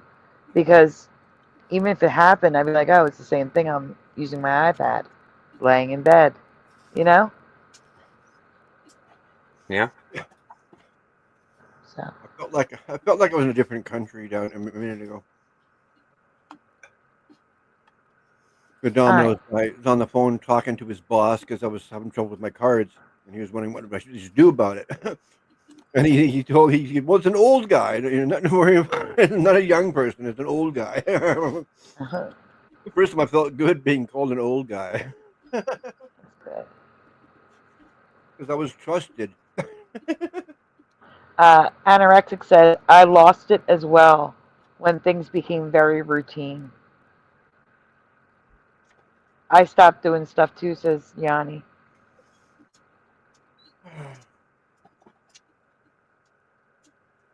All right, we can continue, Josh. Scientists coming up with a hypothesis that there was a universe completely mirror image to our version today. However, the only difference is that time is moving backwards in that universe. I'm not going to try and get deep with it, but the basic understanding of this theory is that the Big Bang is the center point of time. And because scientists believe in heavy symmetry within the universe, when it happened, it also created a negative version of time of our universe alongside ours. So when you think of cracking an egg, what would happen instead in the other universe is that it would start out from the yolk on the ground and turn back into the egg. This theory started back in 2015. When some scientists were up in Antarctica researching high energy particles. What we didn't know before is that there are high energy particles coming towards Earth, which from my understanding is because... So an explosion would go out in all directions. Okay? Yep. So if the Big Bang were real, it would explode in all directions, not in one direction. And the other side, why would it have to run backwards? Why couldn't it just be more realities? This, like not an alternate reality, just more of what we already have. Impossible. I'm not talking about impossibility. I'm talking about what ifs. Yeah, I know, but the whole Big Bang thing, something exploding and becoming something, that's impossibility. There's a thing called entropy where things get broken and they stay broken and they break more. That's that, if anything. All right, but I'm going to say, what if God flicked his finger and that's what caused the Big Bang? See what I'm saying? Well, I see what you're saying, and the Big Bang wasn't actually a Big Bang; it was just a beginning. Right. That makes more sense. But yeah, hearing the word "bang" means you're thinking of explosion, and no, that doesn't create things. That destroys things. Right. So, if like I believe space is an the unreachable heavenly realms. Okay, part of heaven that we can visibly see through the veil. So, let's say God created that to mask heaven and then created the earth, the Bible, people. And he did it by flicking his finger. I don't see why there'd be one that's in negative going in the opposite direction. Like starting and reverting to the point of nothingness. It doesn't make sense to me. I didn't miss a Josh video, did I? A Josh video? Yeah. What's a Josh video? Well, he made songs or whatever. Obviously, I guess you didn't play them. Oh, the Mind. No, we didn't play the Mind yet. Wrong person. But yeah. We're doing that after this video. Okay. Okay. All right, Josh, continue. Our universe is constantly expanding outward. However, they discovered high energy particles going away from our Earth in the opposite direction, as if they were going back in time. There was something pulling or stretching these particles the opposite way, as if the universe is expanding in another direction simultaneously. Let's take a brain breather with some Mandela effects. This one, specifically from Toy Story, is new to me. Do you remember Woody's catchphrase being, "There's a snake in my boot"? Because that's how I remember it, and the majority of people who grew up with it. What's that? What? We literally just looked at this last night. This Mandela. Yeah. It doesn't. This is one of those ones that do not make sense. Why would there be a snake, a singular snake? How is a singular snake in two boots at one time? Literally impossible. Yet that's what Woody says. There's a snake in my boots. Yeah, the only thing I was thinking of last night is that the only way it would be possible is if the boots were kind of like some of my shoes and they have holes in them. And so the snake, went out a hole and into another hole. And So technically, it could be in both boots at one time, but That's what I was thinking. Like other than that, yeah. Or either that, or he climbed in one boot. He's half his body's in one boot and half his body's in the other boot. Yeah. Yes, but that would only really happen if the boots were off of Woody, because he's walking around. That's kind of impossible. Oh, yeah, it's true. Well, yeah, it's impossible to have a snake in your boot if you're walking anyway. Where's the snake going to fit with your foot? Hey, anorexic. Hey, there's my Curious George, but no tail. We have the most. But we were wrong, because the actual phrase of it goes, "There's a snake in my boots." It was plural, and it was never singular. But of course, the internet didn't agree with this, with the biggest reason being that it grammatically doesn't make sense. The proper sentence should be, "There are snakes in my boots." And it also doesn't help with the fact that the Woody toys that came out all say, "There's a snake in my boot." There is no plural for those. So what gives? There was only one Reddit comment claiming that Pixar confirmed it's always been boot and not boots. But I haven't been able to find an article on that. How do you guys remember it? Tell me down in the comments below. Imagine finding a watch while you're exploring a tomb. Of course, watches have been around for quite a while at this point. We But just what have makes to pause it. Yeah. Yeah, this one's interesting. I've seen this one before with like the little watch, like ring-sized watch. I haven't seen this, I don't think. Yeah. Some ancient artifact that they found that had like the mechanics of a watch, but it's in the size of like a ring that you wear on your hand from like thousands of years ago. Yeah.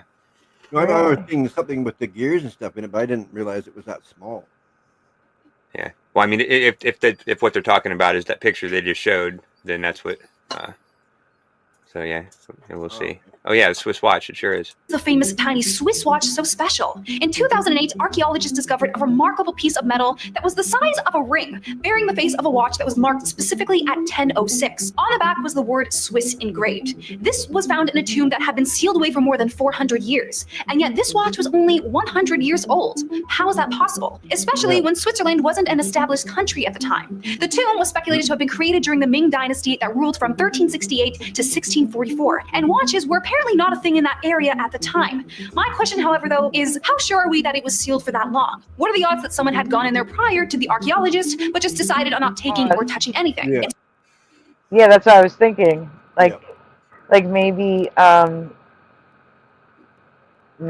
someone may have put something in there. Oh yeah, someone's laughing. I'm gonna throw my wife's watch in there. Watch this. But a watch the size of a ring from 100 years ago is still crazy. So they say. That watch did not look like 100 years old. No, that was no. The little green one. It looked like it was pretty old. Yeah, but not that old. Little green one. I don't see I just seen the one they just showed the female watch. Oh yeah, no, I think they're talking about the little green one. Okay, show it again. Yeah. Can you show it again? I don't remember. Yeah. I didn't see a little green watch. Yeah, I mean, it was like the oxidized. How far back? Right there. Yeah, that's the one I seen. Yeah. Oh. It is the one I seen. Yeah, it did look like a woman's watch, but yeah, it looks like a woman's longine or something like that. Yeah, except it's super tiny. Longine.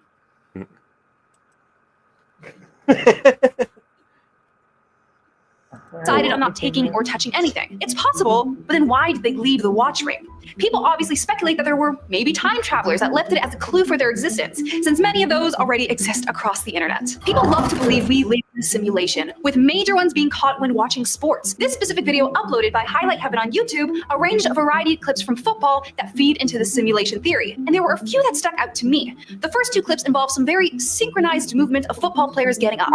Simultaneously, at the exact same time, their movements are mirrored perfectly, down to the hand placements, to the tempo, you name it. The biggest one that people have their eyes on is when one of the football players does this really weird, almost floating maneuver to get up. They barely use their hands as they hoist themselves from off the ground, as if all their power is coming from the balls of their feet. Sure, they have the momentum of pushing upward, but after that, it looks like it's all in the foot power. But I do have a theory for these weird movements, to which I feel many of you have figured out by now. Football players are constantly... It looks like they're playing the video in reverse, like he fell down and then they play in reverse to get back up. Like what?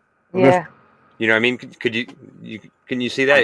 It looked like it shouldn't have been able to. He shouldn't have been able to stand up that easily like that. Because all right, yeah, here. Just rewind and show him. Hey, unindoctrinated. They barely use their hands as they hoist themselves from off the ground, as if all their power is coming from the Yeah. balls of their Oh, feet. yeah. Sure, they have the momentum of That's pushing upward, video. but That's what? That's video. Something that's not natural. Yeah, no, that was live. That was like, you know, on live TV. That wasn't like edited or anything. So they say. Well, no, it was on live TV. People watched it on live TV. I mean, I guess you're right. They could have said it was live and it wasn't, but I don't think they usually do that. But yeah, I don't see people moving like that. That's unnatural movement.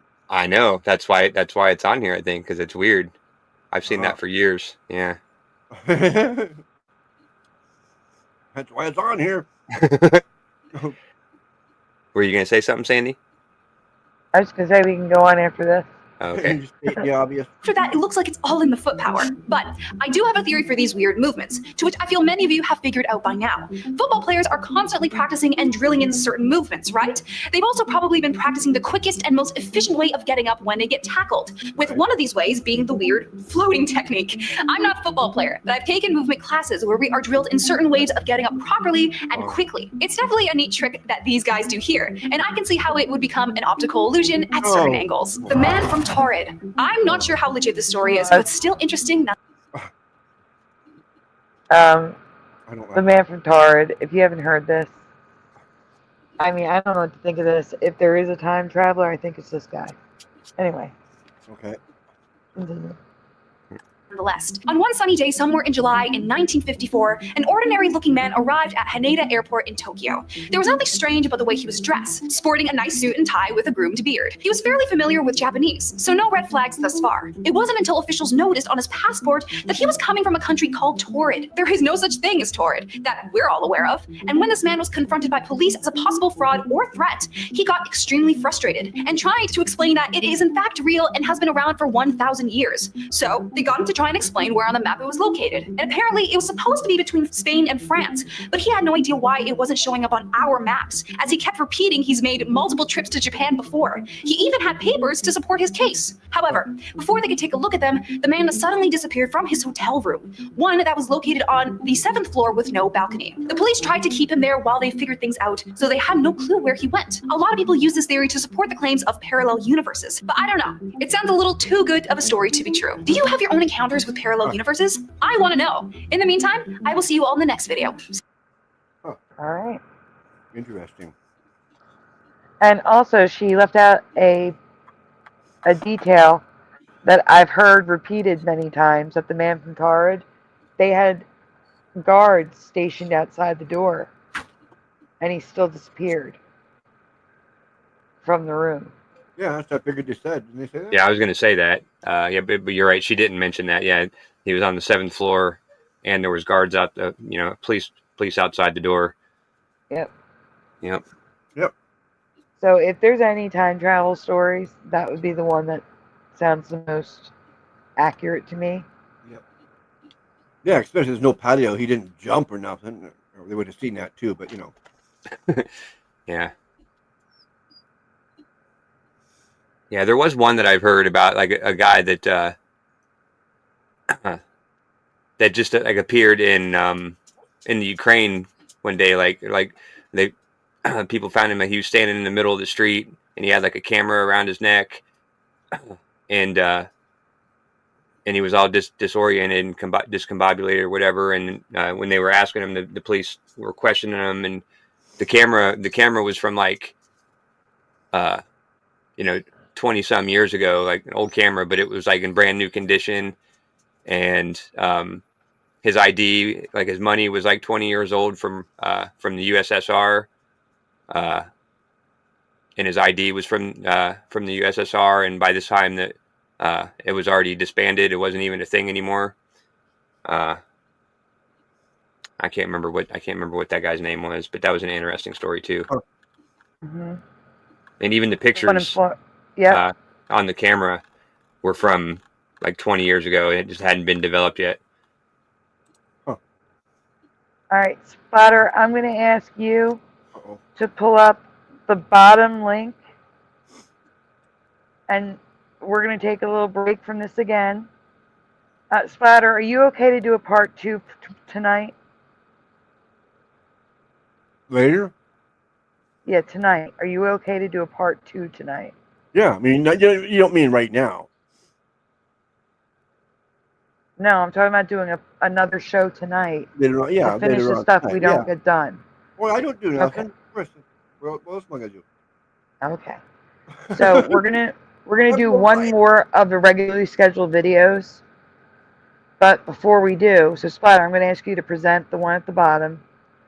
Get that ready. Yeah, the one that's at the bottom, but we're not playing it right now. Just get it ready. Oh, okay. Okay? Put my pizza down. Josh is going to get the song from the mind. Right. And he has some other videos that we're going to look at really quick. We're doing a little intermission for the last video tonight. You poor sap suckers. No, some good stuff we're going to be showing. No, So guys, we are going to take a short intermission. This song is from the mind, so if you need to get a drink, get a snack while you're listening to the mind song. Church of Latter-day Saints. And then we're going to show you some funny stuff. So just give you a heads up. It's going to be funny. We have some funny stuff to show you. And then we'll do one more video, and then we'll head out. And we'll be back tonight for the rest of the videos that we didn't get to. All right, this song is from the mind. I can't read what it's called. Josh?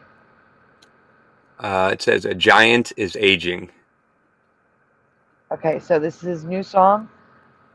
A giant is aging. And Josh, if you can, actually, I sent it to you. I will add this to the description later as well. All right. Okay. Go ahead.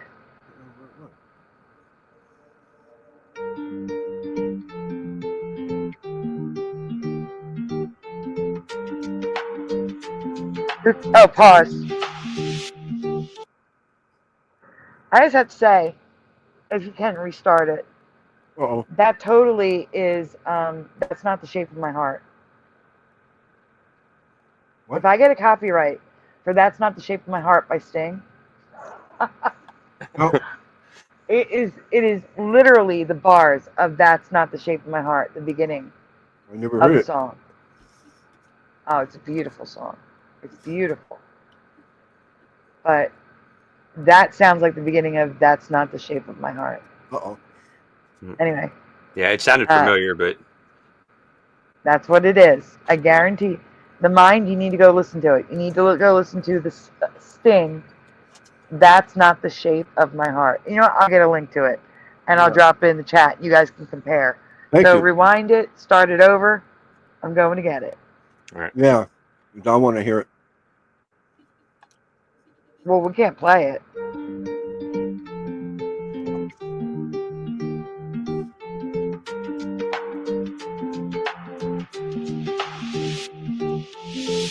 A giant is aging. A quiet dawn begins.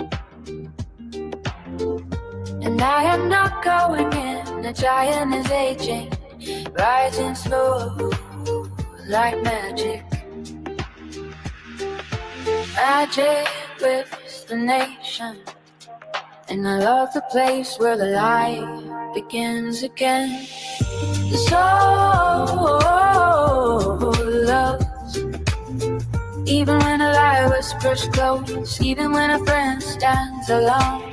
I am aiming at it, the truth, the rise, the becoming. Giant again is aiming at a 10, and my friend acted in the trembling hours. From desire to reason, every step reshapes the soul, and the soul remembers. Good night, Noise Guru. The soul loves the light forming, magic in many names, magic spoken, magic live. I imagine I am in it, a path opening under quiet insight. Gain, main, gin, anti, small fragments turning into clarity. Better shaping, understanding, man is in the main tin. Strange, but the meaning still breathes. The speaking giant whispers, only I go on. The soul of magic lifts the nation. My friend active, magic and I am in it. Inside grows, understanding rises. Imagination on the tip of the tongue and right under your nose.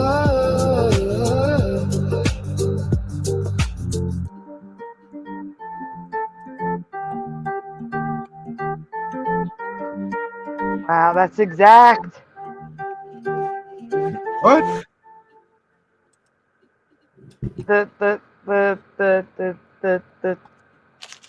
notes right there. It's exact. Huh. Shape of my heart. Exact. Oh, it was great. I really did like it. That was great, the mind. Yep. Except for the But fact your heart was beating in your chest thinking copyright, copyright, copyright. Yep, copyright, copyright, copyright on Shape of My Heart. Yeah, I can't play it. I can't play it because I will get a copyright. But guys, when you get a chance, go check it out. And I'm putting Shape of My Heart in the background so we can listen to it afterwards and compare. Yeah, when we're not on air, right? Yeah. Yeah, when we're not on there. Yeah, the mind has a good voice.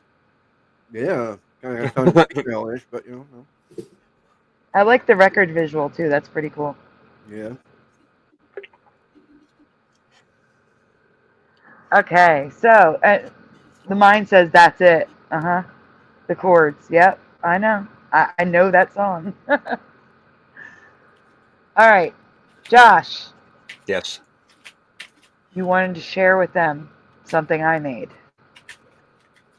Did you not? Yeah, where are those?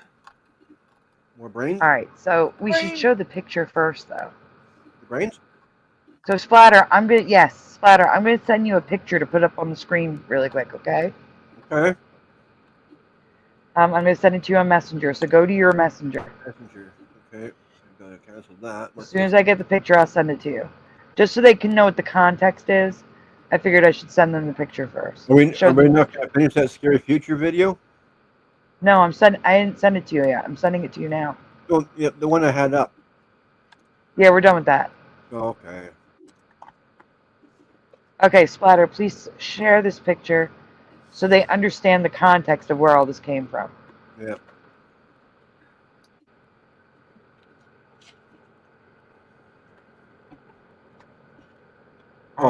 I might get kicked out. Okay, no, there it goes. Yeah. I don't see it yet. It's okay, the mind. We're almost 5 hours in. They'll probably miss it. Hopefully. That's my cat picture.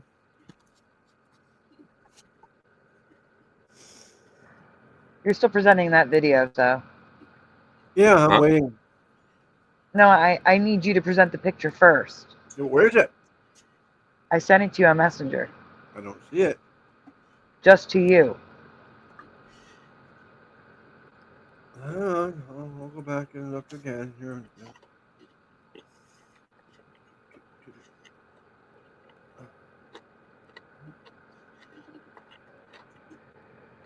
I'm gonna make sure it's sent.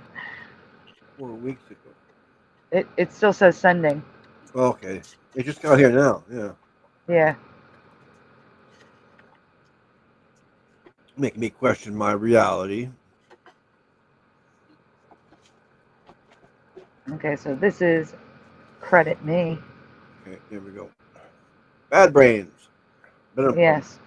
All right, so as you know, Josh has recently done a show with Pushin and Astral.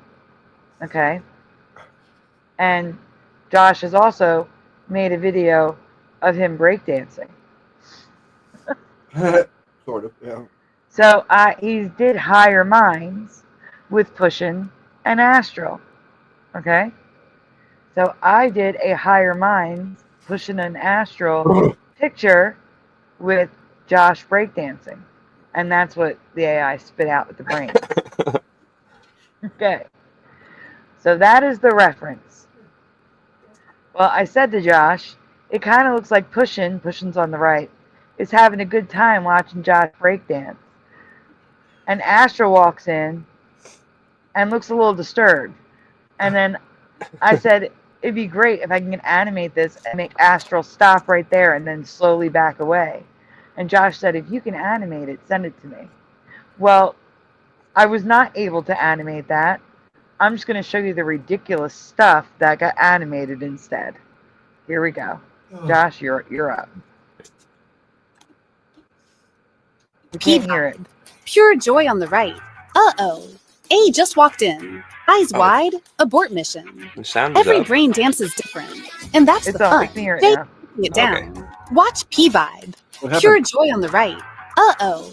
A just walked in. Eyes wide. Abort mission. Every his brain eyes? dances. And that's the fun. Is Jay the is video breaking playing? it down. Watch P-Vibe. Pure So joy on the Pushin is right. P-Vibe now. Now I'm seeing. I wasn't seeing it. I was just still seeing the picture you made me put up. Pushin is P-Vibe. And Astral's eyes.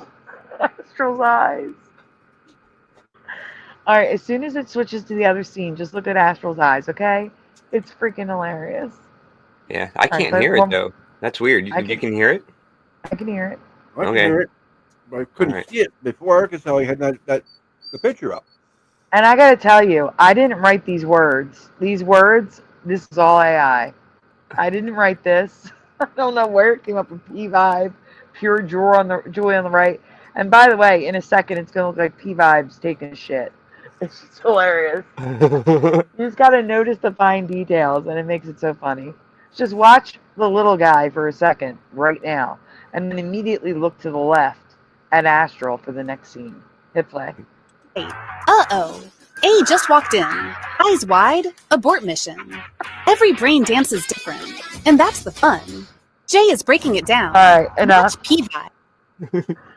It's just insane. It's so funny. They get weirder as it goes along. There's a lot of them.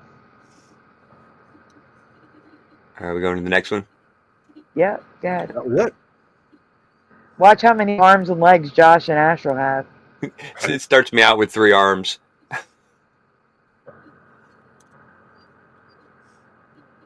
Yeah, there's like a delay in the sound. There's no sound at all here. Oh. No, I'm not hearing it either. Mills, flares, Start it over. backspins. Jay keeps the groove. Oh, there we go. Meet Jay, the breakdancing brain. Headspin, go. Zooming out. P's loving it. Vibing Wait, hard. pause. Windmills, flares, back. P, period, P.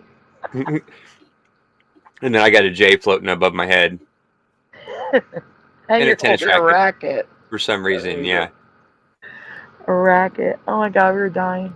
We were dying when we first saw these. Oh my god. All right, go ahead. Backspins. Jay keeps the groove. A walks in, same expression, then eyes widen. A slowly backs away, out of frame. Jay dazzles. P But cheers. doesn't. Final freeze. There it goes. Same scene, same brains, good vibes. Meet Jay, the breakdancing brain. Headspin, go. Zooming out. P's loving it. Vibing hard. Windmills, flares, backspins. Jay keeps the groove. A walks in, same expression, then eyes That's widen. breakdancing. Slowly The three backs legs. away, out of frame. Jay dazzles. P cheers. Final freeze. Same scene, same brains, Final good freeze. vibes. Meet Jay. Same the brains. All right, wait. We're gonna go on because it gets more off the rails. It's gonna become a breakdance battle. All right, continue. I'm waiting for the All right, P so guy to this poop. one's the closest to the original. And I was waiting for P to poop.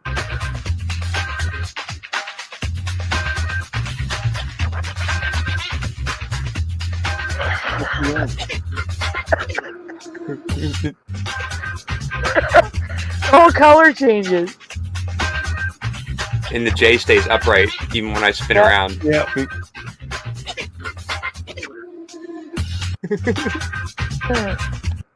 But yeah, Astral's the funniest when he's walking away. Like, Yep.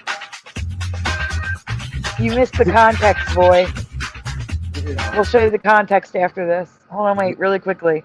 This is the context. I made an image with AI for when Josh had Astral and Pushin on Higher Minds. So I did a prompt for Higher Minds with Astral, Josh breakdancing, and Pushin, and it made that. And then we animated it. Okay, go ahead.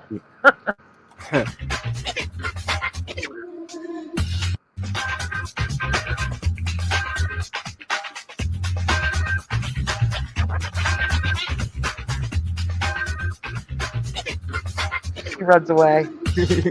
Okay. We go to the next one. All right, so this one they made this format. You made too many arms. Yeah. Well, wait, they make one that doesn't even look like an arm.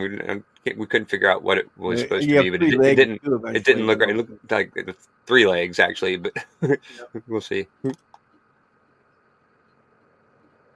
There you go. Flapping. He reproduces. And then they're mean mugging at the very end. Watch the 2 on the sides at the very end. Mean mugging? Yeah. Look, watch their eyes. Right there. Oh, yeah. Like, we don't like that anymore. Let's just call it an arm, guys, says Void. Please. Oh, Void, just to let you know, I can't show your comment. There you go. These @ handles are permanent. You can change it to just Void, but they are permanent now. They're not switching back. Okay, we can continue. There's no sound yet, Josh. You got to turn the sound on. Oh yeah, this is where Astral became This is where Astral became Gizmo. Yeah. Ooh, go Jay! What is happening? Nope, I'm out. Yes! That was sick! And When Astral reproduced.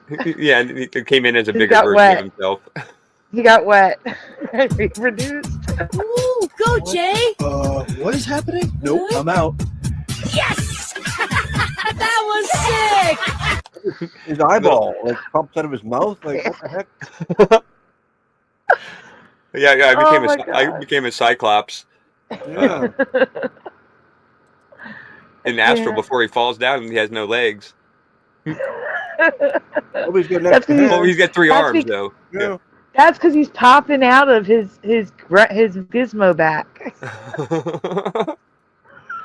Sick! That's funny. Ooh, go Jay! What is happening? Nope, I'm out. Yes! That was sick! What the hell? Okay, I told you it goes off the rails. All right, next. Oh, this I'm dancing on myself. Yeah, he reproduced. Gonna head out. You can't stop. Nice landing, Jay. The best part is Pushin and Astral are women. Yeah, they got high pitched voices. Oh my god. I can't. Look at those stairs. Yeah, I'm just gonna head out. You can't stop. Nice landing, Jay. Nice landing, Jay. The look on their face at the end when I start spinning around the bottom half. You can't stop. That's the Nice funniest landing, part. Jay. Right here. Like right there. Like they both look so happy. Yes, they do. Oh my god. Those are their boobs.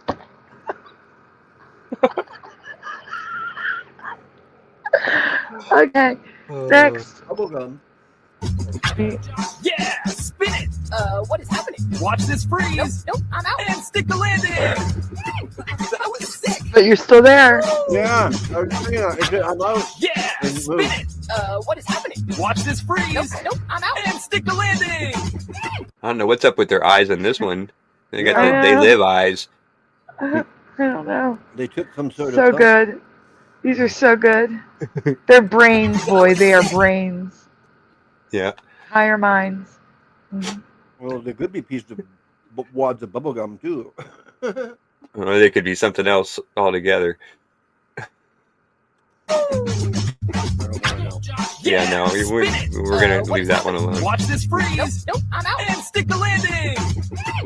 I'm looking at the color and someone else said it. Okay, let's go to the next one. Could be bubblegum. All right, these are adorable. Okay, these are freaking adorable. All right, anyway, go ahead. We already played this. Watch P-Vibe. Pure joy on the right. Is it? Uh-oh. Is it? A Lupin just walked back? in. Eyes We already played wide. this. Abort mission. Oh, this was the Every first one brain too. dances I yeah. must have it in there And that- twice. You went the wrong way. Okay. Here we go. Look how adorable these things are. Okay, here we go. Battle A versus J. Round 1. A. Show us. 3, 2, 1. Go. That's supposed to be pushing and put a J on the referee. J brings the heat. Higher minds every With Saturday jazz night hands. at 10 p.m. Welcome to the brain won. battle. A versus J. You got jazz hands. Round 1. A. Oh, I didn't Show even us. see that. 3, 2, 1. You Go. bring the heat with jazz hands. Watch. Watch, he brings the heat with jazz J hands. brings the heat. Higher minds every Saturday night at 10 p.m. Welcome to. But see, that I think that was Astral because I was the referee in this one. Yeah. No, it was supposed to be Pushin as the referee, and it just made you the referee too. Yeah. Yeah, that makes the tournament kind of unfair, doesn't it? Yeah, right. Who's getting served at the same time.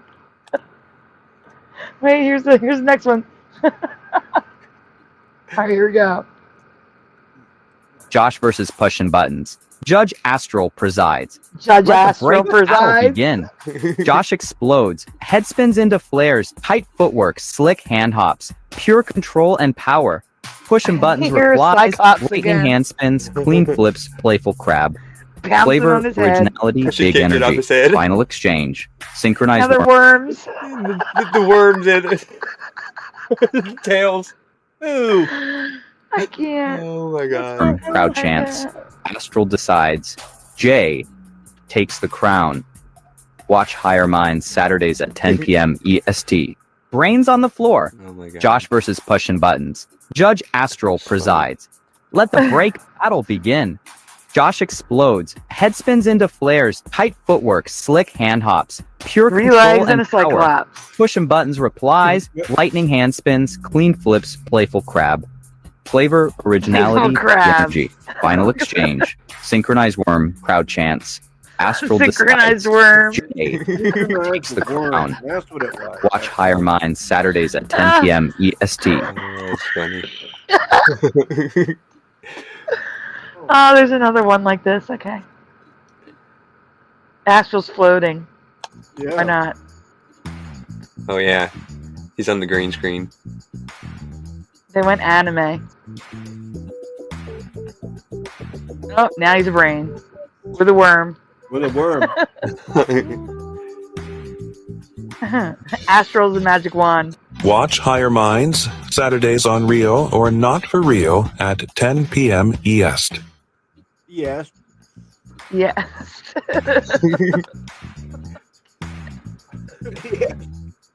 I love that cutoff shirt.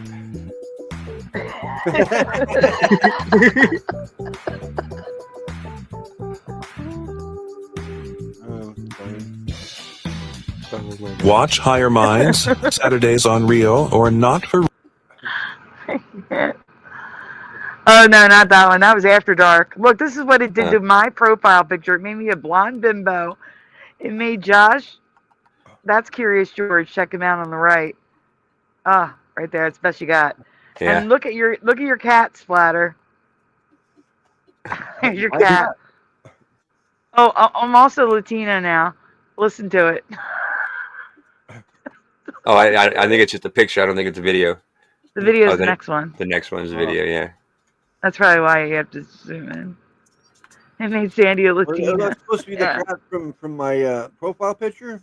Yeah. Yes. Oh. Yeah, but we have a video of it. It's next. Okay. There it is. Open panels, reaction shows, Mandela Effect 101, and community spotlight events. Shows are every weekend at midnight Eastern and pop up randomly throughout the week on my YouTube channel, Sandy Diva Mandela Effects. Join us for new Mandela Effects, open panels, reaction shows, the Mandela Effect 101, and community spotlight events. Shows are every weekend at midnight Eastern and pop up randomly throughout the week on my YouTube channel, Sandy Diva Mandela Effects. My skin is lighter than that, and my hair is much darker than that. Whole thing's wrong. The whole thing's wrong. Oh my god, it was so funny. I literally uploaded a picture of our like the soap thing without the soap. It's just our icons, and it made that. Insane. And then there's the Higher Minds promo, which I'm actually going to use. I'm going to take a clip of the stuff before they add words and stuff. It's actually pretty good. Like the video before they add words is pretty good. So I made this thumbnail for Josh once. There is music. What?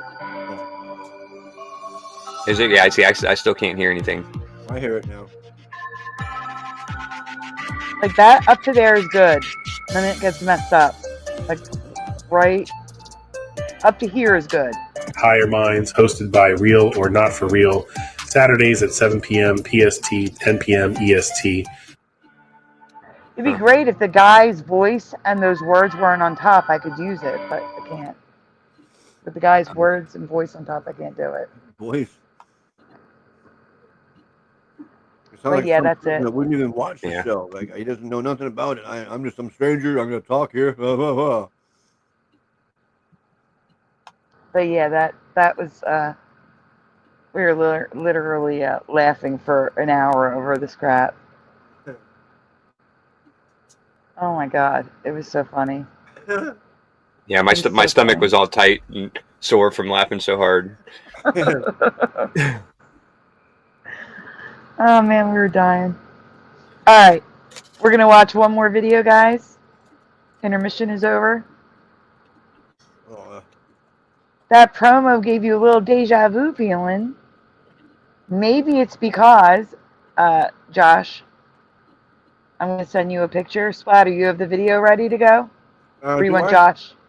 Or do you want Josh to present the video? Josh, I'm still eating. I'm trying to get finished. Okay, can you present a picture?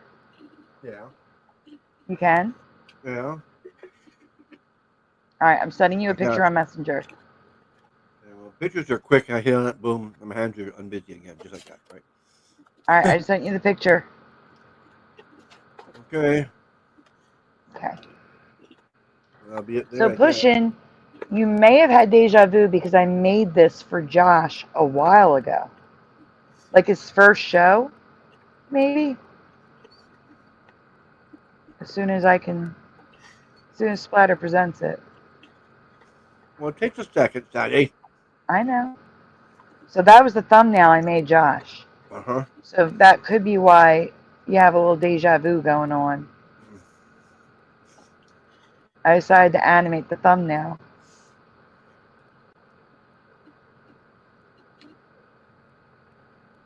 But, yeah.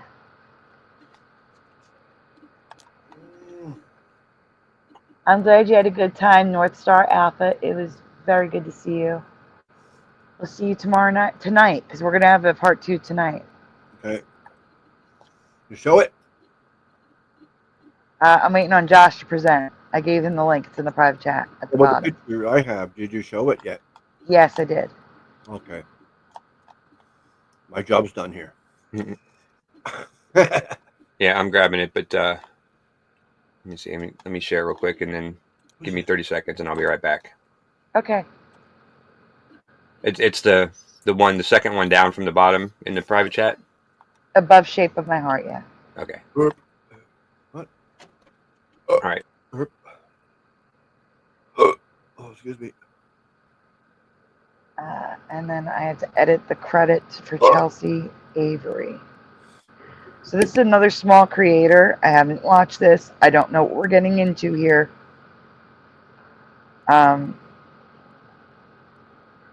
But it could be good.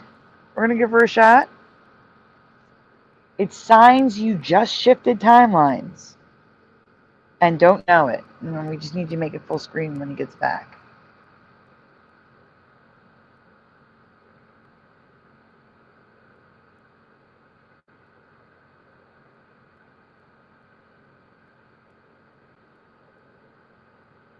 I guess it's just me up here talking. I forgot my mic was turned off. Sorry. It's okay. Well, I was talking, but you didn't hear me. I know, it's all right. I thought Josh was going to hit play before he walked away, but I guess not. Well, I was talking thinking you could hear me until you said that, and I realized, oh, no. Oh, no? Yeah. Oh, no. Oh, no. Oh, no. Oh, no. I said I can make it full screen, and I did, but it doesn't help. I did have a red one for Christmas. I'm uploading it now. They're uploading. Which one's the red one for Christmas? There it is. This one was for Hero. There's the Christmas one. Okay. We can start whenever you're ready, Josh. Oh, okay. If you are seeing Wait a minute. any of these signs, Actually, there is a very good chance. I'm sorry. We Riders is sticking donuts in the chat, so you know I got to do it. Guys, make sure you hit like on the stream. Yeah. Subscribe if you haven't already. Ring that bell so you are notified. Also, if you're watching a replay, please comment. Also, share if you wouldn't mind, but if you're uncomfortable, I understand. Donuts are also very much needed, very much appreciated, but never, ever, ever are donuts required. If you'd like a donut, links are in the description. And here's a ho, ho, ho donut for Woo Riders who asked for donuts. And since Josh is here, we'll also do the Yeneman's Feliz Navidad donut. Super night owls. We get settled, and then she brings us back up and stay up again. All right, we are back. We get 4 days off, and then we're back up to staying up all night again. All right, we ready? Right. We are ready. All right. That's that you just shifted timelines. The first indicator, the first sign that you may have just shifted timelines is that things are looking a little bit different in your reality. Maybe the colors are looking a little bit more vivid. Maybe you walk outside in the morning and for some reason the neighborhood just has a different type of glow to it, a different type of energy to it. Or maybe you are noticing little small glitches in the matrix. Maybe the night before you thought you left your pen on your desk, but then the next morning you find it on your kitchen table. Little Welcome, Sophie Bliss, who says, I was just eating a donut, too. Nice. You left your head on your desk? What? You are not going to see the real Sandy living in bed. It's not a pretty sight, I'm sure. But I was going to say something. I was going to say hi to Sophie Bliss. And then I was also going to say something. I can't remember what it is. Get rid of the ham. Something in the chat? No. No, I got a pineapple mushroom cheese pizza. That's better. I forget what it is if I think of it. Oh, I was going to say, it's not that obvious for me. What? Like, I think we shift all the time. I don't see things around me differently like that. I don't think... I mean, have you guys ever shifted and noticed it because things were more vibrant or the world looked different to you? That's really never happened to me. It's subtle things that are different that I usually come across online. Yeah. Or hear a song and it's wrong. Right? Huh? The world does seem pretty bleak. Yeah. Kenra says yes. Ooh. Prove it. No, tell us what was different. Yeah. All right, we can continue. Well, that's what I mean. place items, little tiny glitches in the matrix where you look at something and it looks a little bit different. This is a really strong indicator that you have just shifted timelines. The number 2 sign, and this is a major sign that you just shifted timelines, is that you are going through a huge tower moment in your life. You are going through a big tower collapse moment in your life. So basically, you're going to be looking around your reality. You what? What is a tower collapse moment? Everything changed, like bang. No, I would assume it's like everything, you know, when it rains, it pours. But I've never heard that term ever. Kenra says everything was darker and everything looked 4K. No stars either, says DD74. Camera. No stars. No stars. Well, you wait for the cloud cover to dissipate, and then clear sky again. Yeah, the tower is in tarot cards. I do know that, but I don't know what a tower collapse moment is. Unless she means everything is falling apart. But again, I've never heard that term, tower collapse moment. Well, it looked like she used a graphic of Jenga. Yeah. And that's kind of what I pictured. At this point, and things are going to be falling apart, right? You're going to be losing things. People are going to be leaving your life. There's going to be opportunities that are just going to fall through. You're going to be noticing a lot of the old things in your life falling apart. And this is because your new timeline will cost you your old timeline. So if you just shifted timelines, you have shifted into an entirely different reality, an entire new reality. And so in order for you to embody and live in this new reality, it will cost you your old reality. And this is why you will notice those big tower moments. What is she high on? Yeah, I don't think that's true at all. No. Nothing she says is real. She's just making this shit up. Unless she's shifting in a different way than we are. All right, continue. Maybe she's talking about the upgrade. Those big moments of Yeah, but even upgrade is like you barely notice it. Like you know. Well, no, like Sai's saying that, I don't know, my sign and other signs are going through a 20-year upgrade. And everything happening in my life right now is part of it.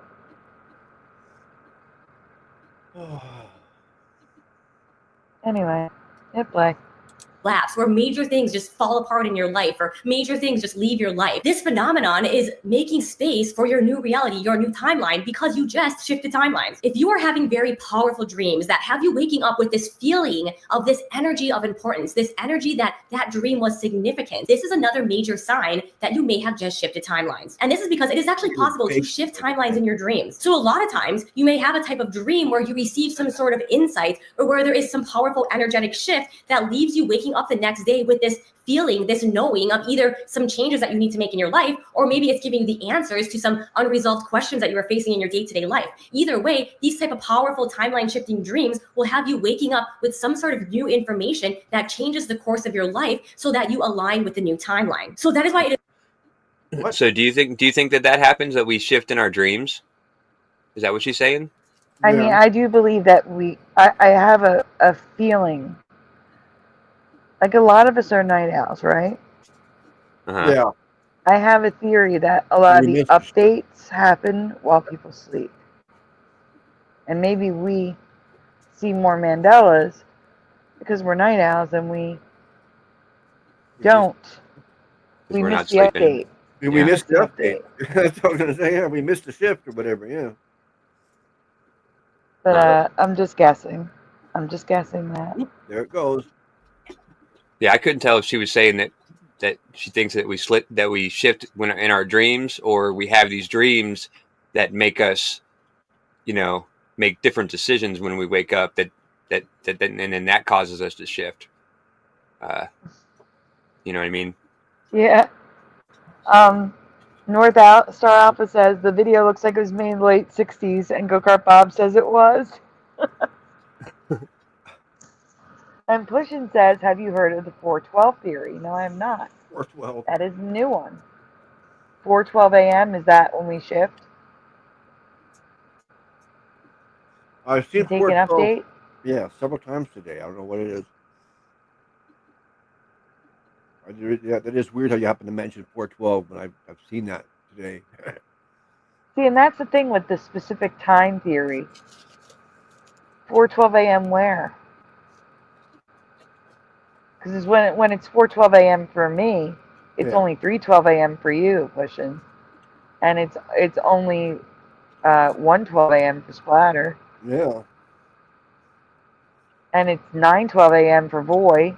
And so on. Or no, 10:12 a.m. Yep. Unless it happens in time zone shifts, so. The East Coast gets the update before the West Coast. Yeah, why not? I got my dinner set for tomorrow.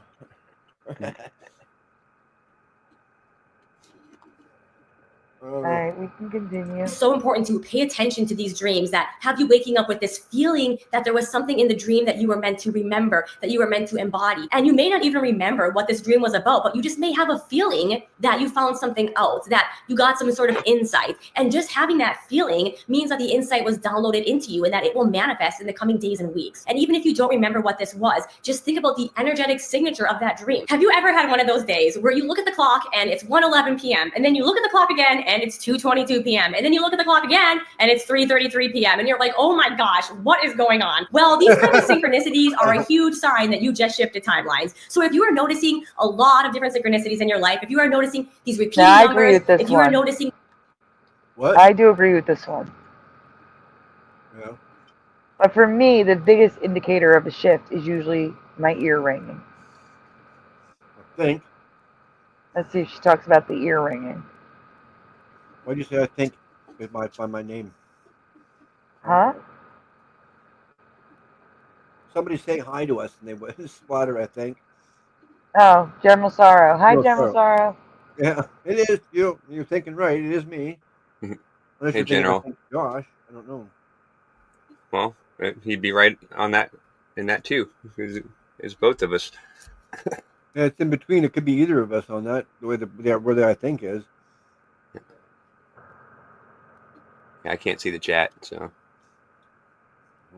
that every time you think about somebody, they message you or they call you. This is a huge sign that you are in the flow of the universe as you are shifting onto a new timeline. And this is especially true if you are trying to manifest some specific changes in your life through this new timeline. So if you are trying to manifest a new car, for example, and you start seeing that car everywhere, that is really the first key indicator that your timeline is now aligning with that energy of the new timeline where this car exists, where you have this car. So if you're noticing these type of synchronicities, that is a huge sign from the universe that you are on the right track, that you are aligning with your desired timeline. This last sign is something that What's that? So where's my car? You're right. I was just thinking about a Ferrari the other day, and I haven't seen one yet. I don't even have a car. I mean, I'm supposed to have a car. Where's my car? They have cars in I'm Canada? manifesting all of my friends coming to visit me. What did you say? You're manifesting what? All of my friends coming here to visit me. That's what I'm doing. Oh. Oh, well, that's good. That's a good. Yeah.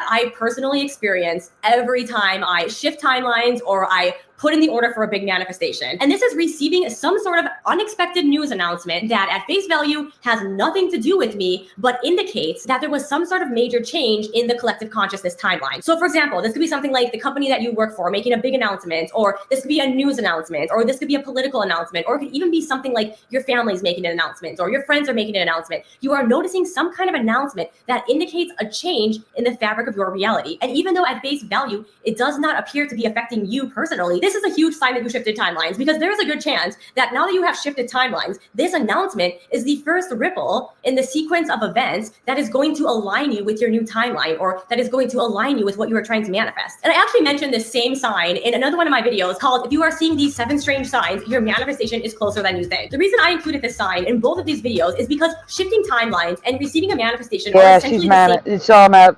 This is. She should have named this something to do with manifestation, because she's more on the manifest your reality track. This video. Yeah. But it's another angle. Like I said, these are all different angles of the alternate timeline theory. So this is Too young to know what she's talking about. on par. Yeah, I don't know if I agree with this last one. Just because there's a big event in somebody around you's life, and they have an announcement. I don't think that. Sophie says, "Oh, I'm sorry. I thought you were done. I'm sorry." No, that's right. I was just saying I don't think that means that you're shifting timelines because something big is happening in your life or someone you know's life. Mm-hmm. I agree. Sophie says, "Oh, like 2 weeks ago, I saw 3 of the same car drive past and pull into 3 different driveways." Yeah, that's if you're manifesting that car, then maybe it's coming at you. General Star says, "Where is my flying car?" Or that car had a good sale on and everybody bought one. Yeah, I have noticed that, like, whenever I get a new car, then as soon as I get a new car, or a used car, but whenever I get, like, that car, I always end up seeing a whole bunch of them more on the road, and I maybe never noticed them before. Exactly. Before you got that car, you never seen them anywhere, or maybe once or twice here or there. But then once you get that, they're everywhere. Exactly. Yep, I know that's happened to me. It's happened multiple times. Yep. My old car, my last car, like actually my car, last car I had was an 09 Honda Civic. It was like a sparkly dark gray, and the 09 was a specific, like, the body design was different than the rest of the Hondas. It had, so instead of being closed off, there was a little tiny triangle window, like like that big plastic part, like right near the door, between the door and the windshield, and the plastic normally comes down. Well, where it comes down, there was a triangle window, so you could see out more, like a blind spot, like with people crossing the street.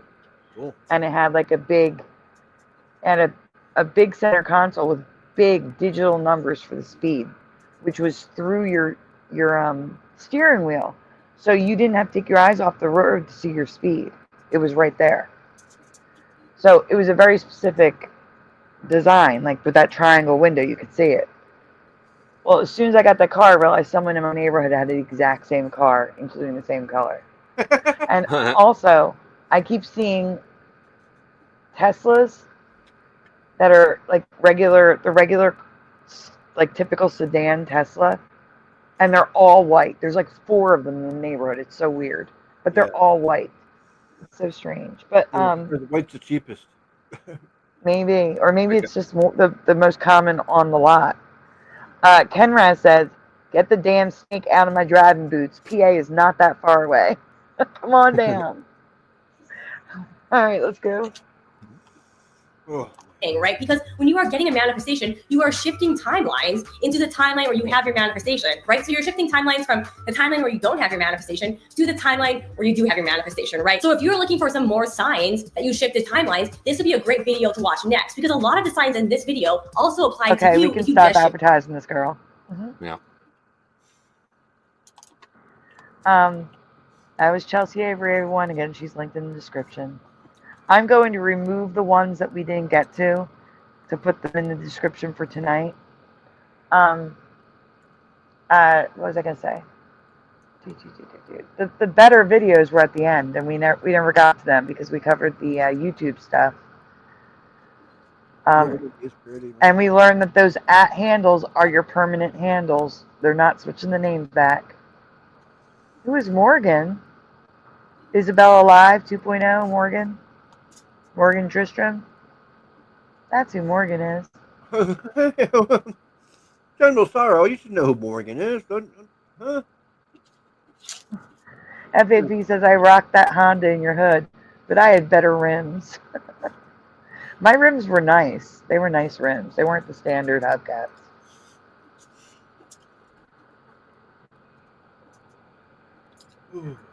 Who is Ryan S? Please. He's Cookie Monster.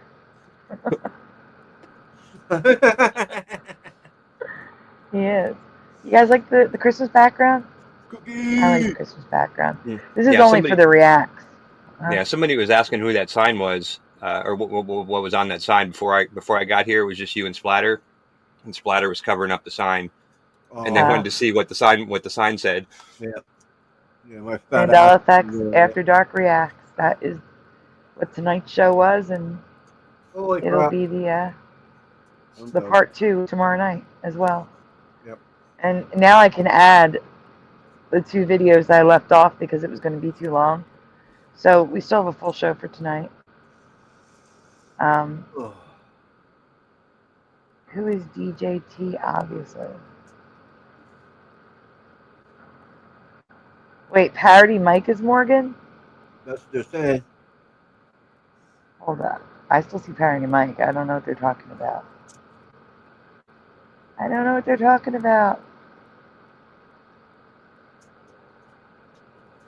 Oh, man. All right, guys. So like I said, we'll be back tonight with the rest of the stuff that we didn't get to. There's something else I was going to say, and my mind is just not working.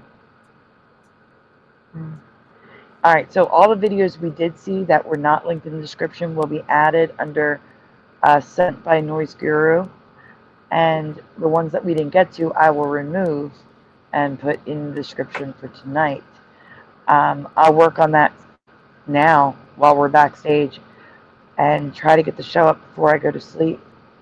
And we'll see you tonight. 33. Huh? 33? What's 33? 311 is 33. Oh, General Sorrow says 33. Oh, is that how many in the chat right now? Is that what the deal is? I see it. Good night, Alpha. Have a nice day, Time Man. Okay.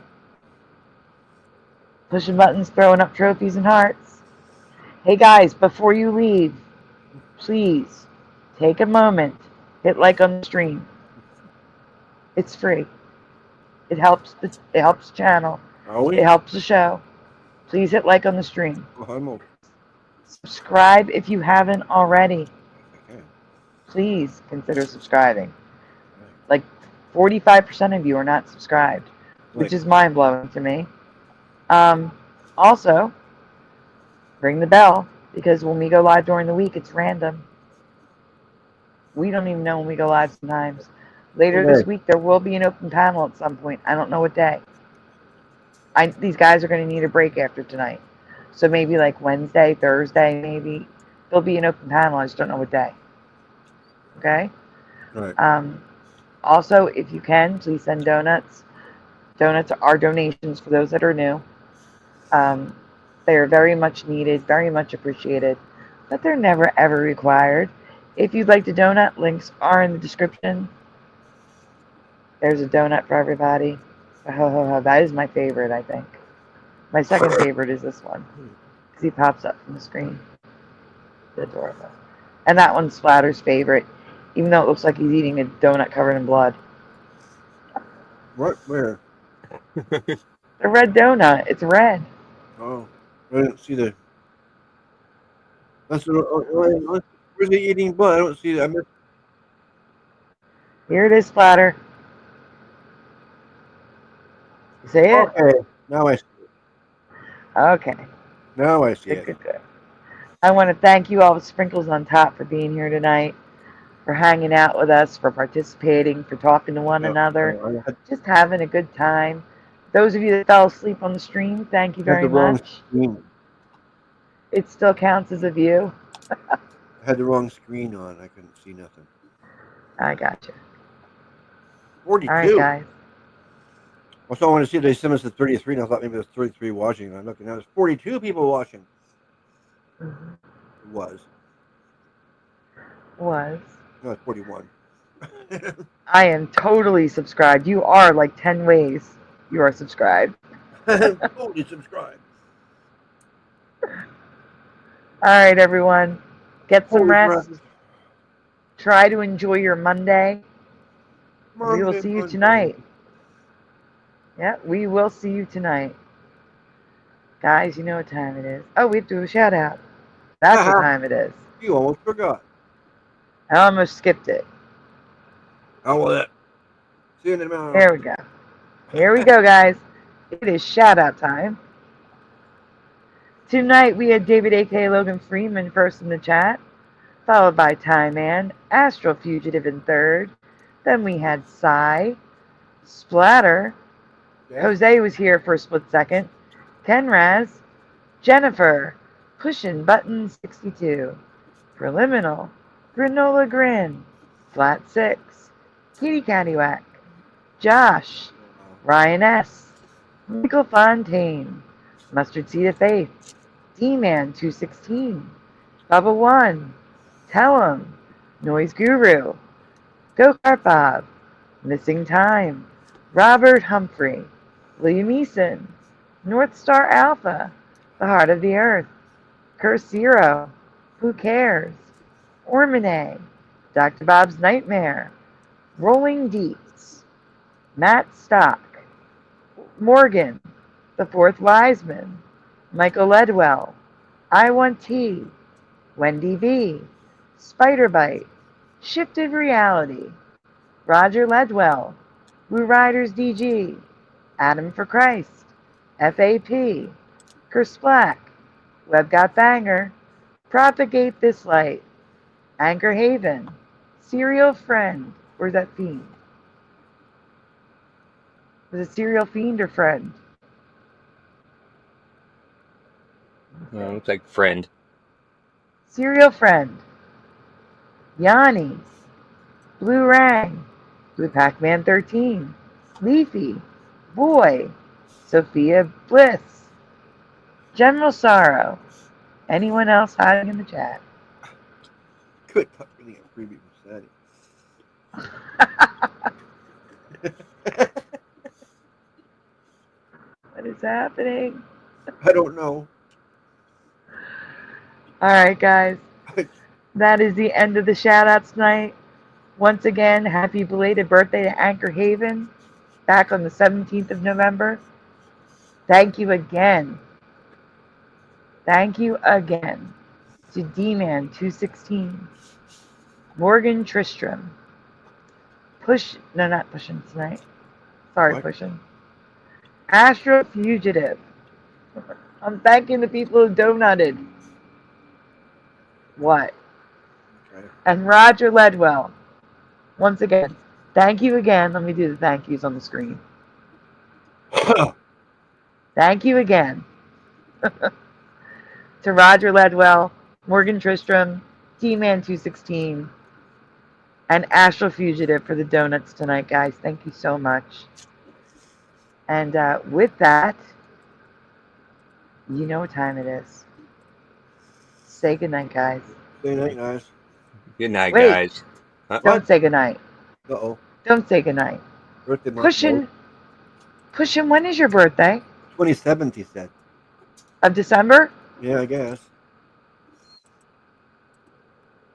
We will keep that in mind. That's why I put He said it's a catastrophe. It's a catastrophe. Oh, okay. No, General Sorrows is 27th. Pushing's 22nd. Cushion is the 22nd, and General Sorrow is the 27th. Yeah. See, I was getting them mixed up. All right. We will keep both of those in mind. 12, 20. Oh. Happy birthday, December Peeps. This is General Sorrow. 80. Yeah, 1980. You're young. He's a baby. He's a baby. All right, guys. Oh, 12/11/80 for FAP. Oh, well, another baby. Wait, 11? I had you down as the 12th. You're the 11th. All right. Fixed. Okay, guys. Now, you know what time it is. Say goodnight, guys. Good night, guys. Good night again, guys. Yeah. Good night again. Have a bad night. And we'll see you tonight. Good night, guys. Everybody.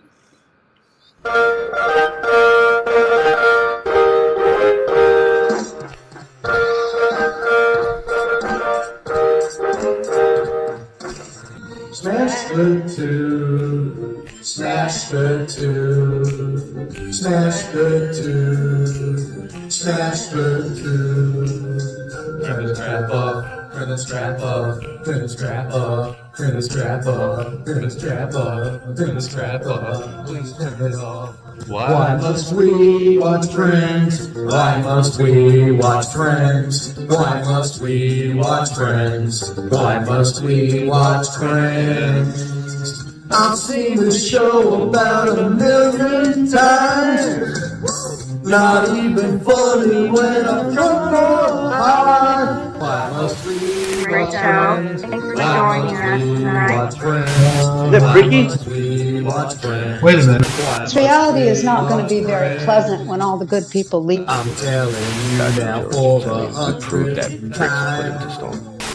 Isn't even close. How could you say otherwise? The land's everybody. Hebro77 here. I'm doing good. Now that I'm home and off work. Why must we watch Friends? That laugh track is so welcome to me. Fog that's happening over across everywhere. No. Pastor of Muppets. As the Asian man propagate, never too late. Yes. Working on Baby, It's Cold Outside. Part of your world, it flipped back again. We all come from different realities, like I explained last week. Watch TV swing down and Castle's belly. Why must we watch Friends? Why must we watch Friends? Why must we watch Friends? Why must we watch Friends? Why must we watch Friends? Why must we watch Friends? Why must we watch Friends? Why must we watch Friends? Why must we watch Friends? Why must we watch Friends? Why must we watch Friends? Why must we watch Friends?